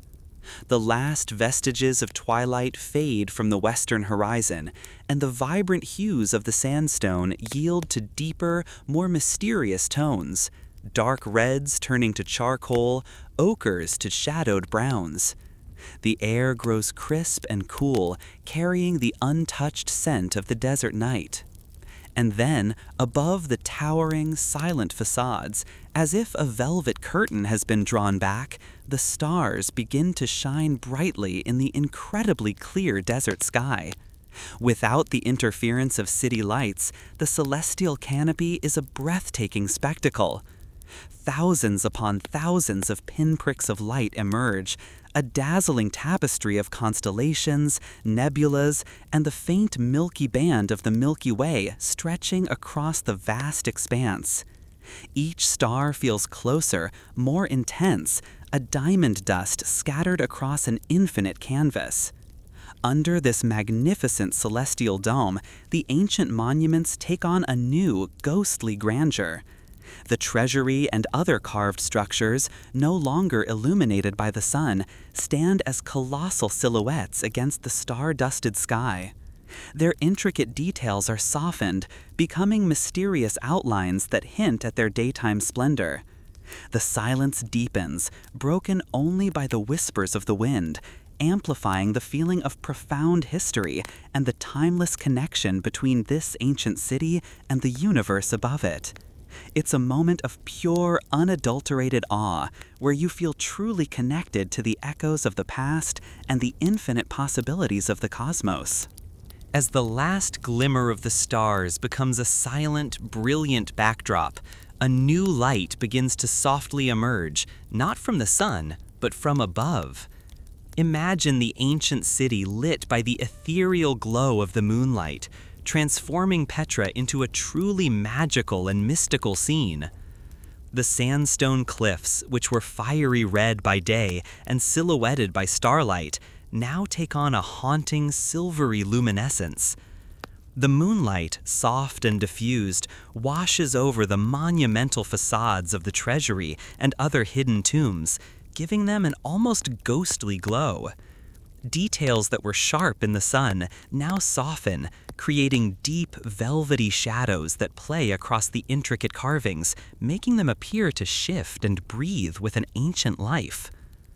The sick, previously a shadowed passage, becomes a tunnel of whispered secrets under the moon's cool embrace.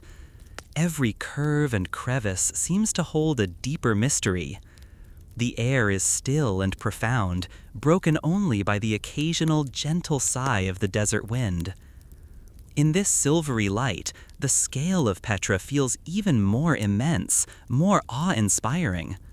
The absence of color and the dominance of light and shadow turn the entire city into a living sculpture, a monochrome dreamscape where the past feels incredibly close, almost tangible.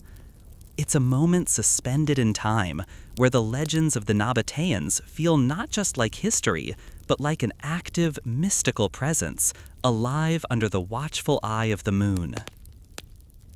As the magical moonlight bathes the ancient city in its soft glow, and the celestial tapestry of stars continues its silent dance above, the deep sense of peace that has settled upon Petra now extends to you. The echoes of history, the grandeur of the carved cliffs, the ethereal beauty of the night, all slowly begin to recede, leaving behind a profound tranquility.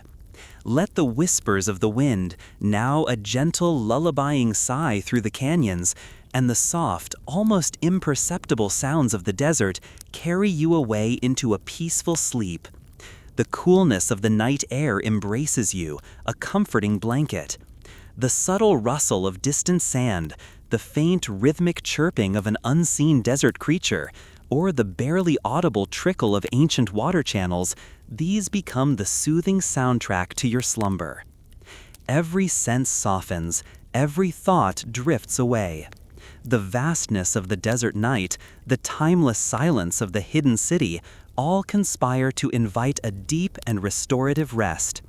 You are a part of this ancient landscape, cradled by its serene majesty, drifting into dreams filled with the rose-red glow of dawn, the ingenuity of ancient peoples, and the profound beauty of a world steeped in history. Good night. So, you've journeyed with us in your imagination through the awe-inspiring sick, witnessed the golden glow of the treasury, felt the serene whisper of the desert wind, and gazed upon Petra under a blanket of starlight and moonlight. But let me tell you, while words and videos can paint a picture, nothing, absolutely nothing, compares to experiencing the magic of Petra for yourself. To stand dwarfed by those colossal cliffs, to trace the ancient carvings with your own eyes, to feel the cool stone beneath your fingertips, and to truly let the profound silence and history wash over you. This isn't just a sight to see, it's a world to step into. If you've ever dreamed of walking through history, of discovering ancient wonders, or simply finding a place of unparalleled beauty and tranquility, then make it your mission to visit Petra someday. It's an adventure that will stay with you long after you've left its rose-red embrace. Start planning your journey. The lost city is waiting to reveal its secrets to you, in person. As you close your eyes now, after this journey through the heart of Petra, take a moment, breathe deeply, slowly, letting the incredible calmness of this ancient city wash over you. Imagine the cool, clean desert air filling your lungs, carrying the faint, soothing scent of stone and open spaces. Feel the echoes of the quiet sick, the gentle embrace of the moonlit cliffs, the soft, timeless whispers of the wind. Let any lingering thoughts or worries dissolve with each slow exhale. This profound peace, the serenity of Petra, is yours to carry. Allow that tranquility to settle deep within you, guiding you gently, effortlessly, as you drift off into a truly peaceful sleep. Sweet dreams, infused with the timeless magic of the Rose City. Long before the arrival of Spanish ships and colonial flags, the vast landscapes of South America were home to ancient civilizations rich in tradition, innovation, and rhythm. Across rainforests, highlands, river valleys, and deserts, people lived lives deeply intertwined with the land and sky, the seasons and spirits. Among the most prominent civilizations were the Inca of the Andes, the Muisca of the Colombian highlands, and various peoples of the Amazon and Southern Cone. Each adapted to their unique environments, shaping sophisticated societies with architecture, agriculture, and spiritual systems suited to their world. In the high Andes, where the air is thin and the earth rises toward the clouds, the Inca civilization flourished. Their stone cities, like Cusco and Machu Picchu, were built with precision and care. But even in simpler villages, daily life followed rhythms of balance and reverence. Homes were made of stone or adobe, with thatched roofs woven from highland grasses. They were often oval or rectangular, arranged in small clusters around shared courtyards. Inside, the warmth of a central fire gave comfort against the mountain chill. People slept on woven mats or animal hides. Alpaca and llama wool provided warmth, spun and dyed into colorful textiles that adorned both the body and the home. Walls were decorated with woven hangings, gourds, tools, and offerings to ancestors. Family life was communal. Children learned by watching. Elders taught through stories. Tasks were shared, and laughter mixed with the clatter of weaving looms and grinding stones. In the valleys and lowlands, homes were often made of wood, bamboo, or palm, raised on stilts to avoid floods and damp. Roofs of palm leaves rustled in the wind. These structures, open to the breeze, kept families cool and shaded. Hammocks swayed inside, cradling sleep and quiet conversation. Communities were connected by rivers rather than roads, and canoes served as lifelines through the green corridors of the rainforest. Across these regions, social organization was based on kinship and cooperation. Work was done collectively. Fields were planted, homes repaired, food shared. The Inca practiced a system called mita, labor given to the state in return for security, food, and infrastructure. Roads, bridges, terraces, and storage houses were built by communities, often high in the mountains. Religious life was rich and layered. The sun, moon, stars, and earth itself were sacred. Temples and shrines dotted the land, from mountaintops to springs.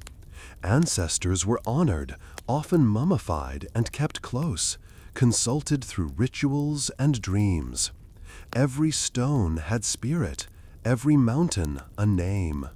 Festivals marked the planting and harvest, the solstices and equinoxes. Music filled these occasions, drums, flutes, panpipes, and songs in languages now nearly lost.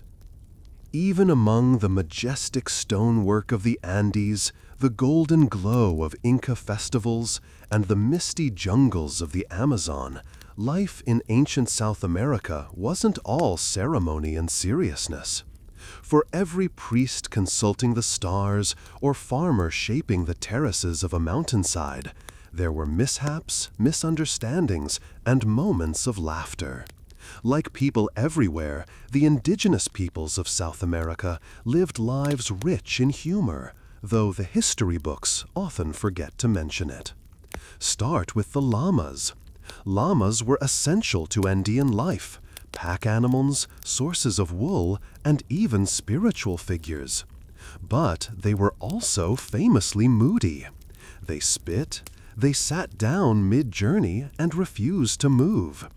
You can imagine an Inca porter arguing with a particularly stubborn llama halfway up a steep trail, trying to coax it forward while the rest of the caravan laughed and offered advice like, "Try singing to it," or "Promise it some corn beer."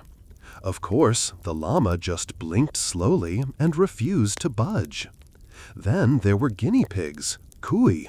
Today, they're mostly pets in many parts of the world, but in the Andes, they were dinner. Families kept dozens of them in their homes, and children loved chasing them around. Imagine the chaos of trying to catch one for a feast, only for the entire batch to scatter under beds and between pots. Perhaps a child named their favorite cuy something ridiculous like Fast Lightning, and defended it from becoming stew, even though everyone knew its days were numbered. High-altitude cooking could also be a bit of a gamble. Fires don't burn as hot in thin air, and potatoes, despite being a staple, weren't always cooperative. Picture a young cook trying to boil a batch of potatoes for hours, only to find them still firm. Meanwhile, an elder chuckles from the corner, mumbling, "That's because you didn't whisper to them first." Whether it was true or not, you can bet it became part of the teasing tradition. Ceremonies, with their elaborate rituals and public displays, were the perfect settings for things to go comically wrong. Maybe during a sun festival, a young drummer got over-enthusiastic and knocked over a row of dancers. Or someone forgot their part in a sacred chant and tried to improvise, accidentally invoking the spirit of the alpaca instead of the moon. Someone else might trip on their ceremonial cloak mid-procession, and the entire plaza has to pretend nothing happened, even though half the people are stifling giggles behind feathered fans. There were probably known pranksters in each village.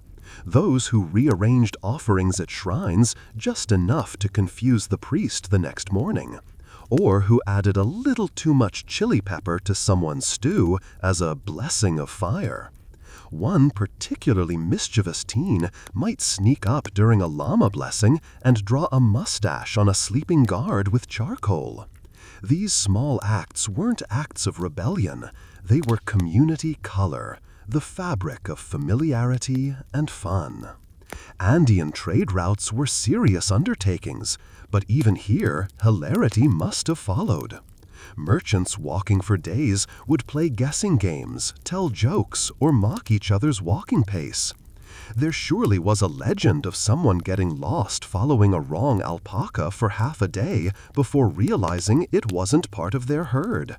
A wrong turn wasn't just a mistake. It was a story to tell at every campfire afterward. Even the mighty Joskies, the relay runners who sprinted across mountains carrying royal messages, were not immune to error.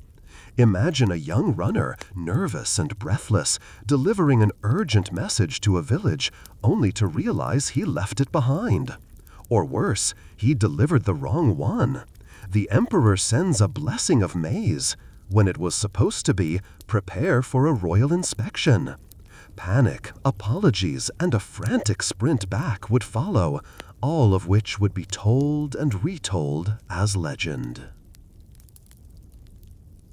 In jungle regions, humor took its own form. Imagine a child imitating the howler monkeys to scare their siblings at night, or the entire village laughing when someone tripped over a tapir root disguised as a log. Rainstorms might suddenly douse a romantic courtship attempt, and a poorly placed hammock could lead to spectacular tumbles, followed by teasing chants that stuck for years. Storytelling itself often involved humor. Trickster tales were common. Stories of foxes outwitting jaguars, humans who tried to cheat the gods and ended up turned into frogs, or magical hummingbirds that taught lazy hunters a lesson. These stories didn't just entertain children, they helped adults reflect, chuckle, and remember that even the mighty fall flat sometimes. And in every community, there was that one person, the one who exaggerated every tale, who claimed to have once danced with a cloud spirit or wrestled a mountain puma. No one believed him, but everyone listened. His stories grew more ridiculous with each telling, and still people leaned in by the fire, waiting to laugh. So, while history often preserves the grandeur, the empires, the architecture, the astronomy, it's the quiet, silly moments that often bring these people closest to us. The missed steps, the llama spit, the forgotten lyrics, the mischievous children, and the stew that was just a little too spicy. These are the things that made life vibrant. The ancient South Americans were astronomers and builders, farmers and philosophers, but they were also friends, siblings, neighbors, and pranksters. Their greatness wasn't just in stone temples or golden treasures. It was in laughter shared over meals, jokes whispered during rituals, and the playful mistakes that made their days a little lighter. Those moments may not have been written into stone, but they linger, in the echoes of stories, in the rhythm of old songs, and maybe even in the knowing smirk of a llama. Eating was as spiritual as it was practical. The diet of South American peoples reflected their landscapes. In the highlands, potatoes were a cornerstone. Dozens, even hundreds of varieties were cultivated. They were boiled, roasted, or freeze-dried into chuño, stored for seasons to come. Maize, too, was vital. Ground into flour, cooked into thick drinks, or baked as flatbreads. Quinoa, rich in protein, was sown in mountain terraces, then boiled and mixed with herbs or meats. In valleys and along rivers, manioc, cassava, was central. This starchy root was peeled, grated, and cooked carefully to remove natural toxins. It became flatbreads, porridges, and fermented drinks. Peanuts, squash, beans, peppers, and sweet potatoes added flavor and nourishment. Tomatoes and avocados, native to the region, appeared in meals as they do even now. Meat came from alpacas, llamas, guinea pigs, and wild game. In the jungle, fish, birds, and monkeys were hunted with blowguns and traps. Insects were sometimes eaten for protein. In colder areas, meat was dried and salted into charqui, the ancestor of modern jerky. Cooking was done in clay pots or on heated stones. Fires burned in hearths or outside under thatched awnings. Meals were shared communally. Food was placed in woven baskets or clay bowls, passed from hand to hand. Chicha, a fermented corn drink, was often served during celebrations, sipped from gourd cups. Preservation was vital. Potatoes became chuño, meat became charqui, grains were kept in cool, dry silos. This ensured survival through dry seasons, droughts, or travel. In the Inca Empire, vast storehouses called kulkas were filled with food and supplies, distributed in times of need. Food was always linked to the divine. Offerings were made to the earth goddess Pachamama before planting. The first bite of a meal might be dropped on the ground in gratitude. Sacred meals were prepared for festivals, for funerals, for the new moon. Cooking was not just labor, it was ceremony. Children were taught to help early, peeling potatoes, grinding maize, fetching water. They learned the smells and textures of each ingredient, the songs sung while cooking, the stories told around the fire. Elders were fed first, honored with the best portions. Hospitality was central. A visitor, even a stranger, was offered food before words. Trade connected far-flung communities. Coastal fish was traded for highland quinoa. Amazonian fruits were exchanged for woven goods. These networks, often maintained by foot or canoe, carried not only goods, but language, ideas, and flavors. Even without markets, the continent pulsed with movement and sharing. Seasons dictated meals. Rainy season meant fresh roots and greens. Dry season called for preserved grains and meats. Harvest festivals burst with abundance. Music, dancing, roasting fires, the scent of cooked corn and spiced stews drifting across the hills. In the end, to live and eat in ancient South America was to be in constant conversation with the land. Every meal was shaped by mountains, rivers, skies, and ancestors. It was a way of living that fed both body and spirit, a daily act of memory, balance, and reverence. Though empires fell and cities were lost to time, these foodways and lifeways endure. In kitchens across the Andes, in stories whispered in the jungle, in the hands that shape dough and light fires, the old rhythms remain. Not forgotten, simply waiting, like seeds in the soil, for those who listen. It is crucial to address terminology at the outset. Historically, European colonizers used terms like Red Indians to refer to the indigenous peoples of North America. This label, rooted in colonial misconception and racial categorization, is now widely recognized as outdated, inaccurate, and potentially offensive. Modern scholarship emphasizes using specific cultural or tribal names where possible: Cahokian, Natchez, Caddo, or the broader, more respectful terms Native Americans or Native North Americans when referring to the diverse societies inhabiting the continent prior to European contact. In the quiet heartland of ancient North America, a great civilization rose long before European sails touched the shores. From around 800 to 1600 CE, the Mississippian people built cities of earth and spirit, thriving along the winding rivers and fertile valleys of the Mississippi Basin. By the 13th century, their culture reached its height, centered around places like Cahokia, a vast and bustling city with thousands of residents, larger in its time than many European capitals.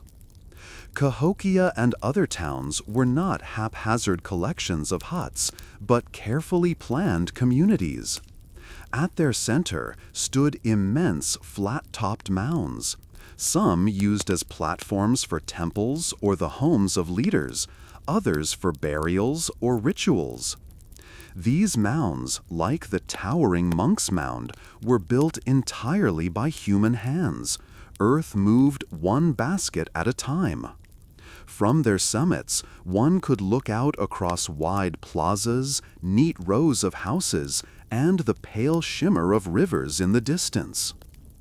People lived in rectangular homes made from wooden frames, woven with vines, and plastered with mud. Roofs were thatched with tall prairie grasses.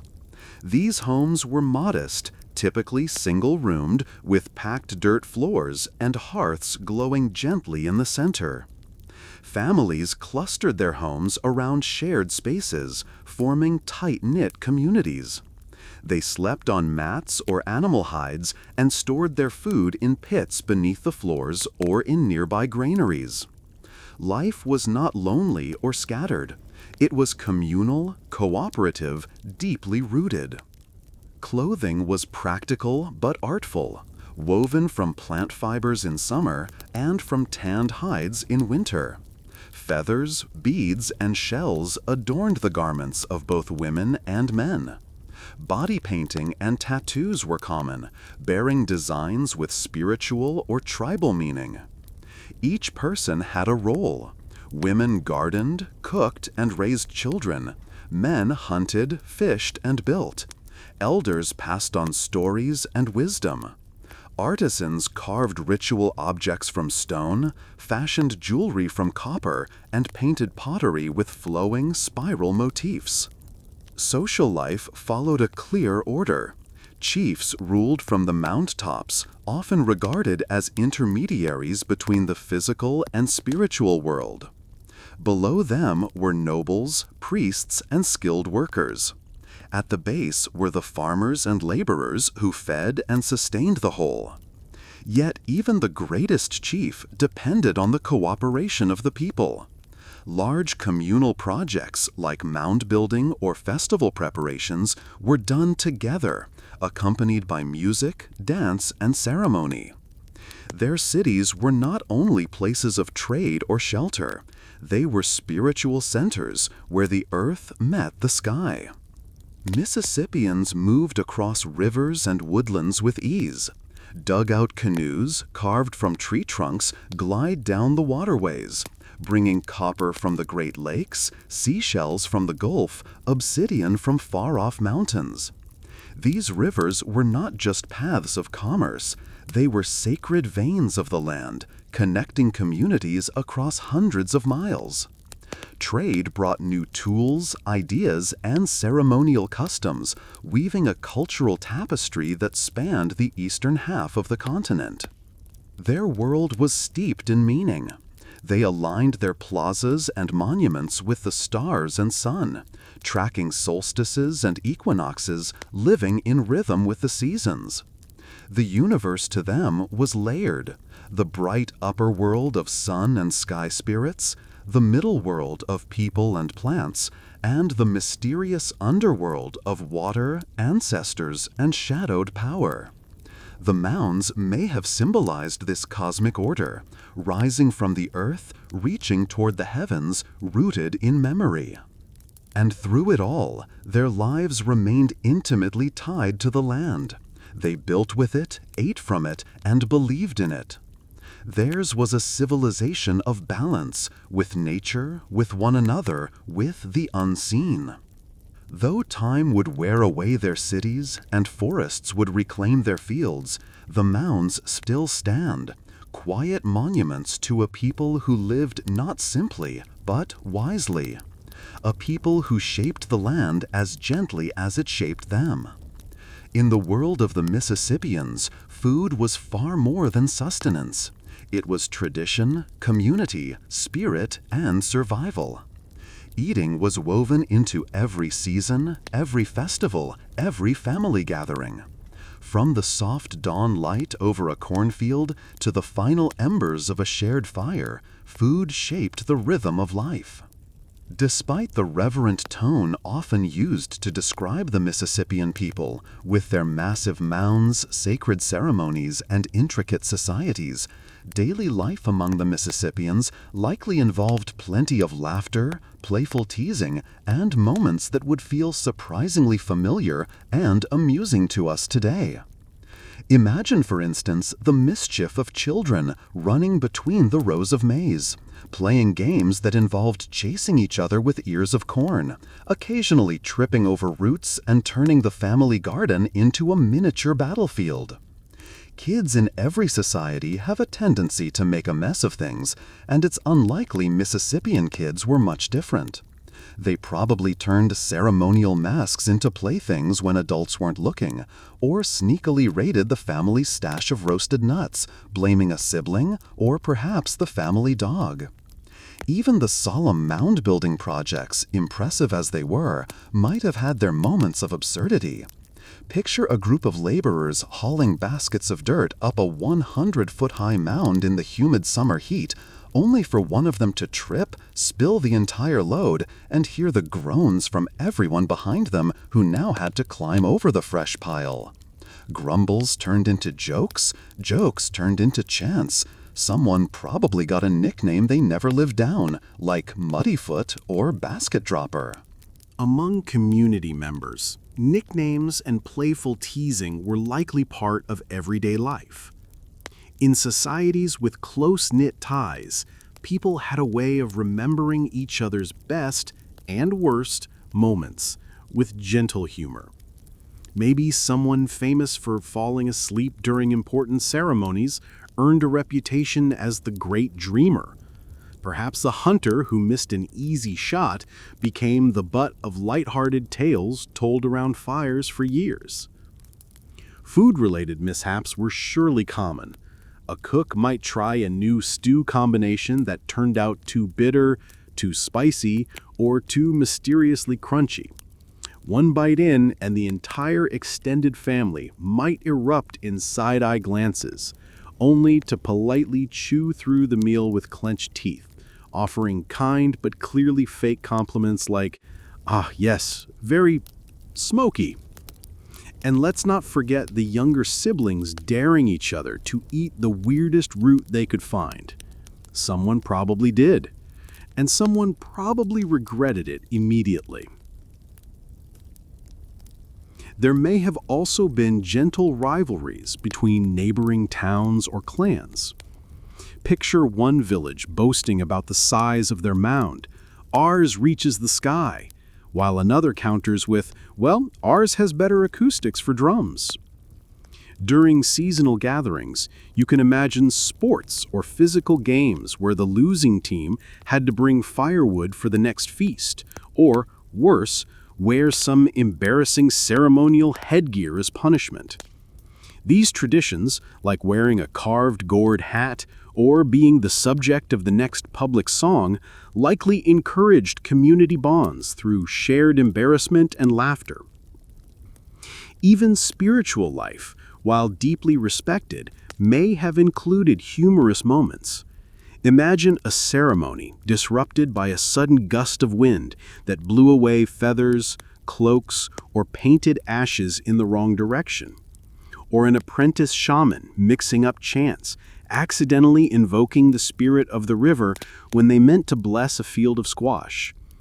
A village elder might chuckle softly and shake their head, correcting the error with a patient smile, while others tried not to laugh outright. The Mississippian world also likely included trickster tales, stories of animals or spirits who bent the rules, played tricks, or challenged the proud. Trickster figures are common in indigenous storytelling across the Americas, often teaching moral lessons through humor. Perhaps there was a tale of the deer who outwitted a lazy hunter, or the owl spirit who convinced a greedy man to give away all his food. These stories were not only entertainment, but tools for teaching children and making sense of the world, with a sly wink to human nature. And in every generation, there was probably that one person known for their loud laugh, their awkward dancing, or their uncanny ability to fall into rivers while gathering reeds. They were loved anyway, maybe even more for it. So, while history often paints the Mississippians in tones of earth and gold, stoic builders of great cities, keepers of calendars, readers of stars, beneath that grandeur lived real people. People who spilled soup, told bad jokes, accidentally called their chief mom, and fell asleep mid-ritual. Their laughter echoed across plazas. Their jokes found their way into family stories. Their humor, like their mounds, is still with us, just buried a little deeper beneath the soil. At the heart of the Mississippian diet was maize, corn. It was more than a crop. It was a gift, a symbol, a living spirit. Mississippians cultivated vast fields of maize, which they planted, tended, and harvested with care. Seeds were saved from the best ears each year, passed down through generations. The corn plant itself was sacred, often personified in myth and honored in ritual. Corn was eaten fresh when green, roasted over fires or boiled. It was also dried and stored for winter, then ground into meal for porridge, cakes, or thick stews. Alongside corn grew the rest of the three sisters, beans and squash. These three crops were grown together in mounds of earth, beans climbing the corn stalks, squash spreading across the ground to hold moisture and shade the soil. Beans added nitrogen to the earth, nourishing it for future harvests. Squash came in many forms: long gourds, round pumpkins, thick-rinded storage types. Their flesh was roasted or boiled, their seeds dried and eaten, their shells dried and used as bowls or containers. This trio, corn, beans, and squash, was the cornerstone of the Mississippian table, but it was far from the only food. The people also grew sunflowers for their seeds, sumpweed, amaranth, maygrass, and goosefoot, now largely forgotten crops that once fed thousands. Tubers and roots were dug from the earth, gathered and shared among families. Gardens were common near homes, with women tending plots that grew herbs, greens, and medicinal plants. Children helped gather wild berries, blackberries, elderberries, raspberries, and persimmons, sweet and tart in their seasons. Hickory nuts, walnuts, and acorns were collected in autumn, cracked open with stone hammers, and sometimes leached to remove bitterness before being ground into flour or used in hearty soups. Fishing provided abundant protein. Rivers and streams near Mississippian towns were rich with fish: catfish, gar, drum, perch, and freshwater mussels. Nets woven from plant fibers were cast into the waters, and fish traps made from woven sticks were placed in shallow currents.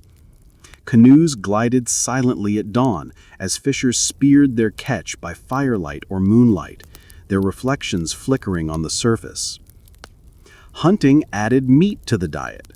Deer were the most prized game, providing not only food, but hides for clothing and bone for tools. Men moved quietly through forests with bows and arrows, stalking deer, wild turkeys, and smaller animals like rabbits and squirrels. Bison may have been hunted on the edges of the Mississippian range. Every part of the animal was used. Meat was cooked fresh or dried into jerky, fat rendered into grease, organs eaten or used in ritual. Skins were tanned, bones sharpened, sinew twisted into string. Mississippian cooking was done over open fires or in earth ovens. Stones were heated and dropped into pits or clay vessels to boil stews. Clay pots were crafted for every purpose: cooking, storing, fermenting.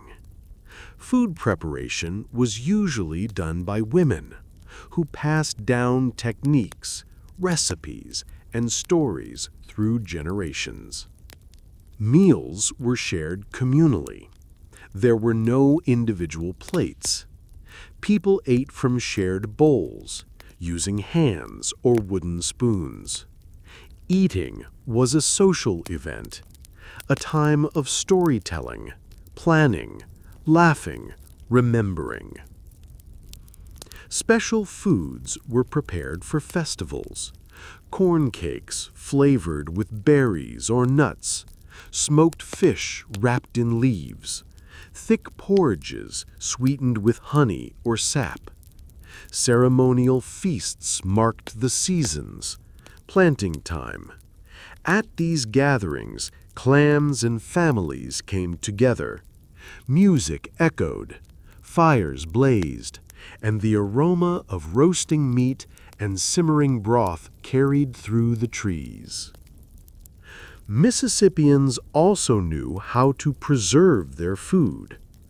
Corn was dried on platforms or woven into braids and hung in granaries.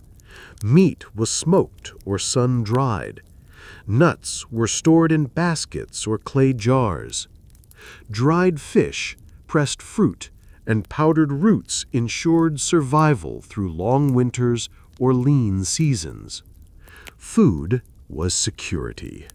A full granary was peace. Food held spiritual meaning. The act of planting was often accompanied by prayer. Offerings of first fruits or meat were made to spirits or ancestors.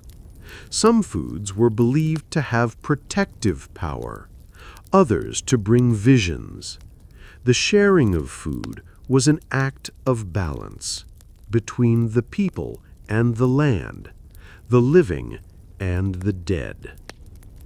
Water, too, was part of the meal.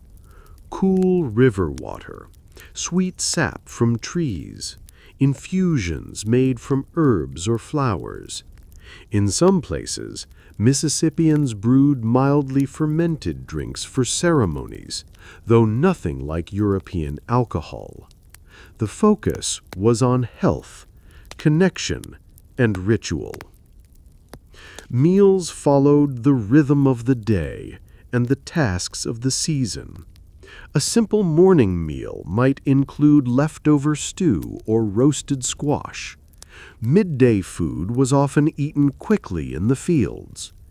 Evening brought the main meal, eaten around the fire as stories unfolded and children drifted to sleep. During harvest time, meals were large and lively.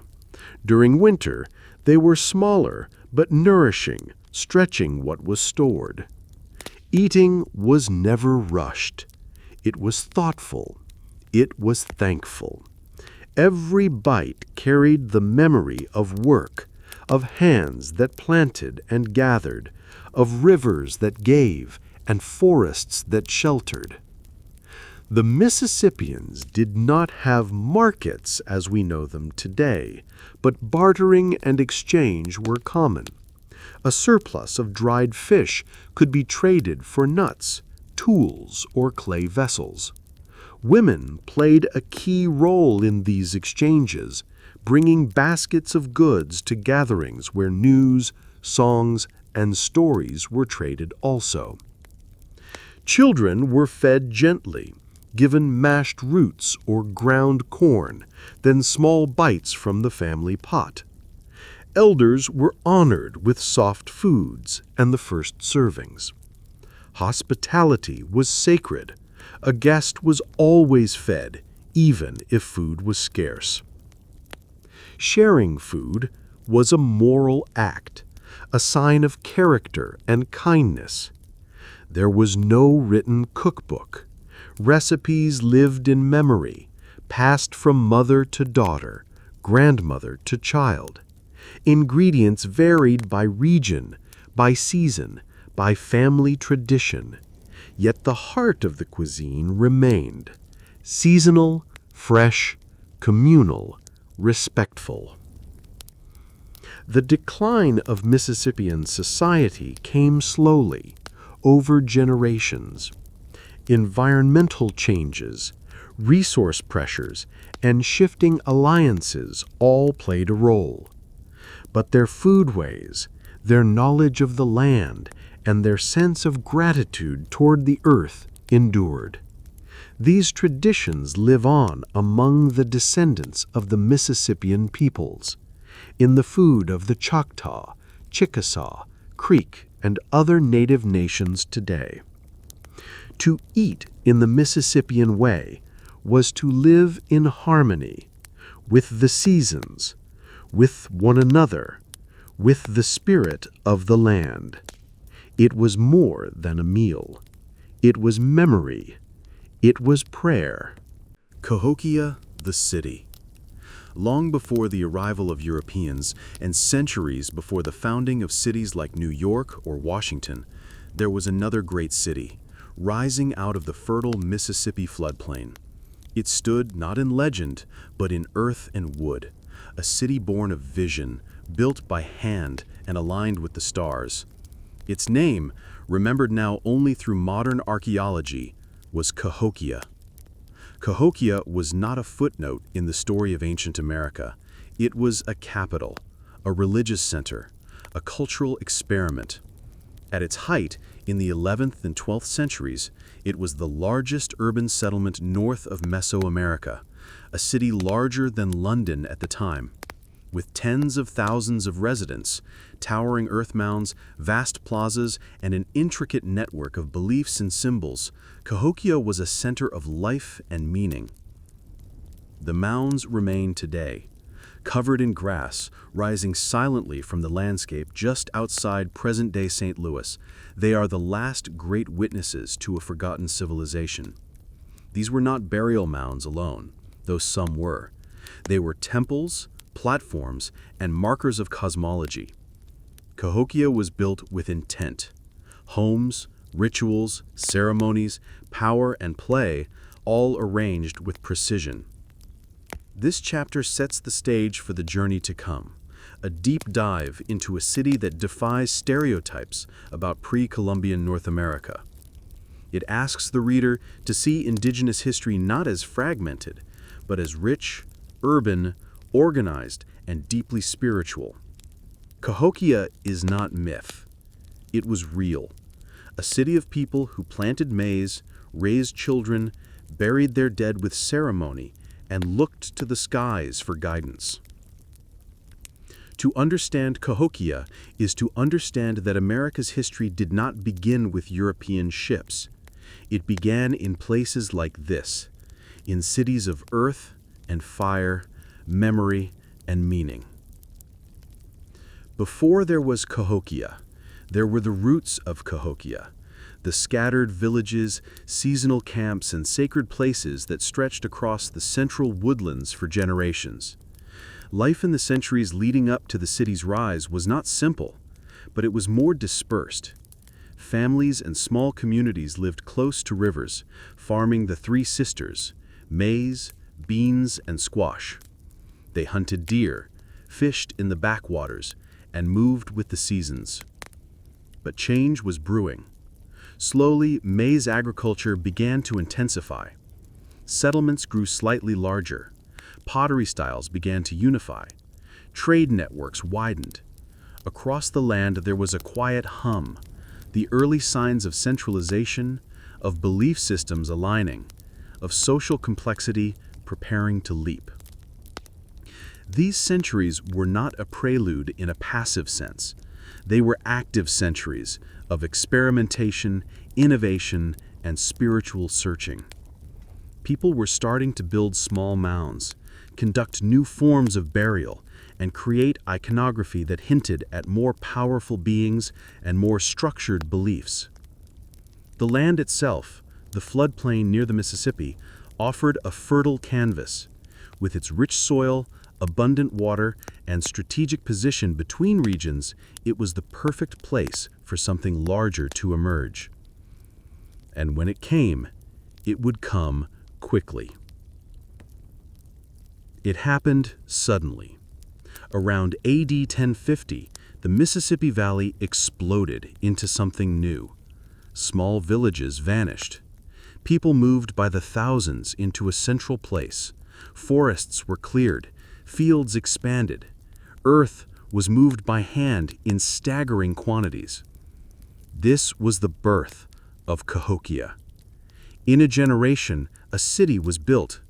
At its heart stood Monk's Mound, the largest earthen structure in North America. Around it, dozens of smaller mounds, ceremonial plazas, and wooden post circles, known as woodhenges, were laid out with mathematical precision. This was not random growth. It was urban planning inspired by cosmology. Why did this happen? The causes are debated, but the impact is clear. This was a cultural revolution. A religious vision, possibly led by a prophet-like figure, reshaped life. The people did not just build a city, they entered a new worldview. Time was marked by the sun. Space was sacred. Rulers were more than administrators. They were mediators between earth and sky. At Mound 72, a ruler was buried with shell beads shaped like a falcon. Dozens of sacrificial victims were buried nearby. This was not casual ceremony. It was a society operating on deeply spiritual terms, a city built with belief as its mortar. With vision came structure. Cahokia's builders did more than erect mounds. They organized a civilization. Monk's Mound rose like a sacred mountain, topped with a large wooden building, perhaps a temple or palace. In front of it stretched a plaza larger than 35 football fields. To the west stood Woodhenge, giant timber circles aligned to solstices, tracking the sun's journey and marking seasonal rituals. Neighborhoods formed in rings around the sacred center. Houses were made of wood and clay. Some sat within palisaded compounds, possibly for elite families. Others clustered near communal courtyards, where food was shared and crafts were made. The city pulsed with activity. There were potters and hunters, dancers and priests. People worked together to maintain fields and raise buildings, but they also participated in communal rites, solstice gatherings, funerals, and perhaps competitive games like Chunky, played with polished stone discs. It was not a static place. New mounds were added, temples were rebuilt. The landscape was a canvas constantly in use, reshaped each generation to reflect living memory. Power in Cahokia was not enforced by armies. It flowed from the sacred. Rulers lived atop mounds, elevated not just physically, but cosmologically.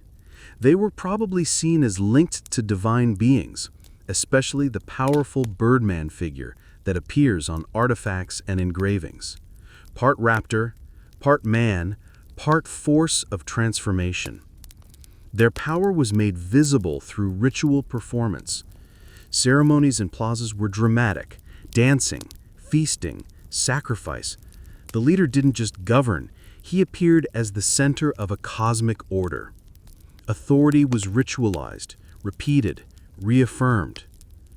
There were elite neighborhoods, palisaded and filled with exotic goods, copper from the Great Lakes, shells from the Gulf. These materials signaled reach and status. Rulers controlled the flow of goods and ideas. They presided over feasts, supervised burials, and organized citywide rituals. But their power depended on cosmic balance. If the sun failed to rise in the right place, if floods destroyed crops, or celestial signs turned dark, power could erode. Rulership in Cahokia was powerful, but fragile, bound to divine timing. Cahokia did not stand alone. It was the epicenter of a cultural network that stretched across eastern North America. From Minnesota to Florida, from the plains to the Appalachians, Cahokian-style artifacts appear. Pottery, figurines, engraved shells, and sacred symbols. The city's influence moved through pilgrimage, trade, and shared belief. Other mound centers arose, some clearly inspired by Cahokia's design. These were not colonies, but regional interpretations. Cahokia's myths spread. The Birdman, the Weeping Eye, the World Tree, all appeared in distant places. The reach of Cahokia was spiritual as much as material. It became a model for sacred leadership, for urbanism shaped by the sky. It was America's first cultural beacon. Most Cahokians were not elites. They were farmers, mothers, builders, hunters, children. Their homes were modest, rectangular structures of clay and wood, arranged in clusters with shared spaces and gardens. Maize was the staple crop, but the diet included squash, beans, nuts, berries, deer, fish, and waterfowl. Women farmed, cooked, and managed homes. Men hunted, built, and participated in rituals. Children played with toys and learned trades. Life was spiritual. Offerings were buried beneath doorways. Seasons were marked with ceremony. The sacred was woven into the ordinary.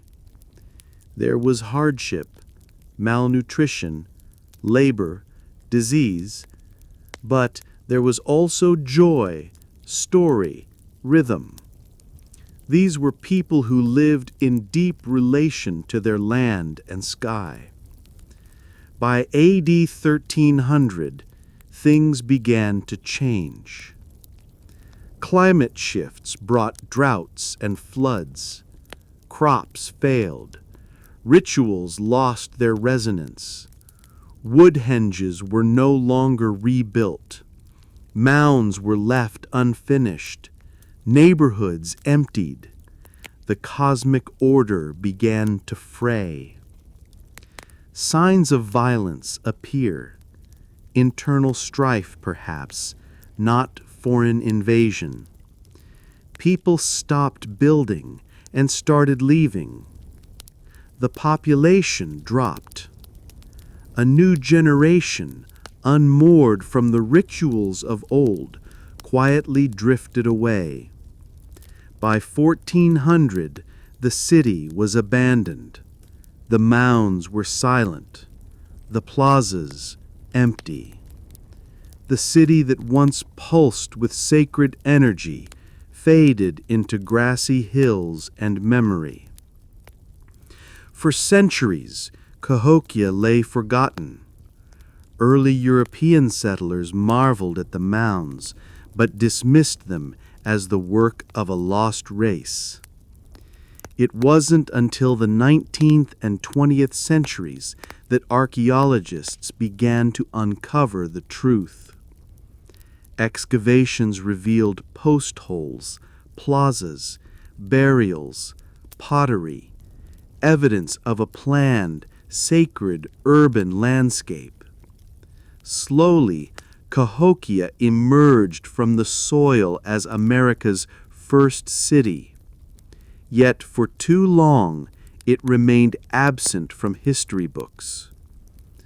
Today, it is being reclaimed, not only by archaeologists, but by native peoples who see in its mounds the stories and spirits of their ancestors. It is not a dead place. It is a living memory. Cahokia's story is not one of mystery. It is one of brilliance. It shows that cities did not begin with colonists, but with indigenous visionaries. That religion and science, art and agriculture came together here, long before European maps drew borders on this land. Its legacy challenges what we value. It asks us to remember. It urges us to see that ancient America was filled with complexity, beauty, and wisdom. The mounds still rise. The memory still breathes. Cahokia was and is a center of the American story. And now we remember.